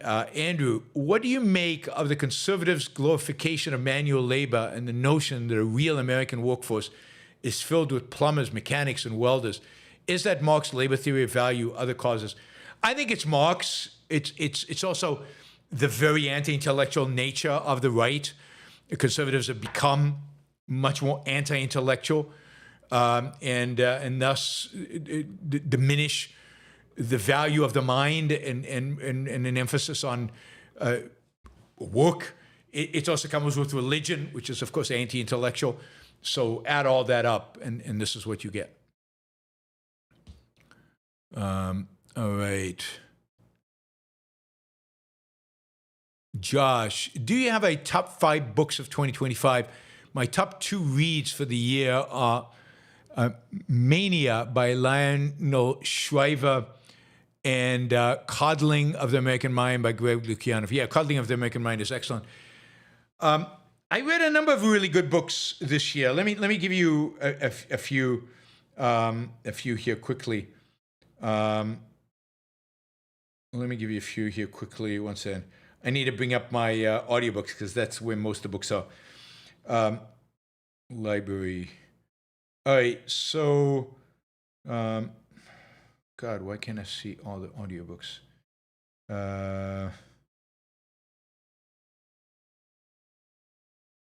Lost Enlightenment. I really enjoyed Lost Enlightenment by Frederick Starr, Starr.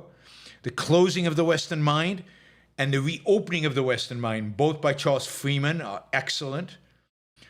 I enjoyed how the Scots invented the modern world. I thought it was really good. Yeah, those all on a similar theme. And then there's one, The Corporation and the 20th Century. I loved that book. I thought it was fantastic. It was really, really, really amazing. Yeah, those are the books that come to mind off of that list. And then let me just see if I can find my Kindle on my phone.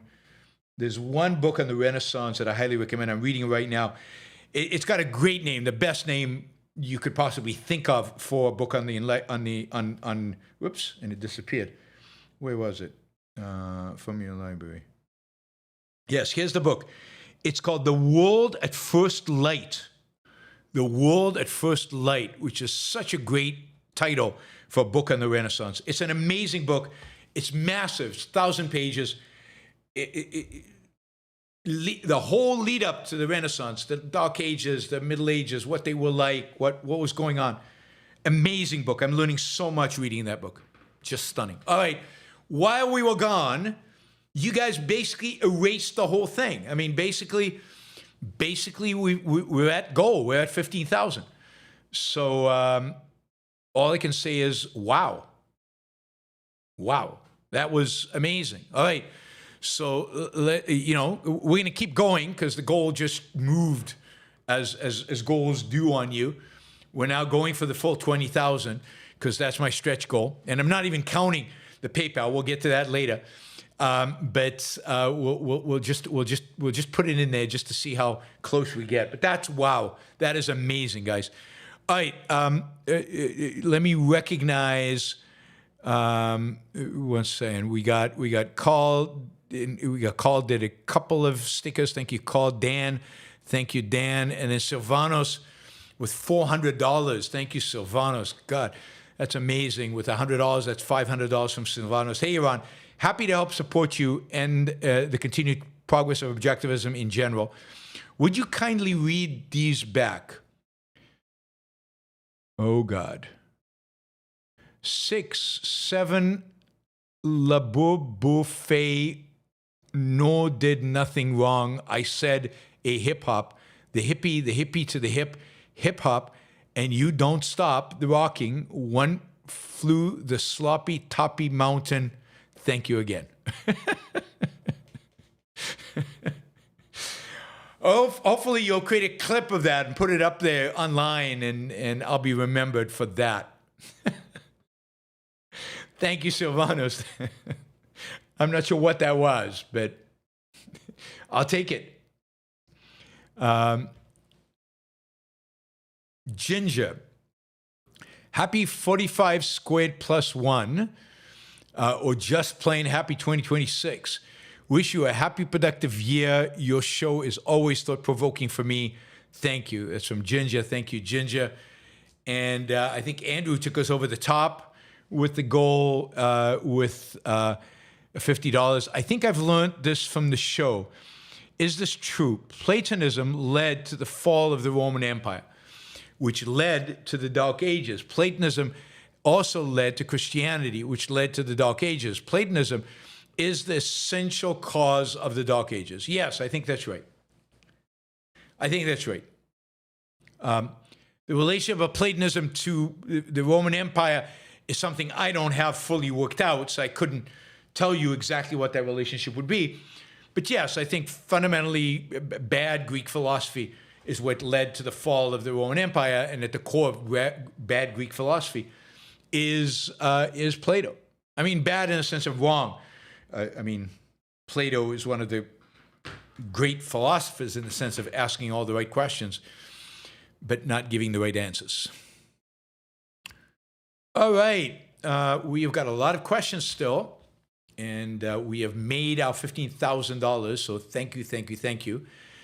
If we can get another $5,221 in the next 55 minutes, that will be amazing. And whatever we do, from this point on is amazing, given that we already made the goal. I'll keep talking.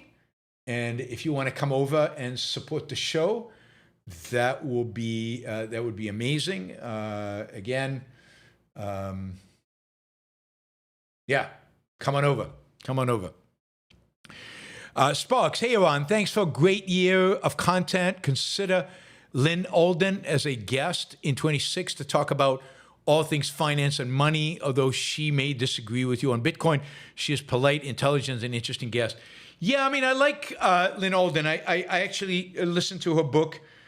I can't remember the name of the book right now. And yeah, we disagree on Bitcoin.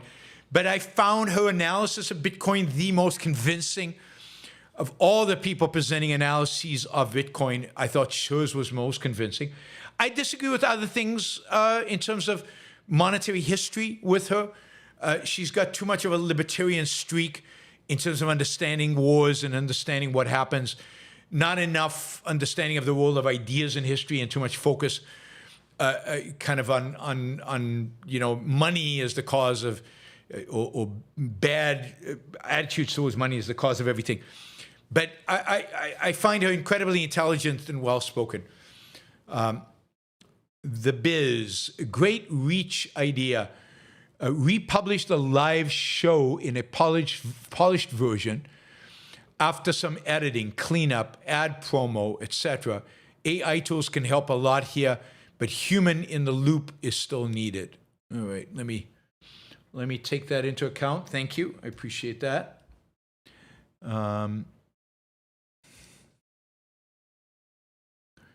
Andrew, Rand to a Photo Forum audience, quote, all your rights rest on reality, and your use of reason, which is your means of observing reality.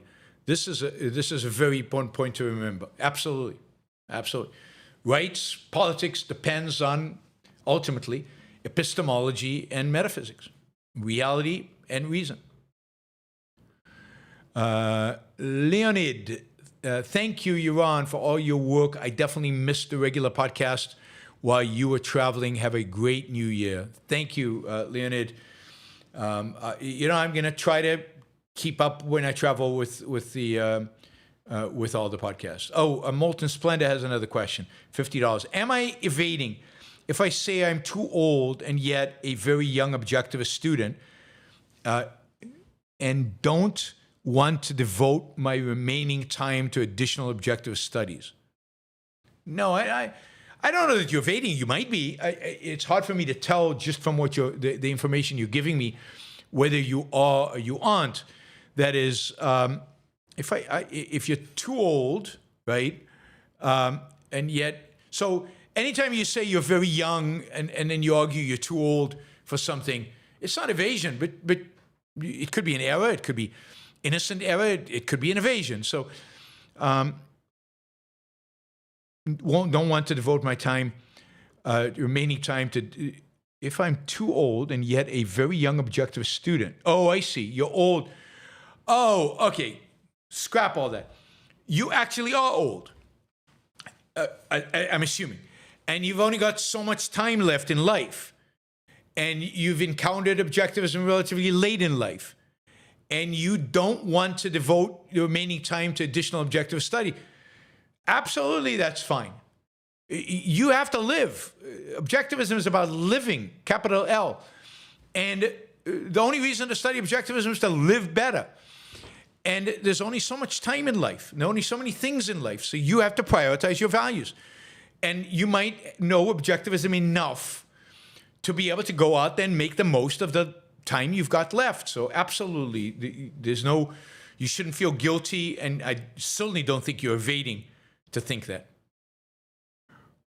Restalan, something like that.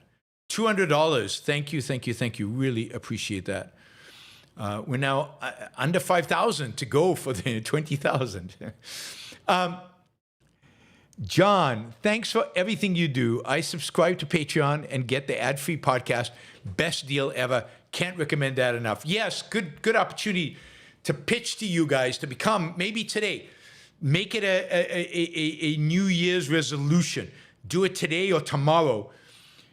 Go sign up for Patreon. Go become a monthly supporter of the show at whatever level you want. At $10 or more, you get to listen to the podcast with no advertising.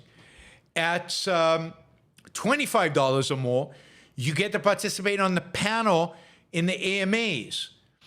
At $250, you get a one-on-one meeting via Zoom with me once every 3 months.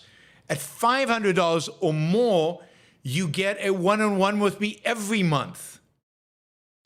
So go sign up on Patreon at whatever level fits your income and the value that the show represents.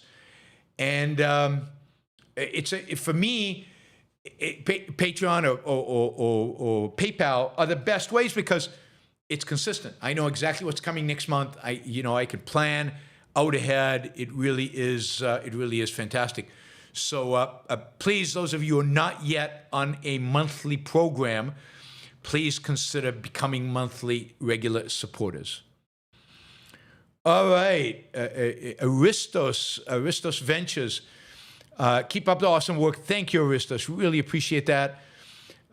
Alexis came back with another 50 pounds, and he says to 30,000. We're $4,791 away from the 20,000. So yeah, keep them coming. We need $20, $50. $20, will do it, guys. $20, $50. 200, 25. Anyway, yes, $20, $50, $50, $20. Let's see. Let's go back to the questions. Andrew, if it was objectively painful for man to focus on reality, we'd have to be living in an alternative universe to the one man evolved to exist within. Yes, evolution would never make that possible because to be focused on existence is what's required to survive. Steph, Happy New Year and looking forward to what comes in 2026. New supporter on Patreon. Thank you for that. What is your favorite nonfiction essay of Ayn Rand's? Wow. Nonfiction essay of Ayn Rand's. I think it's the Objectivist Ethics because that makes it so clear. If not that, then it would be for the New Intellectual because it's such a guide map to being an intellectual and what kind of work needs to be done and what needs to happen to make the world different.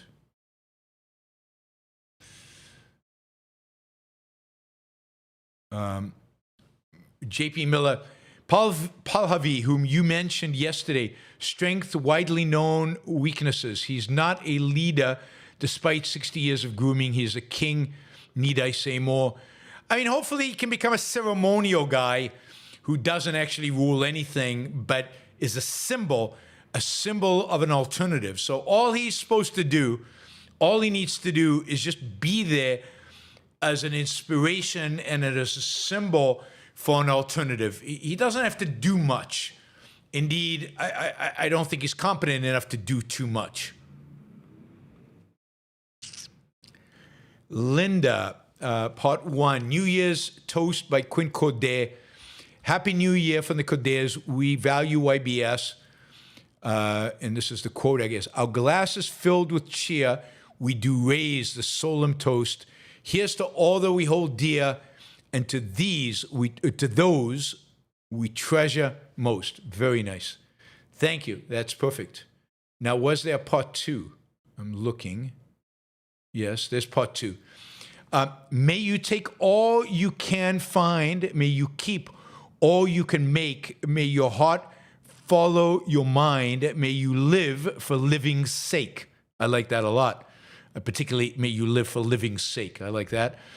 And then, may you reap all that you're worth. May your friends stay close and well. May your heaven be on earth and your enemies in hell. Quinn Corday,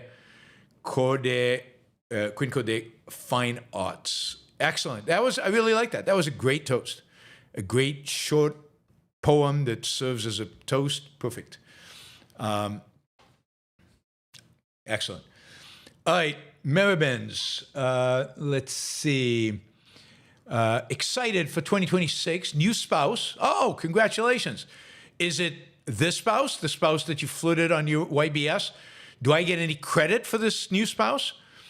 New job, new dog, new cat, new house, same awesome Gracie. Hey, Gracie. Same amazing friends and new experiments in the inductive history of biology. Oh, that's so exciting. All of those are exciting. I'm particularly excited about inductive history of biology and looking forward to really seeing you work that out and work that through. Hopefully, you should be in touch with somebody at the Institute to talk about that. Maybe Keith Lockett, who does science at the Institute. Noel just came in with 100 Canadian dollars. So, Yaron, how much would you charge to review the movies Dumber and Dumber and Ace Ventura Pet Detective? Laugh out loud. Just playing, Yaron. I know how you feel about these movies. Happy New Year, and thanks for your wisdom. Yeah, I mean, I hate Dumb and Dumber. Ace Ventura Pet Detective I can tolerate because there's some really funny scenes in it. But Dumb and Dumber is just dumb, and I can't tolerate it. But Ace Ventura, there's some funny scenes, so I can get through that somehow. All right, $4,677 left to go to reach our $20,000 goal. 4,677. That is a lot. Ugh. All right. We do what we do. We do what we can, right? Anybody want to do $500? Anybody going once, going twice, going for? We got another 45 minutes. All right, Raphael. Came in a bit late. Just to wish you great new year this year from Cologne. Oh, that's why you can drive to Hamburg.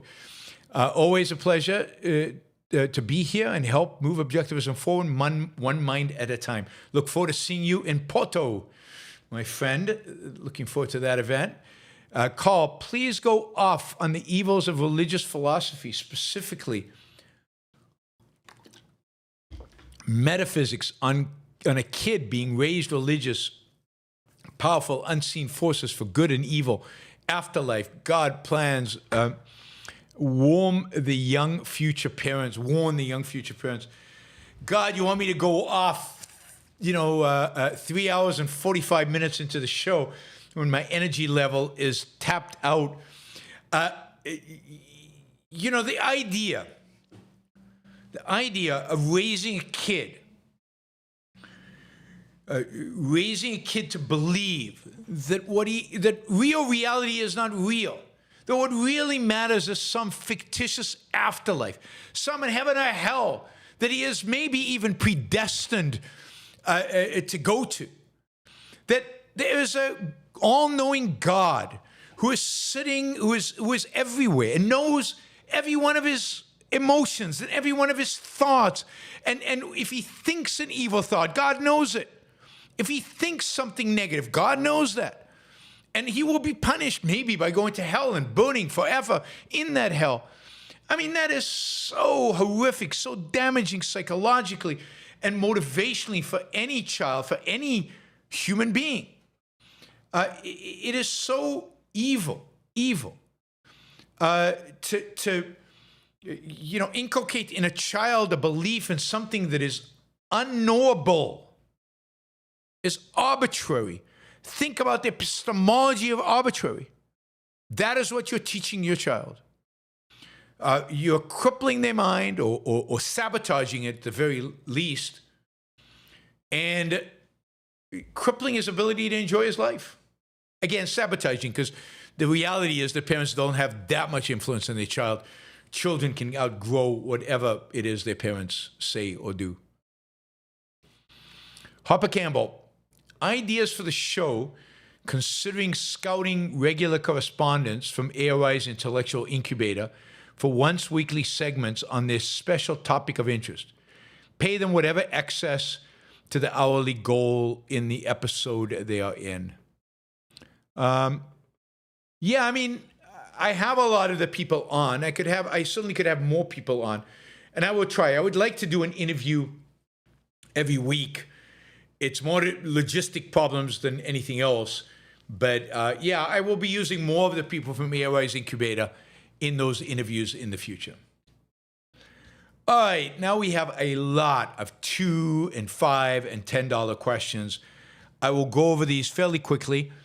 And again, prioritize the higher valued questions as they come in and talk about as they come in.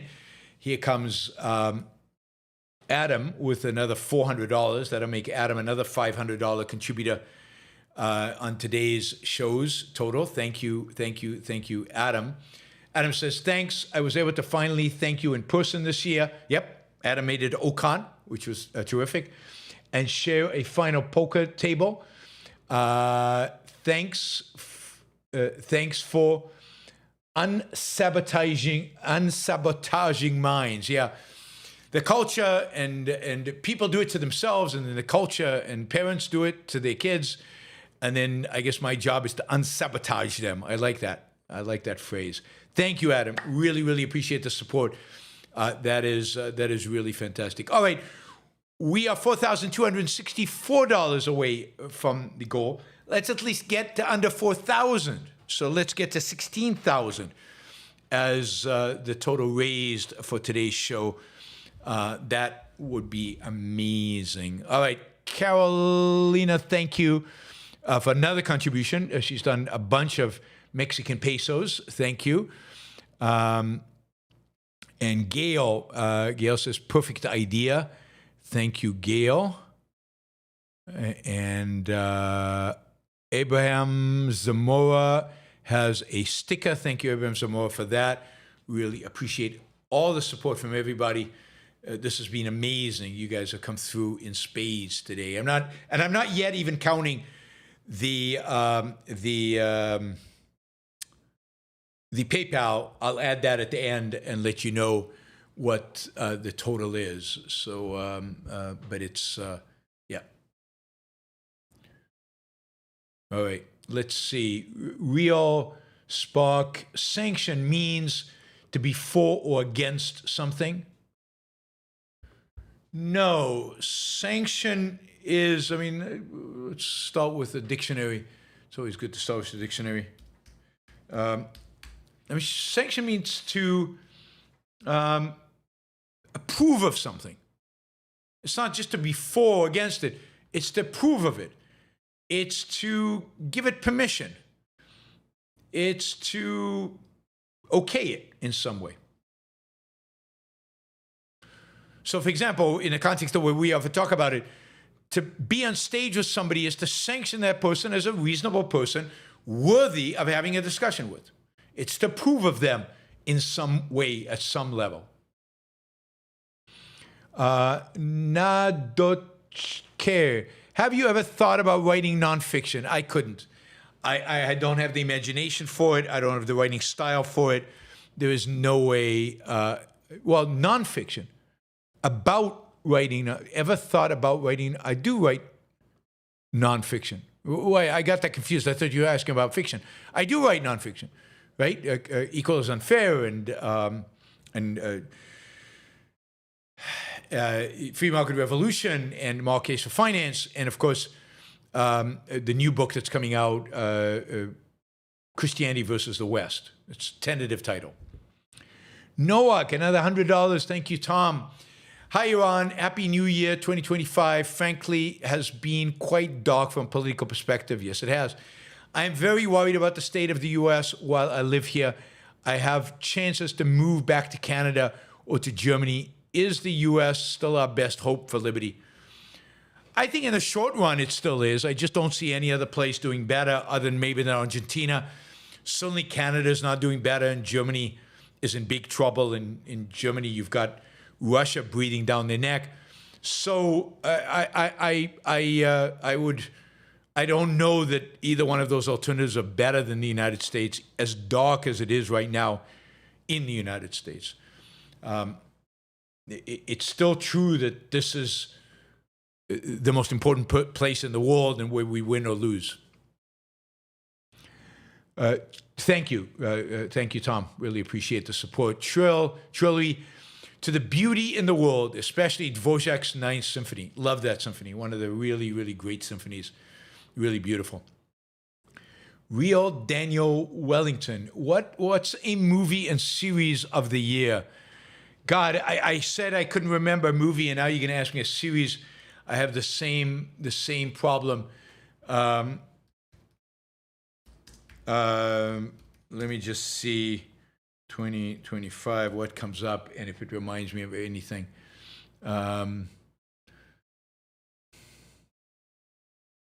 Not the best, but I like Department Q on Netflix. Pluribus is really interesting. Pluribus on Apple TV is really interesting. Again, You know, I liked, I think I watched it this year, even though it's not a series from this year, 1883 and 1923. I really like those. I did not like Yellowstone, but I especially liked 1883, and then I second to that is 1923. I'm trying to see what else there is. Best 50 TV shows of probably don't know any of these. Yeah, I don't know any of these.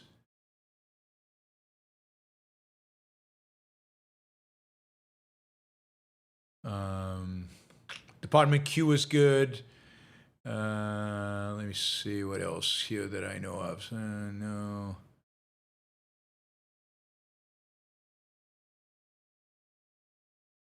Andor is excellent. Andor is probably my favorite or close to my favorite. So Andor is very good. Andor on Disney Plus. Hacks was pretty funny at times, not always. Let's see. If there's any Slow Horses. I really like Slow Horses on Apple TV. Slow Horses is really good.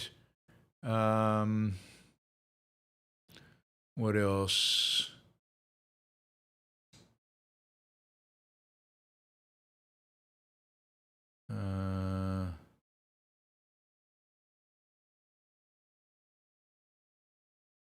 I think that's it. All right. Volta, thank you for the 20 pounds. I appreciate that. So we're slowly chipping away. Another 117 to get under 4,000, which would be cool. Under 4,000 to go. So another 117 to get over 16,000. Actually, we're already over 16,000. So technically, because we've got that. All right, let's just keep it coming at whatever pace you think worthy works for you. All right, I'll think in the next few days about series and movies that I really like this year, and I'll talk about it in one of the other shows. Okay, Action Jackson says, thanks for being a great boss and for teaching me so much over the years. Thank you for all the videos you made and for getting all those shorts and videos and that have resulted in increased subscribers and just more content out there for the world.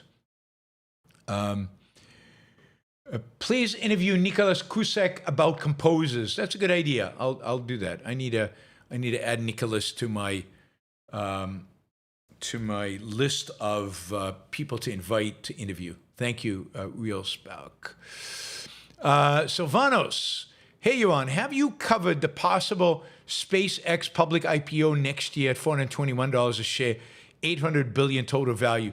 Insane to think what Musk's value will be after that happens. To be honest, Labuba is pronounced Labubu.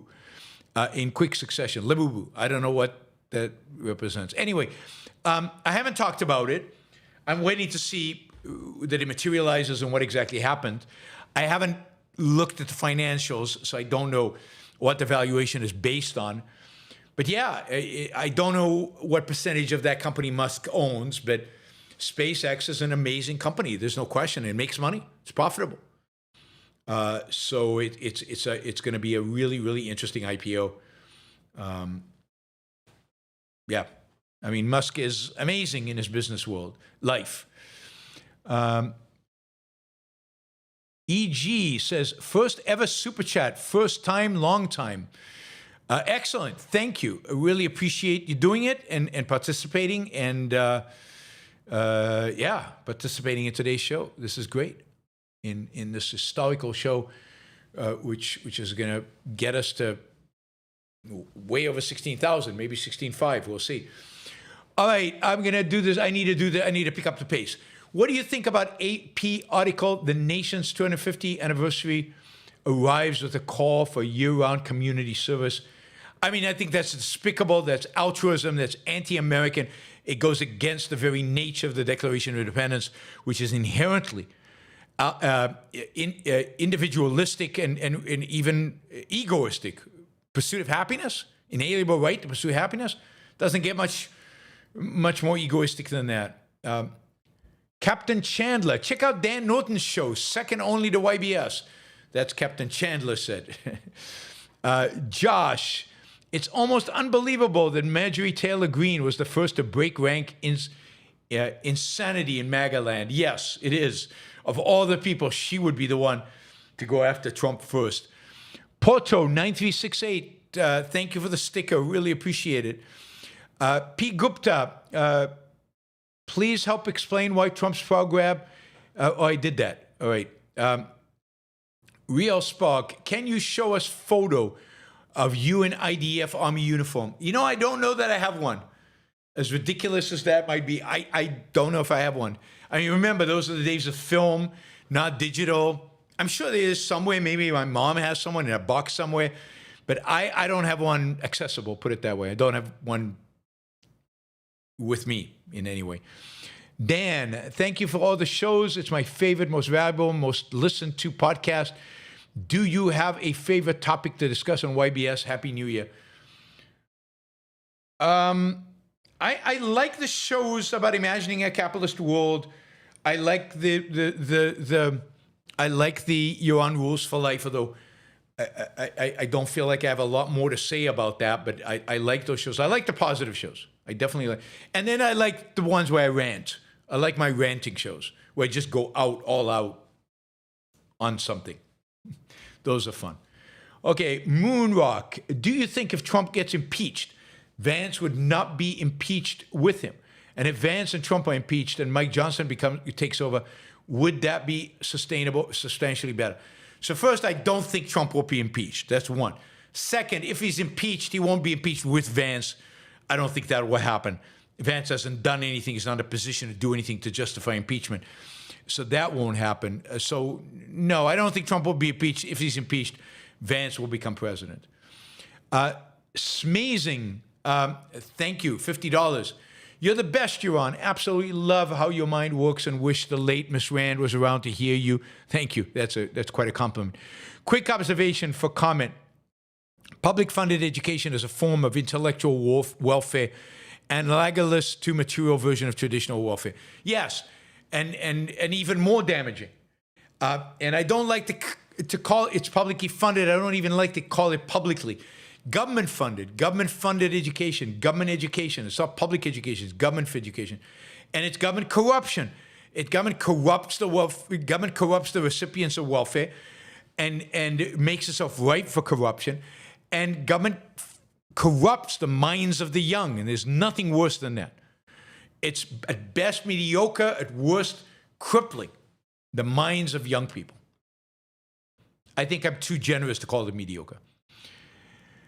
All right, real spec. How did Christianity ruin Roman Empire? When they had a psycho like Nero, Caligula, Commodus, Diocletian, and all these others? Christians wanted peace. Christians wanted peace. You should tell that to Emperor Constantine. He didn't want peace. None of these emperors wanted peace. And none of the Christian emperors wanted peace. Christianity doesn't want peace. It wants to convert. And indeed, it spent 1,500 years, 1,600 years converting people by the sword. A crusade after crusade, but even before the crusades. And under Christian Roman emperors, it used the sword. Now, Christianity wasn't the only, and I've said this over and over again. It's not the only cause of the decline of Rome. It's one of the causes. As somebody said, bad Greek philosophy, including Platonic philosophy, brought about the decline of Rome and made emperors like Nero and Caligula possible, because nobody would stand up to them because the system had been weakened so badly. Dr. Van Helsing, what grade do you give SCOTUS in 2025? What do you expect from them in 2026? I'd give them a B minus, maybe a C plus in 2025. I thought 2024 was better in some regards.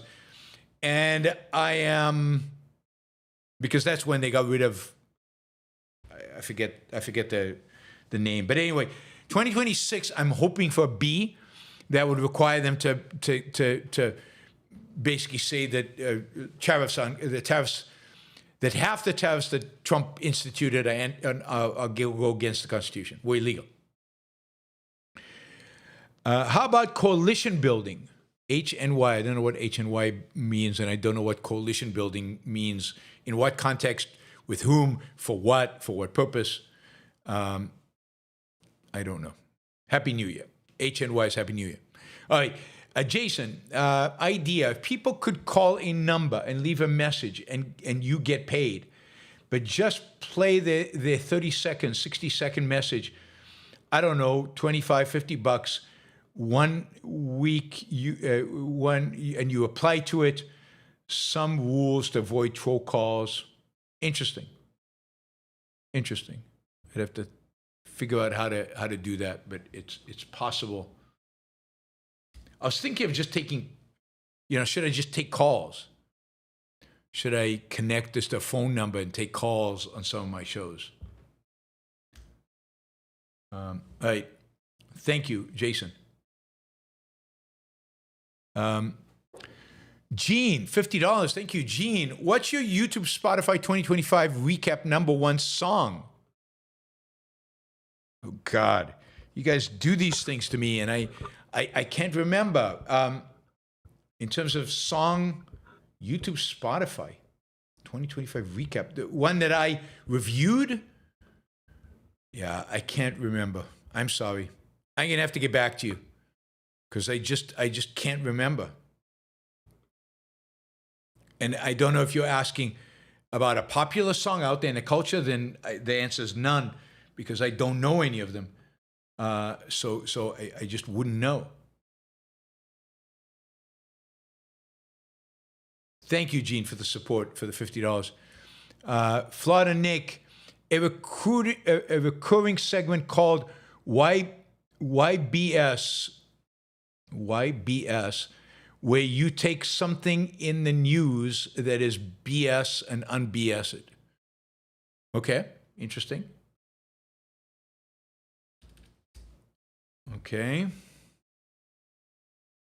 Okay, Trilu. Japan's new Prime Minister Takachani quoted attack on Titan. Quote, shut your mouths and invest everything in me. What do you make of her and that quote? I'd have to figure out the context of the quotes. I don't want to comment on the quote. I think she's mixed.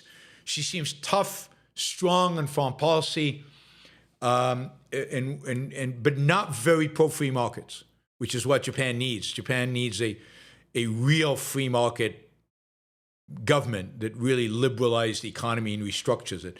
That's what's needed. So I don't know whether they're going to get it. It doesn't seem like they're going to get it from her.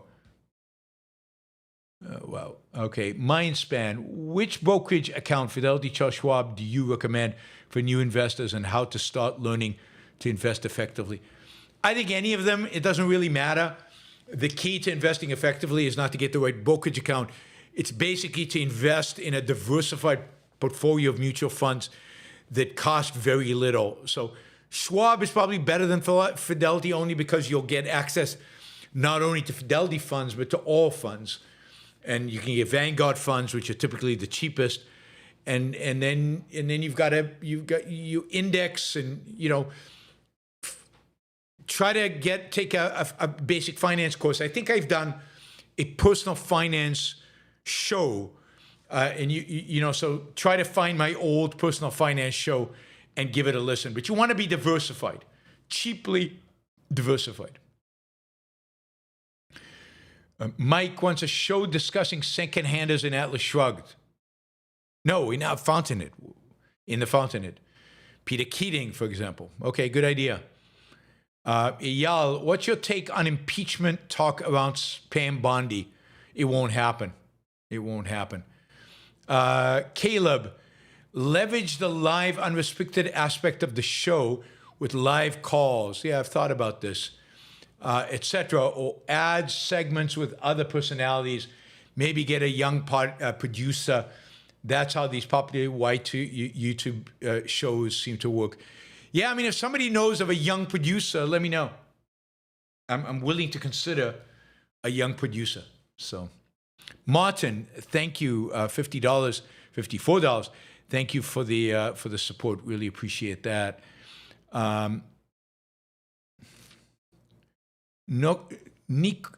Nikoka, I'm planning to attend my first concert featuring Brahms' Second Piano Concerto and Schubert's Ninth Symphony. Do you like these works? Happy New Year. Yes, both of them, fantastic. Particularly Brahms' Second, but Schubert's Fifth. No, they're both spectacular. Love them both. Particularly Brahms' Second. I think you'll enjoy that a lot. If it's your first, hopefully you've heard the music before.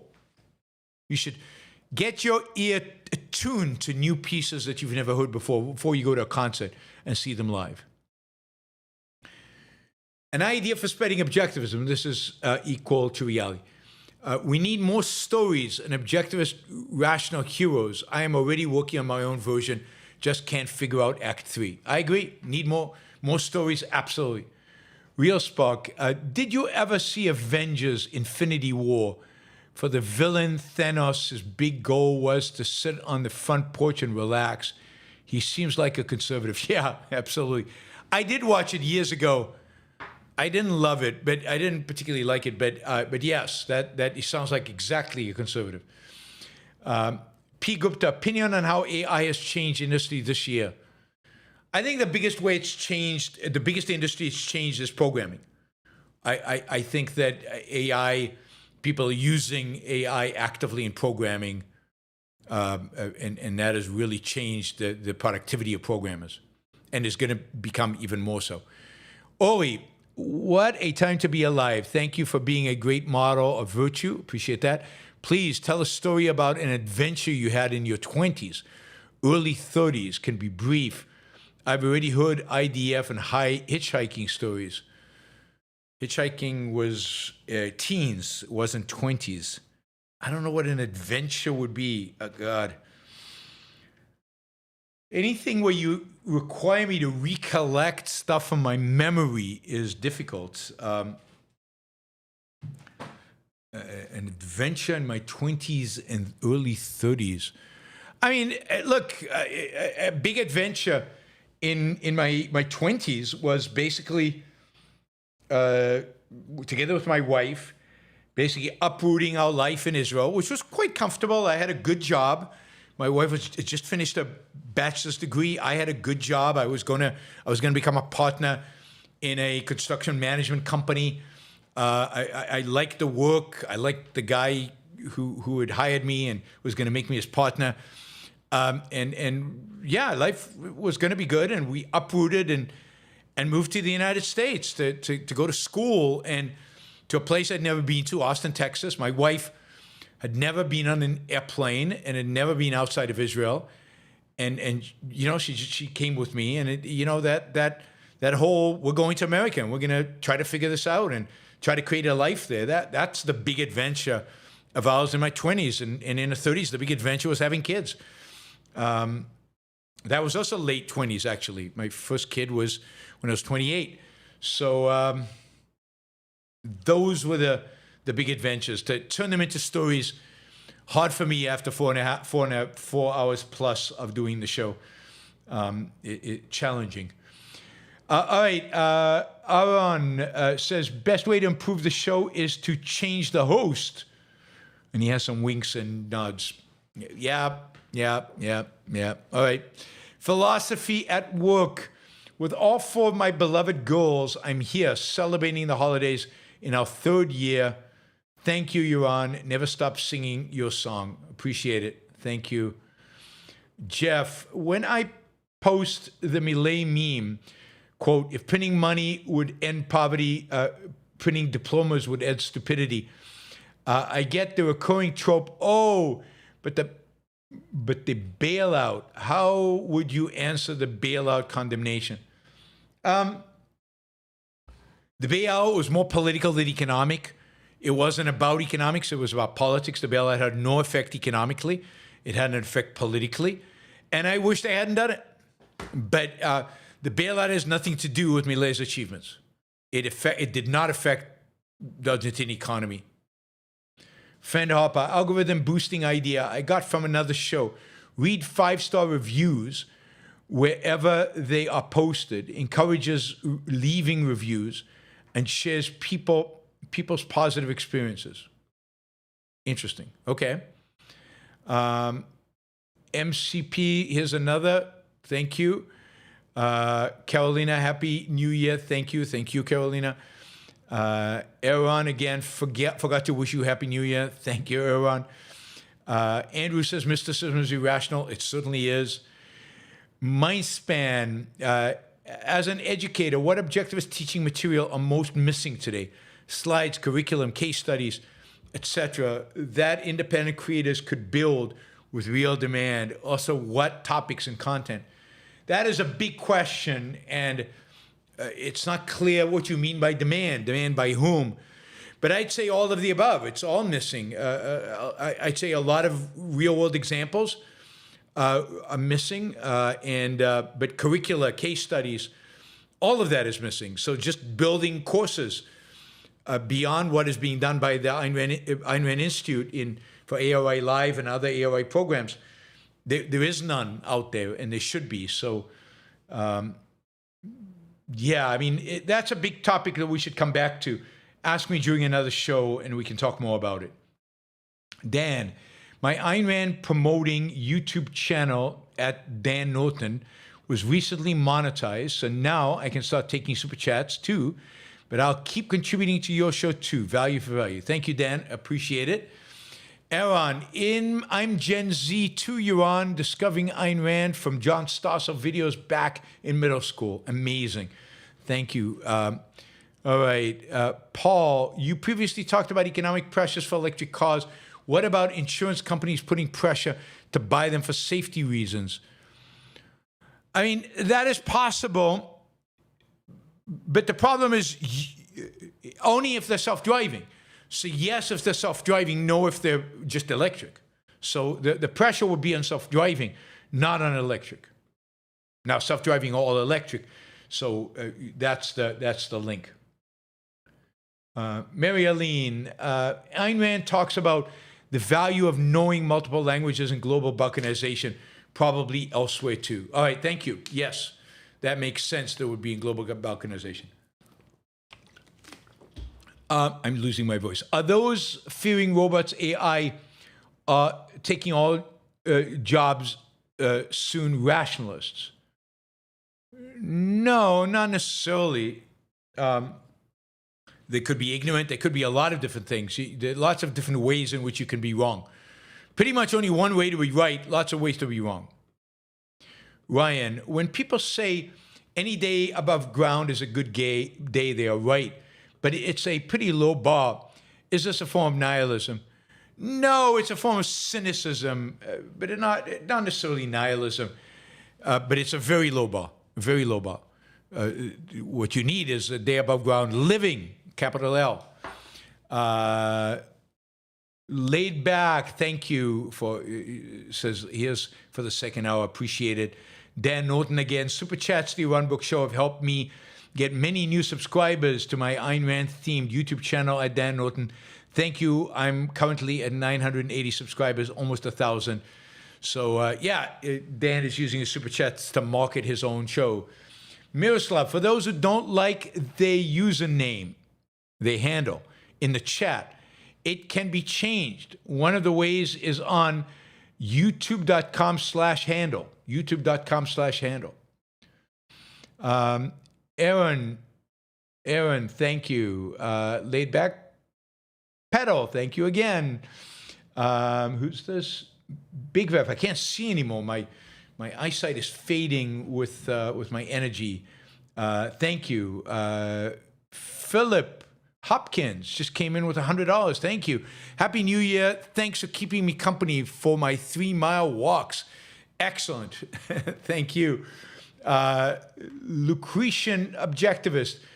Hey, Gen Z here. Excellent. I think there are others like me that as early teens created YouTube accounts with some that exaggerated dates of birth.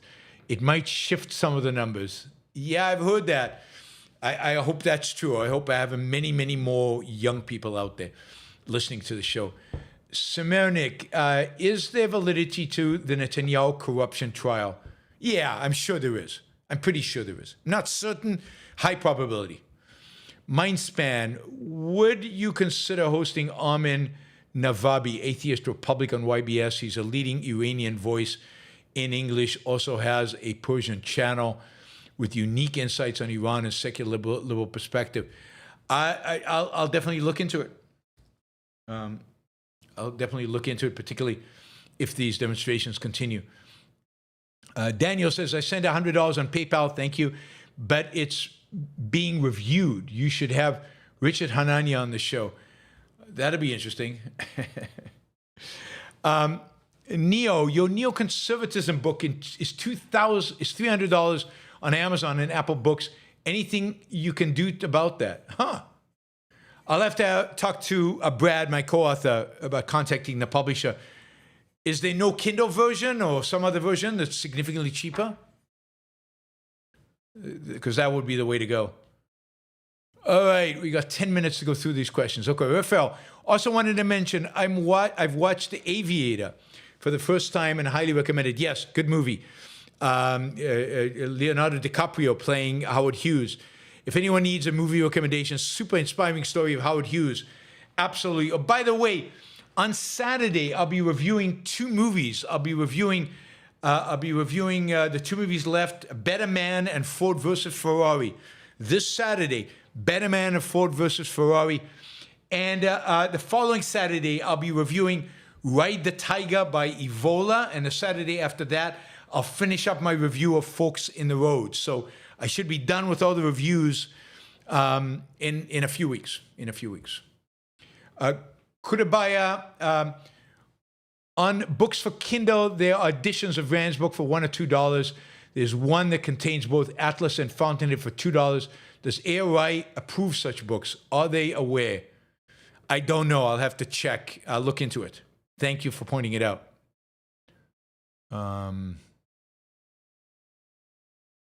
Trevor, thank you for the sticker. Really appreciate it. First super chat, $20. Really appreciate that. Thank you.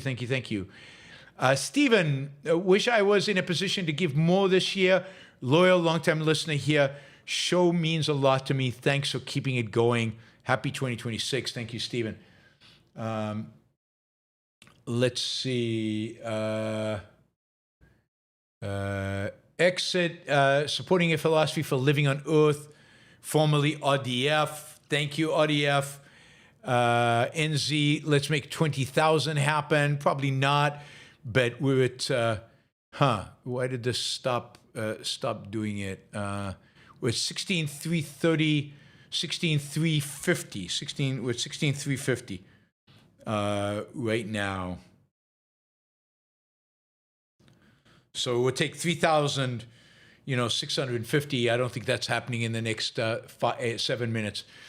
Mindspan, have you tried Notebook LLM? It grounds AI strictly in user-provided resources, letting study Ayn Rand essays, generate slide decks, summarize, and even podcast-style audio without hallucination.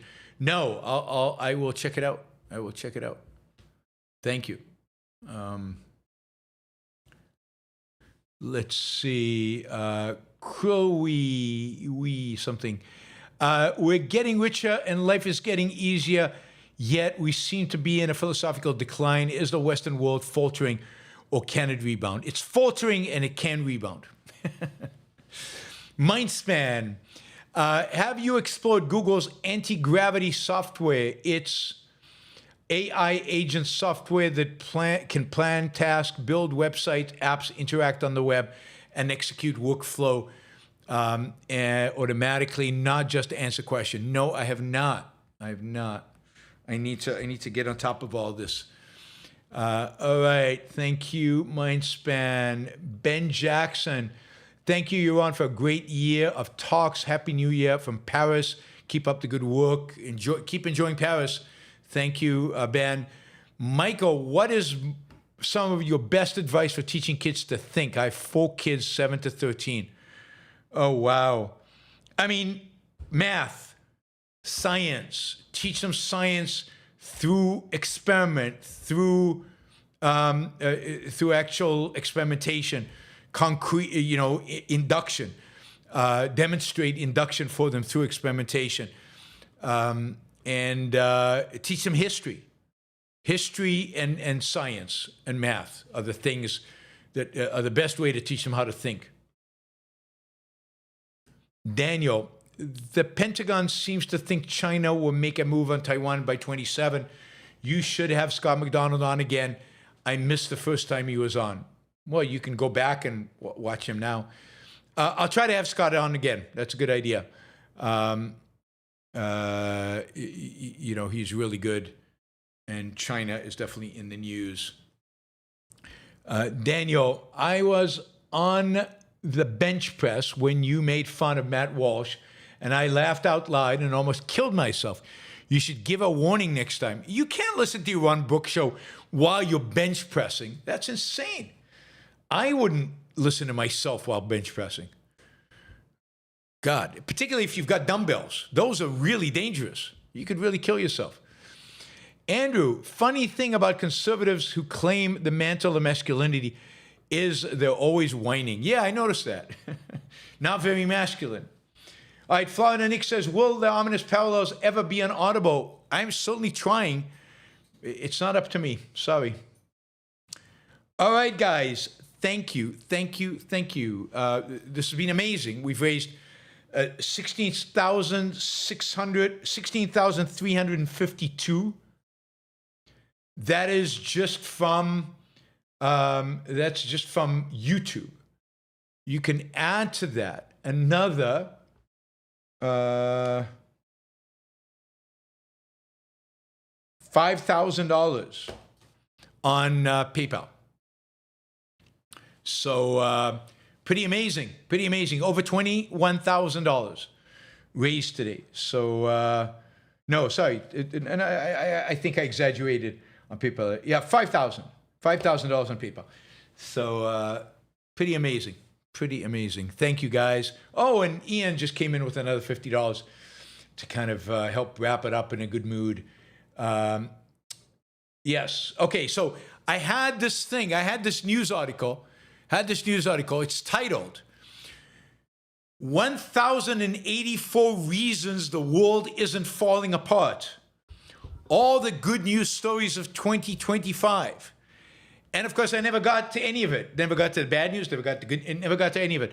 So we will do a show about the good news from 2025. Maybe tomorrow, maybe the day after tomorrow, we will do that. So we will get to the news. We will get to the good news as well. Anix do $50. Thank you. So that's another 100. So 16,452. 16,452. So amazing, guys. Thank you. And will we do a show tomorrow? We'll see. I might have to let these the vocal cords rest for a day, but definitely a show on Friday. Definitely a show Saturday, and we'll review those two movies on Saturday. And next week we're back to normal. And no holidays and no travel until the end of the month. Oh, another $100. Zachary came in. Greeting from Salt Lake City. Let's see what he writes. Oh, God. This is so screwed up. One second. Greeting from Salt Lake City. Despite the cold and silly Mormons, this place is amazing. It is beautiful.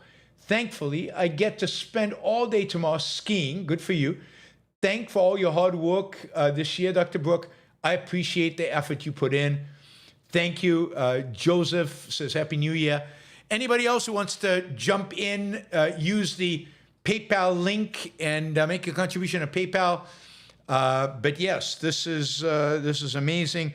$16,552 on YouTube alone, and another 5,000 or so on PayPal.